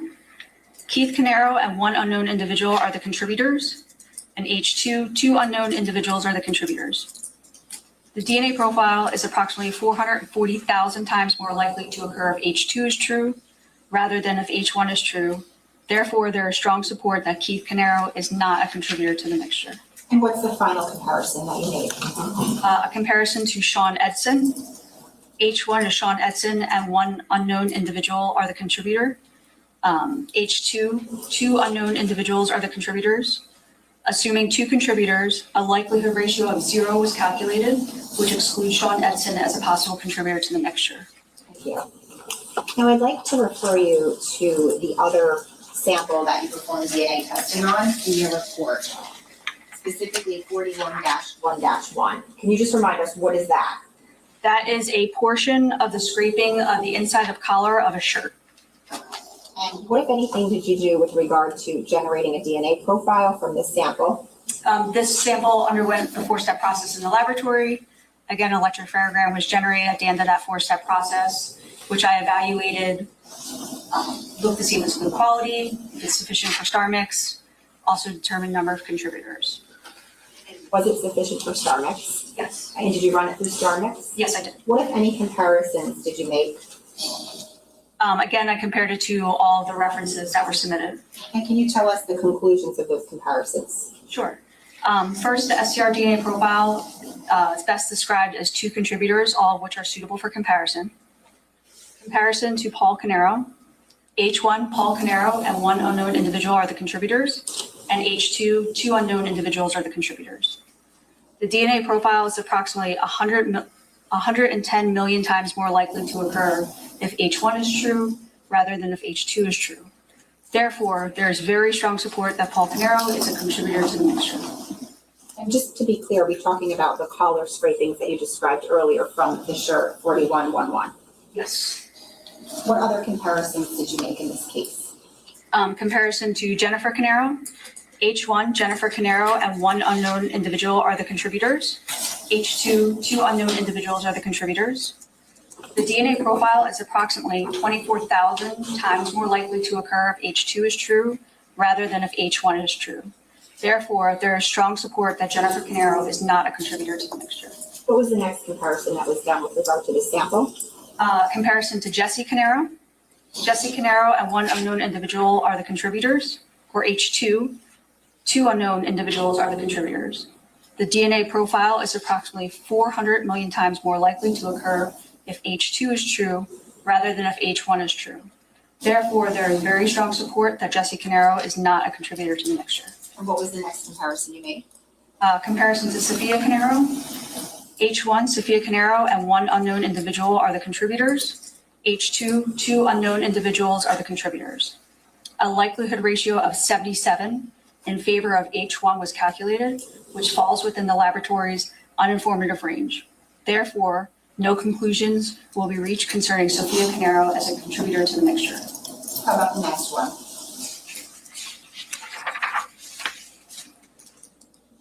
Comparison to Keith Caneiro. H1, Keith Caneiro and one unknown individual are the contributors. H2, two unknown individuals are the contributors. Assuming two contributors, a likelihood ratio of 0 was calculated, which excludes Keith Caneiro as a possible contributor to the mixture. And what was the final comparison that was done with regard to the sample? There was a comparison to Sean Edson. H1, Sean Edson and one unknown individual are the contributors. H2, two unknown individuals are the contributors. Assuming two contributors, a likelihood ratio of 0 was calculated, which excludes Sean Edson as a possible contributor to the mixture. You mentioned the uninformative range. Can you just explain what that is? Yes, we have a verbal scale at the laboratory. It's issued on the reports. It's on page 5 of my report. It's just a verbal qualifier for the statistic. If the likelihood ratio falls in between 1 and 999, that is our uninformative range in the laboratory, and therefore we can't make conclusions.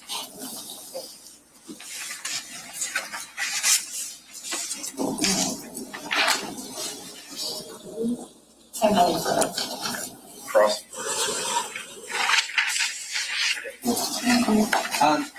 I heard you say something and I didn't quite understand it, so I just wanted to make sure that I had it right. You said that the state police lab, when you were talking about the likelihood ratio, and you wanted to bring up a point, and you said our lab does a unified LR. It takes into consideration both related and unrelated individuals? Yes. Okay. What did you mean by that?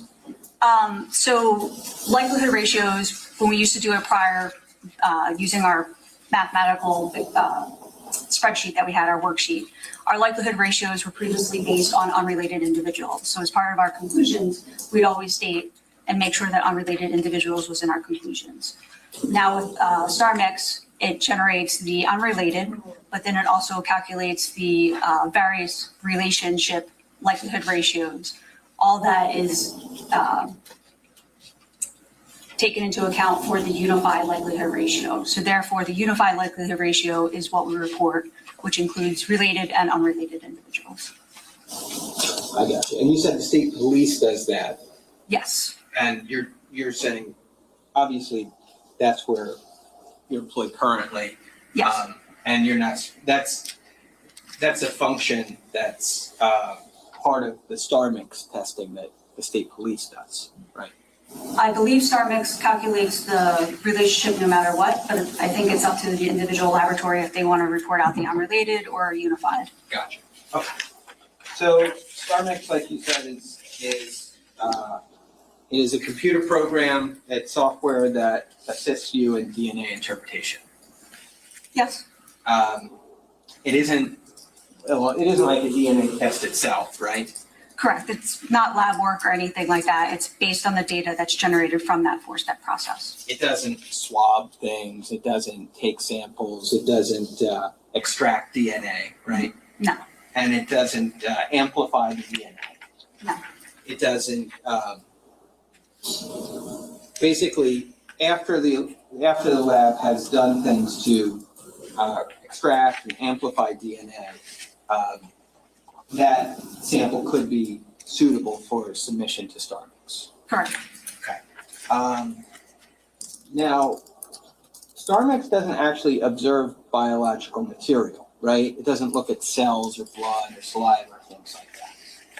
No, it's looking at the DNA profile that's generated from the lab work. Right. So what it's really looking at is numerical data. It's looking at all the data that's generated, yes. The allele peak heights, stutter, yes, all that. And all those things are in some fashion input into it, so it's able to look at that, right? Yes, so the data, like I said, once it's done in the electrophoregram, we get that data straight from the CE run, and that data is inputted based on the biological results. Mm-hmm. Now, obvious to say, but just so it's on the record here, star mix in and of itself, it doesn't determine it. It doesn't do anything to determine how DNA was deposited on an item, right? Correct, And it can't tell you how long DNA's been on an item, right? correct, It can't tell you why or who deposited it initially, right? Correct.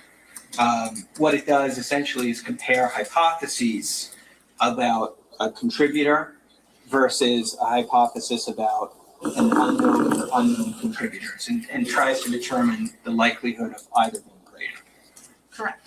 The likelihood of either hypothesis. Now, is primarily used for complex DNA samples. Would that be fair to say? It's used for all samples at the laboratory, even some single source samples. Right. I mean, now it is. So Yes. it's I think it's becoming probably routine for state police lab to use it, even if it's not a complex mixture, right? It's always been like that, yes. Okay. Now, it relies on probability theory to output the results that it gives you, right? Correct. We're putting in the number of contributors, we're doing the comparisons to different references, and it's comparing those two hypotheses. Right. And obviously the two hypotheses or the propositions, one proposition that you're inputting to it is typically going to include a proposition that the person of interest is included in the sample, right? Yes, when we're doing our comparison, like I said, we're comparing based on the profile. Is the comparison that's person part of the mixture or a contributor or an unknown? Mm-hmm. And the likelihood ratio is a comparison of those competing hypotheses. It's not a conclusion about a person being a contributor to the mixture. Well, the likelihood ratio will support inclusion or exclusion, and you get that numerical value, and then we have that verbal qualifier. Right. So the verbal qualifier is some support for a proposition, strong support, very strong support for the proposition. Yes, That's the verbal scale you're talking about, right? yes, When it came to Jesse, for example, you were able to do source attribution regarding that 6-1 item that you've attributed that sample was contributed by Jesse Caneiro, right? yes, And that was, it exceeded the threshold for which you can do source attribution, but the prosecutor asked you what the statistic would have been or what it was calculated as, and it was in excess of a septillion, correct. right? And so a septillion, I think I did this right, is like 27 zeros. I think it's 24 zeros. Maybe, yeah. Okay, let's call it 24. And then, but for Paul on that 41-1, the likelihood ratio you got there was 110 million, right? That is, yes, so it's a likelihood, I believe that was the statistic. It's a likelihood ratio compared to a random match probability. So the likelihood ratio, I believe, was in support of H1. Right. The hypothesis H1 was 110 million times more likely than H2. In support of, yeah. Right. And 110 million or 100 million has 8 zeros. Correct. Okay. So the software and the verbal scale is going to say the same thing about both of those numbers. The verbal scale is going to say a number with 24 zeros after it provides very strong support for a proposition, right? Actually, no, the verbal scale is only for the likelihood ratios, Well, not for the random match probability, which is a completely different statistic. well, is there something stronger than very strong support in the verbal scale?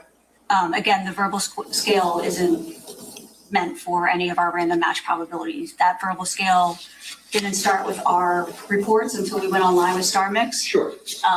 And we've been reporting out source attribution and random match probabilities for a long time. Right. I'm just saying that the verbal scale goes, it looks to me like it goes from 0, which is exclusion, right, to 1 million or greater, which is very strong support, Yes. right? And there's nothing on the verbal scale, there's nothing that comes after very strong support, right? Correct. And so after 1 million or greater, the verbal scale kind of just tops out there. Anything over 1 million, it can go to infinity. There's nothing stronger in the verbal scale than very strong support, right? Again, that's for the likelihood ratio, yes. Yeah. Right. But,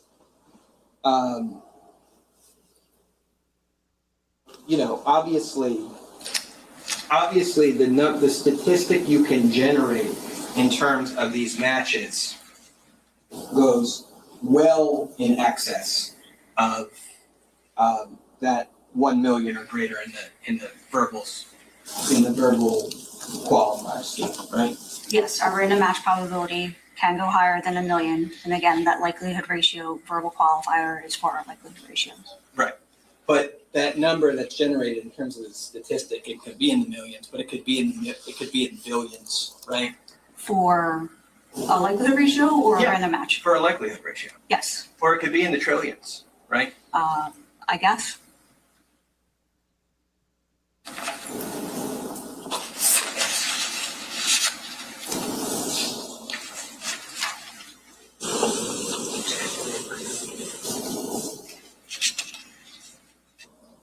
Now, okay, so the analyst, such as yourself, would have to decide certain things about what to tell star mix in terms of the contributors to the mixture, right? Yes, we have to determine the number of contributors.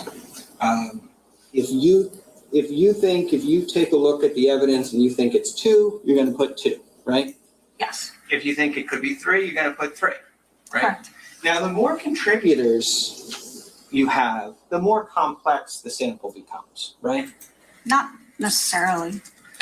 If you believe that there's 3 contributors, the way that 3 people could contribute to a mixture is more varied than the way that 2 people could contribute to a mixture. I guess, yeah. I mean, that's a fact, right? Well, yeah, it would depend on who's a major, who's a minor.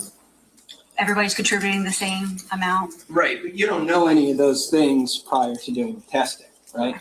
And the sample, there's no rules that come with the sample that say that the minor contributor has to contribute a certain amount and the major contributor has to contribute a certain amount. The sample just is what the sample is, right? Correct. And sometimes we see that obviously there can be allele sharing amongst parents, right? A child can get an allele at a location from the same one from both parents, right? Yes, And that's a situation where if we just look at that in the abstract, we're going to see one allele at a location, but it's actually because it was contributed the same way by both parents. Could be, right? I guess, yeah. Okay. I don't think that was very clear, I'm sorry. Sorry. So the thing is that certain determinations that need to be made by the analyst, one of them being how many contributors. And does the analyst also determine which peaks potentially are included for a star mix's consideration? What do you mean by which peaks? Well, like in a traditional like electropharogram, right? There's peaks within that. Some of them might meet the lab's protocols for consideration, some might not. Oh, no, the whole profile in of itself just gets uploaded into the software. And the software can determine if something is below the analytical threshold for the laboratory. If it's below the analytical threshold, it's not on the electropharogram, it's not called at all. Okay, so it's not in there. Okay, I got you. Now, 2 analysts, right, I suppose it's possible, might come to a different conclusion about something such as the number of contributors. Correct. And one analyst might think there were 2, but another could think there were 3 in a given sample, right? Correct. Now, if analyst number one thinks it's 2, and they input that information into StarMix, they're going to get a different result than the analyst who input the 3-person mixture hypothesis into StarMix, right? I guess it depends on the mixture in itself. If there's still like a clear major, most likely that major will still get called as it is. The minors might get called differently because StarMix will be trying to put in more people in a 3-person mixture than a 2-person mixture. Mm-hmm. Right. But the various ways that StarMix might interpret a 3-person versus a 2-person mixture, we couldn't really say because we're not really able to do all the computations that StarMix does, right? I mean, it can be done by people, but no. I mean, it's too much calculations for us to do ourselves. So yeah. Right. Like it has to consider too many possibilities. It considers more possibilities than we can really practically consider, right? Yes, when you start adding your contributors, again, if you have 3 contributors versus 2, it's going to take into account more various possibilities based on the data that's there. Right. Because you were saying kind of comparing it to GPS. You used to look at the map, now you look at the GPS, Mhm. right? Yes. Now, there might be like 3 ways for you to get to this courthouse, say, right? Mhm. But StarMix it's not really the difference between a map and a GPS in the sense of the number of possibilities it considers, because StarMix can consider millions of possibilities. Yes, it goes through and it evaluates the data, comes up with most possible or possible genotypes, and starts giving weights to those genotypes for those different contributors. Right. And StarMix, you can look at what it produces, right? And you can see if after that output, you believe it makes sense, right? Correct. But StarMix makes determinations within that software. StarMix makes determinations about who is a major and a minor within a sample, right? Yes. And StarMix can also, in terms of the reports it produces, it does component interpretation, right, for major and minor contributors. For like C1, C2, contributor 1, contributor 2, yes. Yes. And it actually, within that it creates, StarMix could state within that component interpretation that there's several possibilities for a given locus and how the major contributor contributed, but it might weight those differently, right? Yes, it's various allele or proposed genotypes from the analysis and given a weight for that. And StarMix, in terms of a major contributor, might typically choose in a given allele the interpretation that it's weighted most heavily, right? Some of them, yes, can get weighted heavily, yes. But StarMix doesn't automatically choose the allele combination that it weights the most heavily, right? I'm not sure what you mean. Well, so let's say at, I don't know, at the location D13, S317, StarMix sees an 1112 and weights that as 97.34%, right? Okay. Now, I would imagine that's a situation where it's very likely that StarMix is going to say it believes that those are likely to be the alleles that were contributed by the major at that location. Based on the data and based on the analysis, yes, it came up with that weight of 97-something%. Right. But StarMix isn't always able to weight things that heavily, right? Correct. And sometimes the best StarMix can do at a given locus, it could be 20%, it could be 15%, right? Again, it would depend on the data, and if you're starting to look at those minor contributors, because there might be dropout happening or there might be allele stacking. Right. Yes. I mean, that's one of the things that StarMix is good at, though, and the reason why it's used is because it can consider all those possibilities simultaneously. Yes. And it keeps it all in its mind, so to speak, at the same time, right? And that's the thing that a human being can't do, right?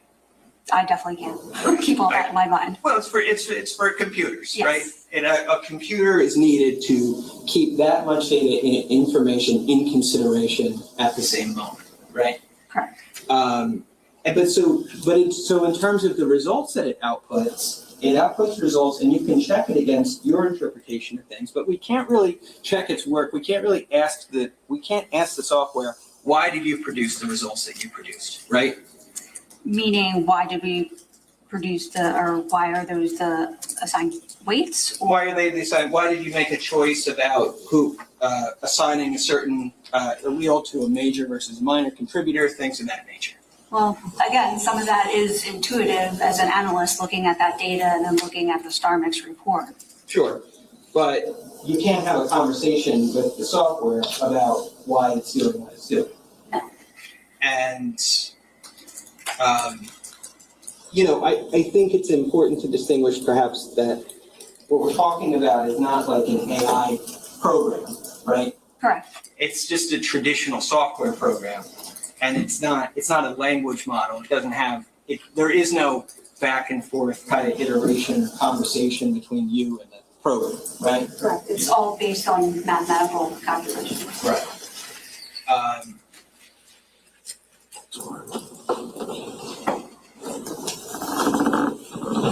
Now, obviously, because of that, star mix depends on it's working appropriately, depends on it being set up correctly, right?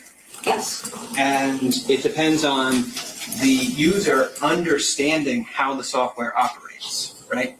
Yes, having some knowledge of that, yes. And it's going to be the most effective when the assumptions about an item of evidence that are input into it are correct, right? Yes. If incorrect assumptions are used, then the output that it gives could be misleading, right? If the input is incorrect, meaning like an artifact is left in, or, yes, that could Right. affect the data. Or number of contributors, right? Yes, if number of contributors, if you're running it and there are diagnostics that you can look at to go back and reevaluate your data. You mentioned the thing about StarMix having this unified, you can do this unified look at it where you're considering both relatedness and unrelated individuals. Yes. Right? But as a general proposition, would you agree that related individuals obviously share more of their DNA with one another than unrelated individuals do, right? It depends on the relationship between individuals in a family, but yes, but there's plenty of times where strangers share the same amount of similar, or the same alleles rather. Okay, yeah, we should talk about that. It's not as if when we're looking at these locations, right, where the genetic testing matters, and we're looking at the alleles along those 23 or so locations, right? Mm-hmm. First of all, we're doing that because those are the areas where it's been determined that there's a high amount of differentiation among individuals, right? Correct. At high enough that with the right amount of data, we can basically determine whether somebody is potentially the source of biological material left untitled, right? Correct.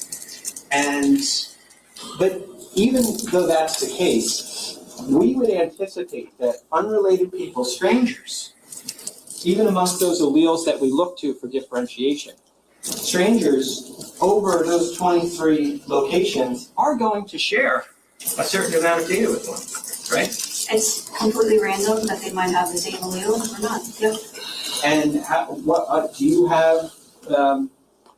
do you have any idea, or do you have a thought about how much the average person is likely to share in terms of those 23 alleles with the stranger? No, and it depends on the people. can vary from person to person, just depends on your profile. Sure. I mean, on an individual case, but I'm just saying in terms of people in general. No. Okay. Obviously, when we're talking about siblings, we're going to assume or imagine that siblings are going to share more of their data, their DNA, than just unrelated strangers, right? Yes, siblings in theory should share 25%, meaning they have the same profile or same alleles at those locations. About 50% of the time, they might share just one allele with their sibling. And the other 25% of the time, they're different than their sibling. Mm-hmm. Okay. So would it be fair to say that on average, we would anticipate that siblings who have the same parent, both same biological parents, would share about 50% of their DNA with each other? Yeah, I guess it's fair to say whether it's an exact share or half of it, yes. Obviously, that can vary, right? Siblings could be full siblings and share less than 50% of their DNA, right? Yes, And siblings can be full siblings and share more than 50% of their DNA. yes.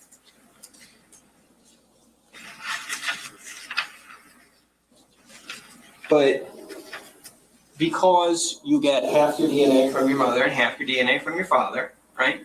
It's reasonable to say that in general, 50% would be the average relatedness between siblings.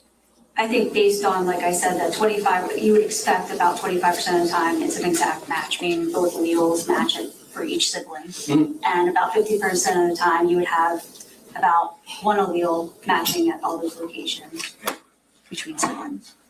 But siblings could be more, they could share more alleles than just 50% of the tested alleles, right? Yes, they can share a lot or not share as much as you would expect, yes. And identical twins share 100%. Identical twins have the same STR profile. So anywhere you tested an identical twin, they're going to look the same in terms of the profile as their twin, right? Yes. But siblings who are not identical twins, well,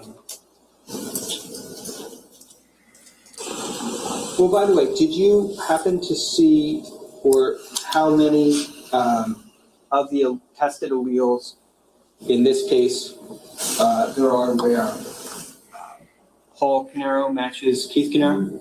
No. You did. And if I told you it was about 70%, would that be a surprising number or unsurprising? No, No. I mean, like we just said, they could share more sometimes with siblings or not share at all, or not share that much, I should say. Right. Obviously 70% would be a significant amount more than 50%, right?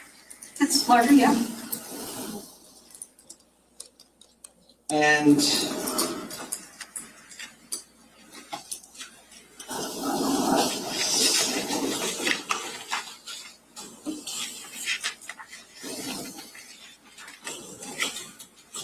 obviously 70% though is a level of overlap that you wouldn't expect to see between unrelated individuals, right?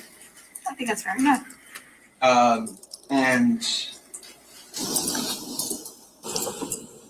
you know, siblings can commonly differ at several loci, if not many loci, right? Yes.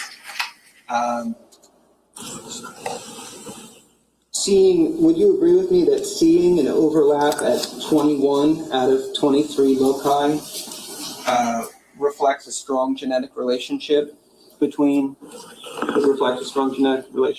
two individuals? I'm sorry, can you repeat that? Yeah, sure. An overlap in terms of the same alleles being present at 21 out of 23 loci, right? Like fully the same exact alleles, like 11, 12, 11, 12? Or do you mean like 11, 12, 11, 11? And the 11 is overlapping? The second. The second? No, I mean, if you, again, as siblings, you can share that much information. Mhm. Like I said, 25% of the time estimated, you share exact, so 11, 12, 11, 12. about 50% of the time you share that one allele, an 11-12 or an 11-11. Right. But there are differences even at those locations where they share one allele. Sure. Obviously, the overlap, it doesn't mean that the profiles are going to look identical or be indistinguishable, right? You know, that's not meant to suggest that, but obviously, the degree of overlap is something that you'd expect to see far more often among siblings and unrelated people, right? I would expect it, yeah. Okay. All right, we're going to take a break now. Watching everybody, it's time. If we can just move we're going to take our mid-afternoon break. We'll start back up at 10 minutes after 3. Don't discuss this case. Don't do any research. You almost got jumping jacks, just so you know.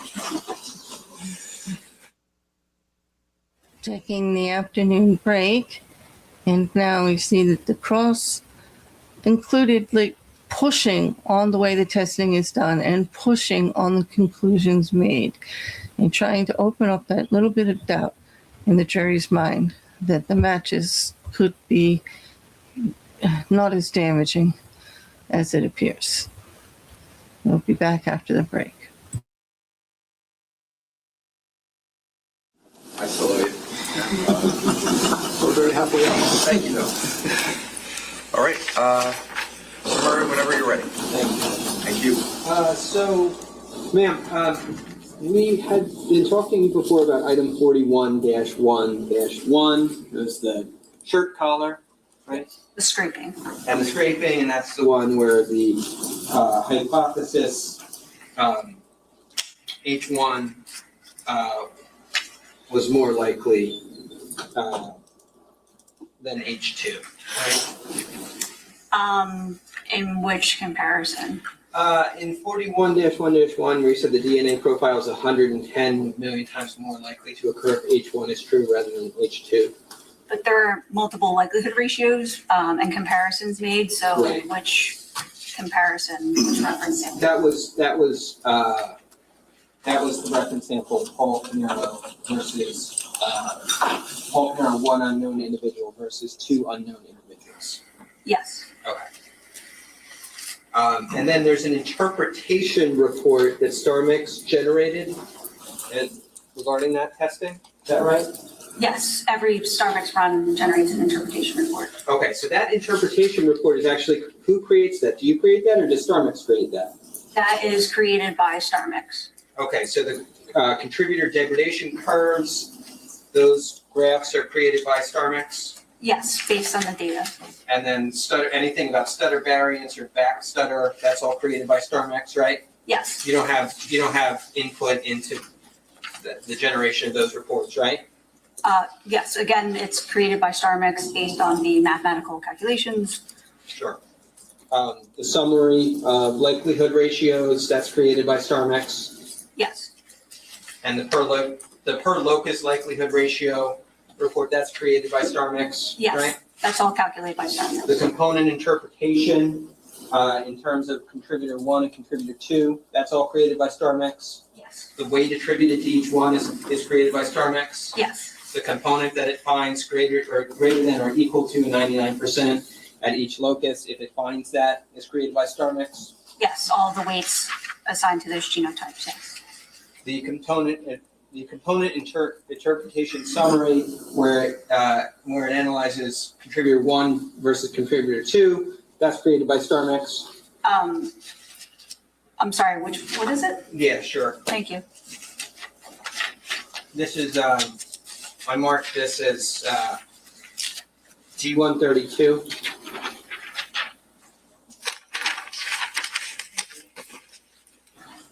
I don't know, maybe there's I'm going to approach that with 132. Okay.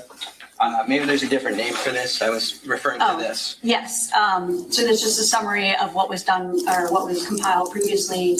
If it was able to determine the genotype at that location, it's noted there. Okay. And if not, it gets noted as F if it's unknown. Okay. And that also is created by StarMix? Yes.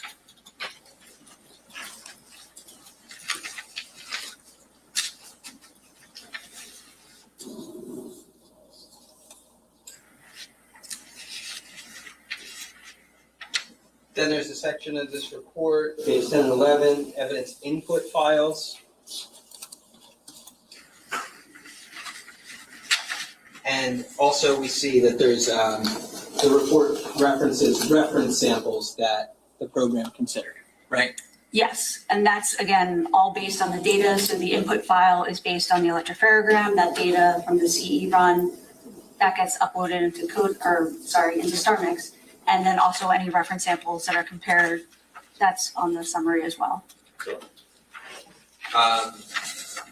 But all this output, this 15-page report, the things that are generated within the report, all of this is generated by StarMix itself, right?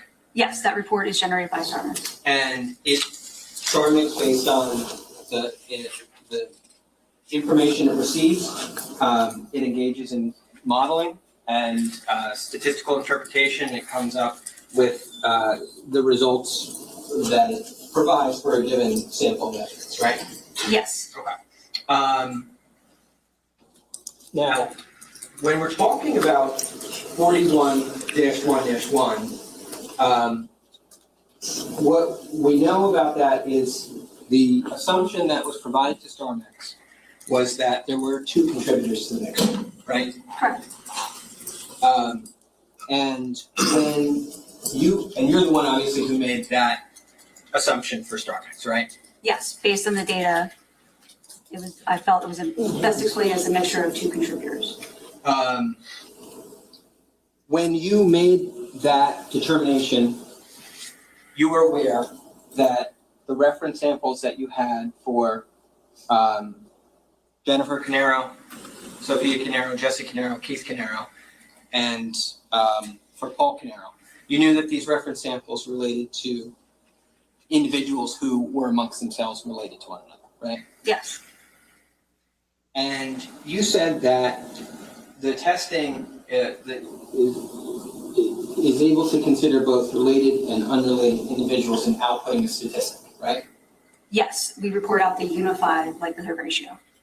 But you can only put together a likelihood ratio based on propositions regarding the presence of people for whom you're able to test, right?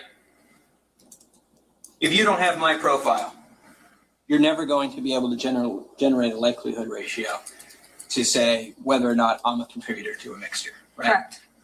Without my profile, you can't make any statements about the likelihood of my contributing or not contributing, right? Correct. There is that unrelated statistic, but again, we would need your reference sample to see if you're supported inclusion or supported exclusion. Right. Now, are you aware that Paul Caneiro and Keith Caneiro have another brother? Objection. What is the relevance to this? I'm going to allow it. Go ahead. If there is another brother, right, a full sibling, Paul and Keith, whose DNA sample is not included in the testing, right? You're not able to make any statements about whether that person would be an inclusion or an exclusion at any of these on any of these tested items, right? Well, in the StarMix report, there is a sibling likelihood ratio that's estimated that if it was a full sibling, but again, you would still need the reference sample to compare. Right. Without the reference sample, nothing can be said about the hypothesis regarding likelihood of contribution, right? Well, the likelihood, like I said, is there for a sibling theoretically, but again, we would need that reference sample to do the comparison. Right. And if, would you agree with me that regarding the component interpretation that StarMix did on 41-1-1, that was what I just showed you before, that it believes that there's, as to contributor 1, that contributor 1 only has alleles that from which data can be interpreted at 1, 2, 3, 4, 5, locations? I don't have it in front of me, but Okay. if there's numbers at 5 locations, then yes. Okay. And would you agree with me that Paul, in terms of these testable locations in the reference files for Paul and Keith, that Paul matches Keith in a much larger percentage of these locations than he might appear or his alleles might appear in this component interpretation? I'm sorry, are you talking about the profile compared from Paul to Keith? Yeah. And that they share, I think you said earlier about 70%, whether it's one allele that they share or the same 2 alleles they share? Mhm. Okay, so then what's your question? My question is, I guess, that Paul shares more alleles, without a doubt, than that with Keith, than we see alleles present that correspond with Paul on this item 41-1-1. Yes, 41-1-1 was a partial profile, so it was already only half the locations if that we got results at.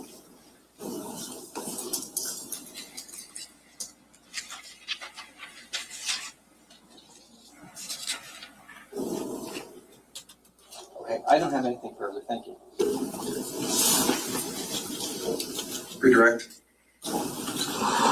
Just quickly, one question. On item 41-1-1, where you have a likelihood ratio supporting inclusion for Paul Caneiro, Yes, you were able to exclude his brother Keith Caneiro from there? yes, Keith was excluded. Thank you. Any further?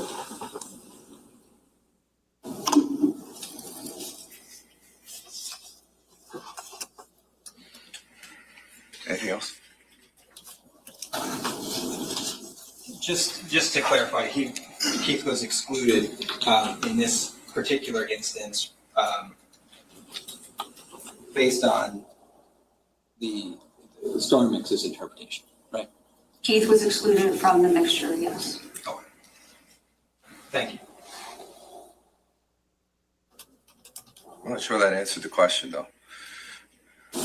So that we all understand, he asked you if it was excluded because of Star Mix, and you just said he was excluded from it. Is it from Star Mix or is it from your own interpretation? Yes, sorry, Your Honor, it is from StarMix. A likelihood ratio of 0 is calculated, which is an exclusion. Okay. If anybody has a follow-up based upon that, I just want to make sure that I understood what the answer was for the jurors. Nothing from the state judge. Okay. You can step down. Thank you. Thank you.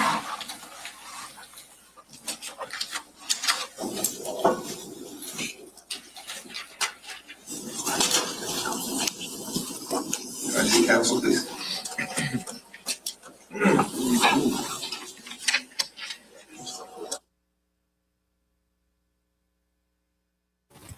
Quick sidebar before we go in for more. I know the testimony is very tedious as they go through this DNA, but it's important to get it on the record, as clinical as it sounds with all the documentation. And right now, as we've heard, the cross is really focused on trying to poke at the StreamX software in technology, just as they did, trying to avoid it from coming in as evidence, because this is the first time this particular type of testing has been allowed in New Jersey's courts.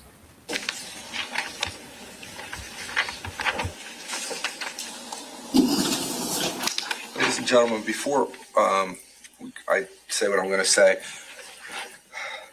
I'm going to go back on my word for a minute. I apologize, but I feel that I should, and this is just coming from me. Because there were so many questions about StarMix and the information and how it was relied upon, or however you're going to decide. What I'm going to do right now is I'm going to read the expert charge again, just because in the abundance of caution, I just want to remind you of this charge. As a general rule, witnesses can only testify to facts known by them. This rule ordinarily does not permit to be received as evidence the opinion of a witness who is not testifying as an expert. However, an exception to this rule exists in the case of an expert witness who may give their opinion as to any manner in which they are versed, which is material to the case. In legal terminology, an expert witness is a witness who has some special knowledge, skill, experience, or training that is not possessed by the ordinary juror, and who thus may be able to provide assistance to the jury in understanding the evidence presented and determine the facts in this case. You are not bound by such expert's opinion, but you should consider the opinion and give it the weight to which you deem it is entitled, whether that be great or slight, or you may reject it.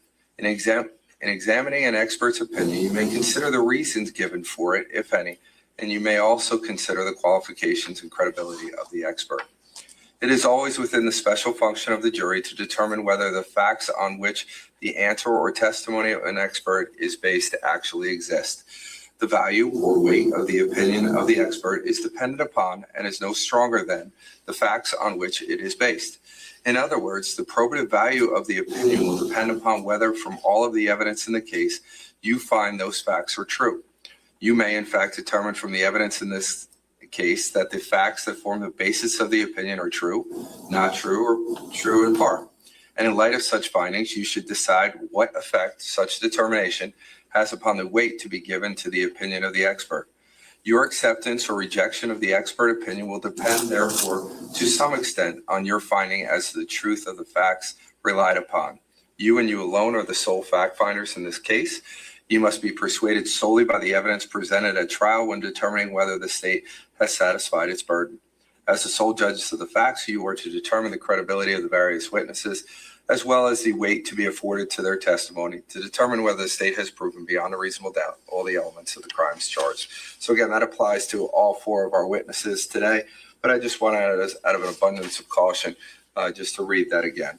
So ladies and gentlemen, we actually have concluded with our witnesses for today. I do want to tell you that candidly, we are working at you may not think so, but I'm telling you that we're working at an extreme good pace. And we're way ahead of schedule, and I'll tell you more about that at some point. But I don't want you to think because I'm letting you go that you should be concerned about any things that you may have coming up in the future that I'm aware of. So I don't want you to worry about any of those things. We're moving at a good pace, and we're going to be just fine. I promise you that. And we're not supposed to promise, but I did it anyway. So with that being said, though, what I'm going to do is I'll have you back tomorrow, same time, same place. I hope you have a good night. Please don't discuss this case. Don't do any research. And we'll start back up tomorrow morning at 8:30. Thank you all. Have a good night. Okay, another early dismissal. They got through the DNA testing and the cross examination of such. And it is a lot, and I can understand that people's heads will be spinning right now. Well, it is technical testimony, controversial with the type of testing that they did. As I said, big hearing they had pre-trial in regards to allowing this testimony in because of the technology they used, a new system that had not been used in DNA evidence reported to the court system anywhere in New Jersey previously. And they had a long hearing contesting its value and how it was done. And that happens all over the country. I mean, this technology has been around for a while. It comes out of New Zealand. The actual pretrial hearing about it was very informative. Let's see if the judge is staying for any particular reason. Yeah. Okay. So, a couple things.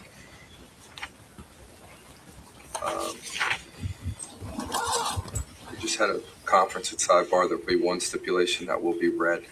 That will be done at the end of the state's case, and I'll read that in at that point in time. Both sides agree to that. As it relates to how we're moving for the rest of the week, why don't I have counsel come up and we're going to talk as a sidebar for a minute before I say anything. Okay. So sidebar first. I guess this is about whether we have court on Thursday or Friday, or whether we have no court on either day. we'll say. And here he is. He mentions the stipulation again, but at least now I know I'm not waiting for it every day. It will be read into the record at the end of the state's case. So there we go. And we'll find out what it is then. But that's what I was saying about this particular type of testing, the StarMix equipment, actually software that is used, is the way that it speeds up how they can do things. It is used in many countries. Comes out of New Zealand. It's used in other states in the United States already, but because it's newer, this is how things, progress through the court systems when there's new technology and all. And we all know that when it comes to defense, always going for how things are done, the investigation it sends, the technology that's used, they've got to make sure that everything's solid against their client. And so it is a strong point in the prosecution's case, but it does allow for the defense to actually push back against it because of the new technology and it not being so familiar. And it's very technical, so it's very easy to push back on it and to bring some doubt to a jury. So at this point, I'm wondering if the jury actually gets that, it's pretty impossible to get a match regardless of the technology that you use if a match doesn't exist. Because that's the cold hard facts of it. You can throw all the doubt you want, but a match cannot exist if there isn't a match. Now, the strength of that match and everything, does that really matter? When you've got blood of two people on a pair of jeans, those two people came in contact. There's no other way that we've heard of yet, but hey, the defense hasn't brought anything up. We don't know what they're going to do after the state rests their case. Well, unless I hear something about, somebody, falling and scraping their knee at a party that he was at, and those jeans just happened to be what he was wearing while he helped Sophia Caneiro up. Well, that won't even really account for Jesse's being there too. Unless they both were rollerblading at the same time and something happened. And now I know that's all speculation, and you may think I'm just making a silly statement there. But I mean, that's the kind of stuff you'd have to hear to actually get rid of an actual DNA match, in my humble opinion. Because I don't think the state of New Jersey would invest in a system that doesn't work. It's a pretty expensive piece of software, and it is the highest technology now available out there. And, well, being able to test DNA like this with multiple sources is groundbreaking. And, I'd like to mention we've had other cases where DNA, new technology, has come to the forefront. Well, we've got the Rex Harriman case, where in that case they used new technology to deal with DNA that was very old in very small amounts, friable and breaking down, to be able to make a match. And that has actually been used all over the country to solve many cases based on DNA that are years old, unsolved cases for 10, 20, 30 years. It's also being used to actually exonerate wrongful convictions. Technology in DNA keeps advancing, and it's one of the things I love about following these cases, when these cases are actually paramount to how things are changing in the legal system, in the court system, and progressing forward. When a law gets changed or when new technology gets entered in as allowable. To me, that's the hook. That's the fascination and the curiosity that I have for it. Also, the justice. I love watching our system work. Pro and con. I mean, as long as these trials are, as tedious as it seems, at least it is securing that if there is a verdict that goes against the defendant, it's a solid one. I'd like to hear from you all in the comments. I really don't think that the defense really made any ground in dissuading the DNA evidence much. But it depends on how the jury was understanding what was being presented. Very technical information that can be very confusing. Because when they start talking about included or excluded, you know, what they said that several spots they could not find any DNA from Paul Caneiro. The one in particular, the waistband that they did on the inside to try to find out who was wearing the jeans, and on the tag for the jeans, has no DNA from Paul Caneiro. Now, that said, it was inconclusive. And, you know, one thing that they're not stressing, which I wish they would, they're leaving it up to us to just assume, because we've heard it over and over, was about the crime scene and how much of the evidence was destroyed. Fingerprints, DNA, damaged condition by fire, and the water used to put the fire out. Then it froze, and then it was thawed. And even this particular bunch of clothing that was found melted together in the plastic in Paul Caneiro's basement at his home, in his fire, that it was received wet and in poor condition, and that they had to decide to separate it all, and it was all kind of melted together. That this all compromises the type, you know, the sampling that they got. A lot of the reason we don't have as strong a DNA as we all would anticipate in such conditions. Okay. Conference, I wanted to talk to the attorneys about scheduling for the week based upon where we are, just so that everyone in the courtroom knows what's going on. So we'll have testimony tomorrow and Wednesday. Thursday will now be the day off, and then we'll have testimony again on Friday. And then we'll start back up again next week. So that's the plan for the rest of the week. I've spoken to the attorneys about a couple issues that we have discussed as it relates to potentially moving some evidence at some point, and also for the jury charge, so everyone's on notice of that. So I don't think there's anything else, but I'll just confirm on the record. Anything else from the state? No, thank you, Judge. All right, anything else from the defense? No, Judge, thank you. All right, thank you. All right, so everybody have a good night. Please be safe. I'll see you tomorrow morning, and we'll continue on.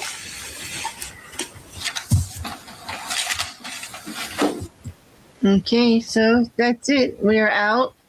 And the court day off for the week is going to be Thursday. So we'll have court tomorrow and Wednesday. Thursday will be a court day out, and then back again on Friday. So it's another full day week. But as I was saying, I'd really like to hear from you in the comments. How do you think it's going? Do you think the prosecution really is making the case with the DNA? Were you able to track it? What is your opinion? How do you think the jury is feeling right now? You know, and well, how do you think the defense is doing? It's a lot of technical information, so I can understand. But I'm really curious. Let me know how you feel. Talk to me in the comments. I'll see you there. In the meantime, we'll just end this for the night. Everybody have a great one. And hopefully we'll see you all in the morning.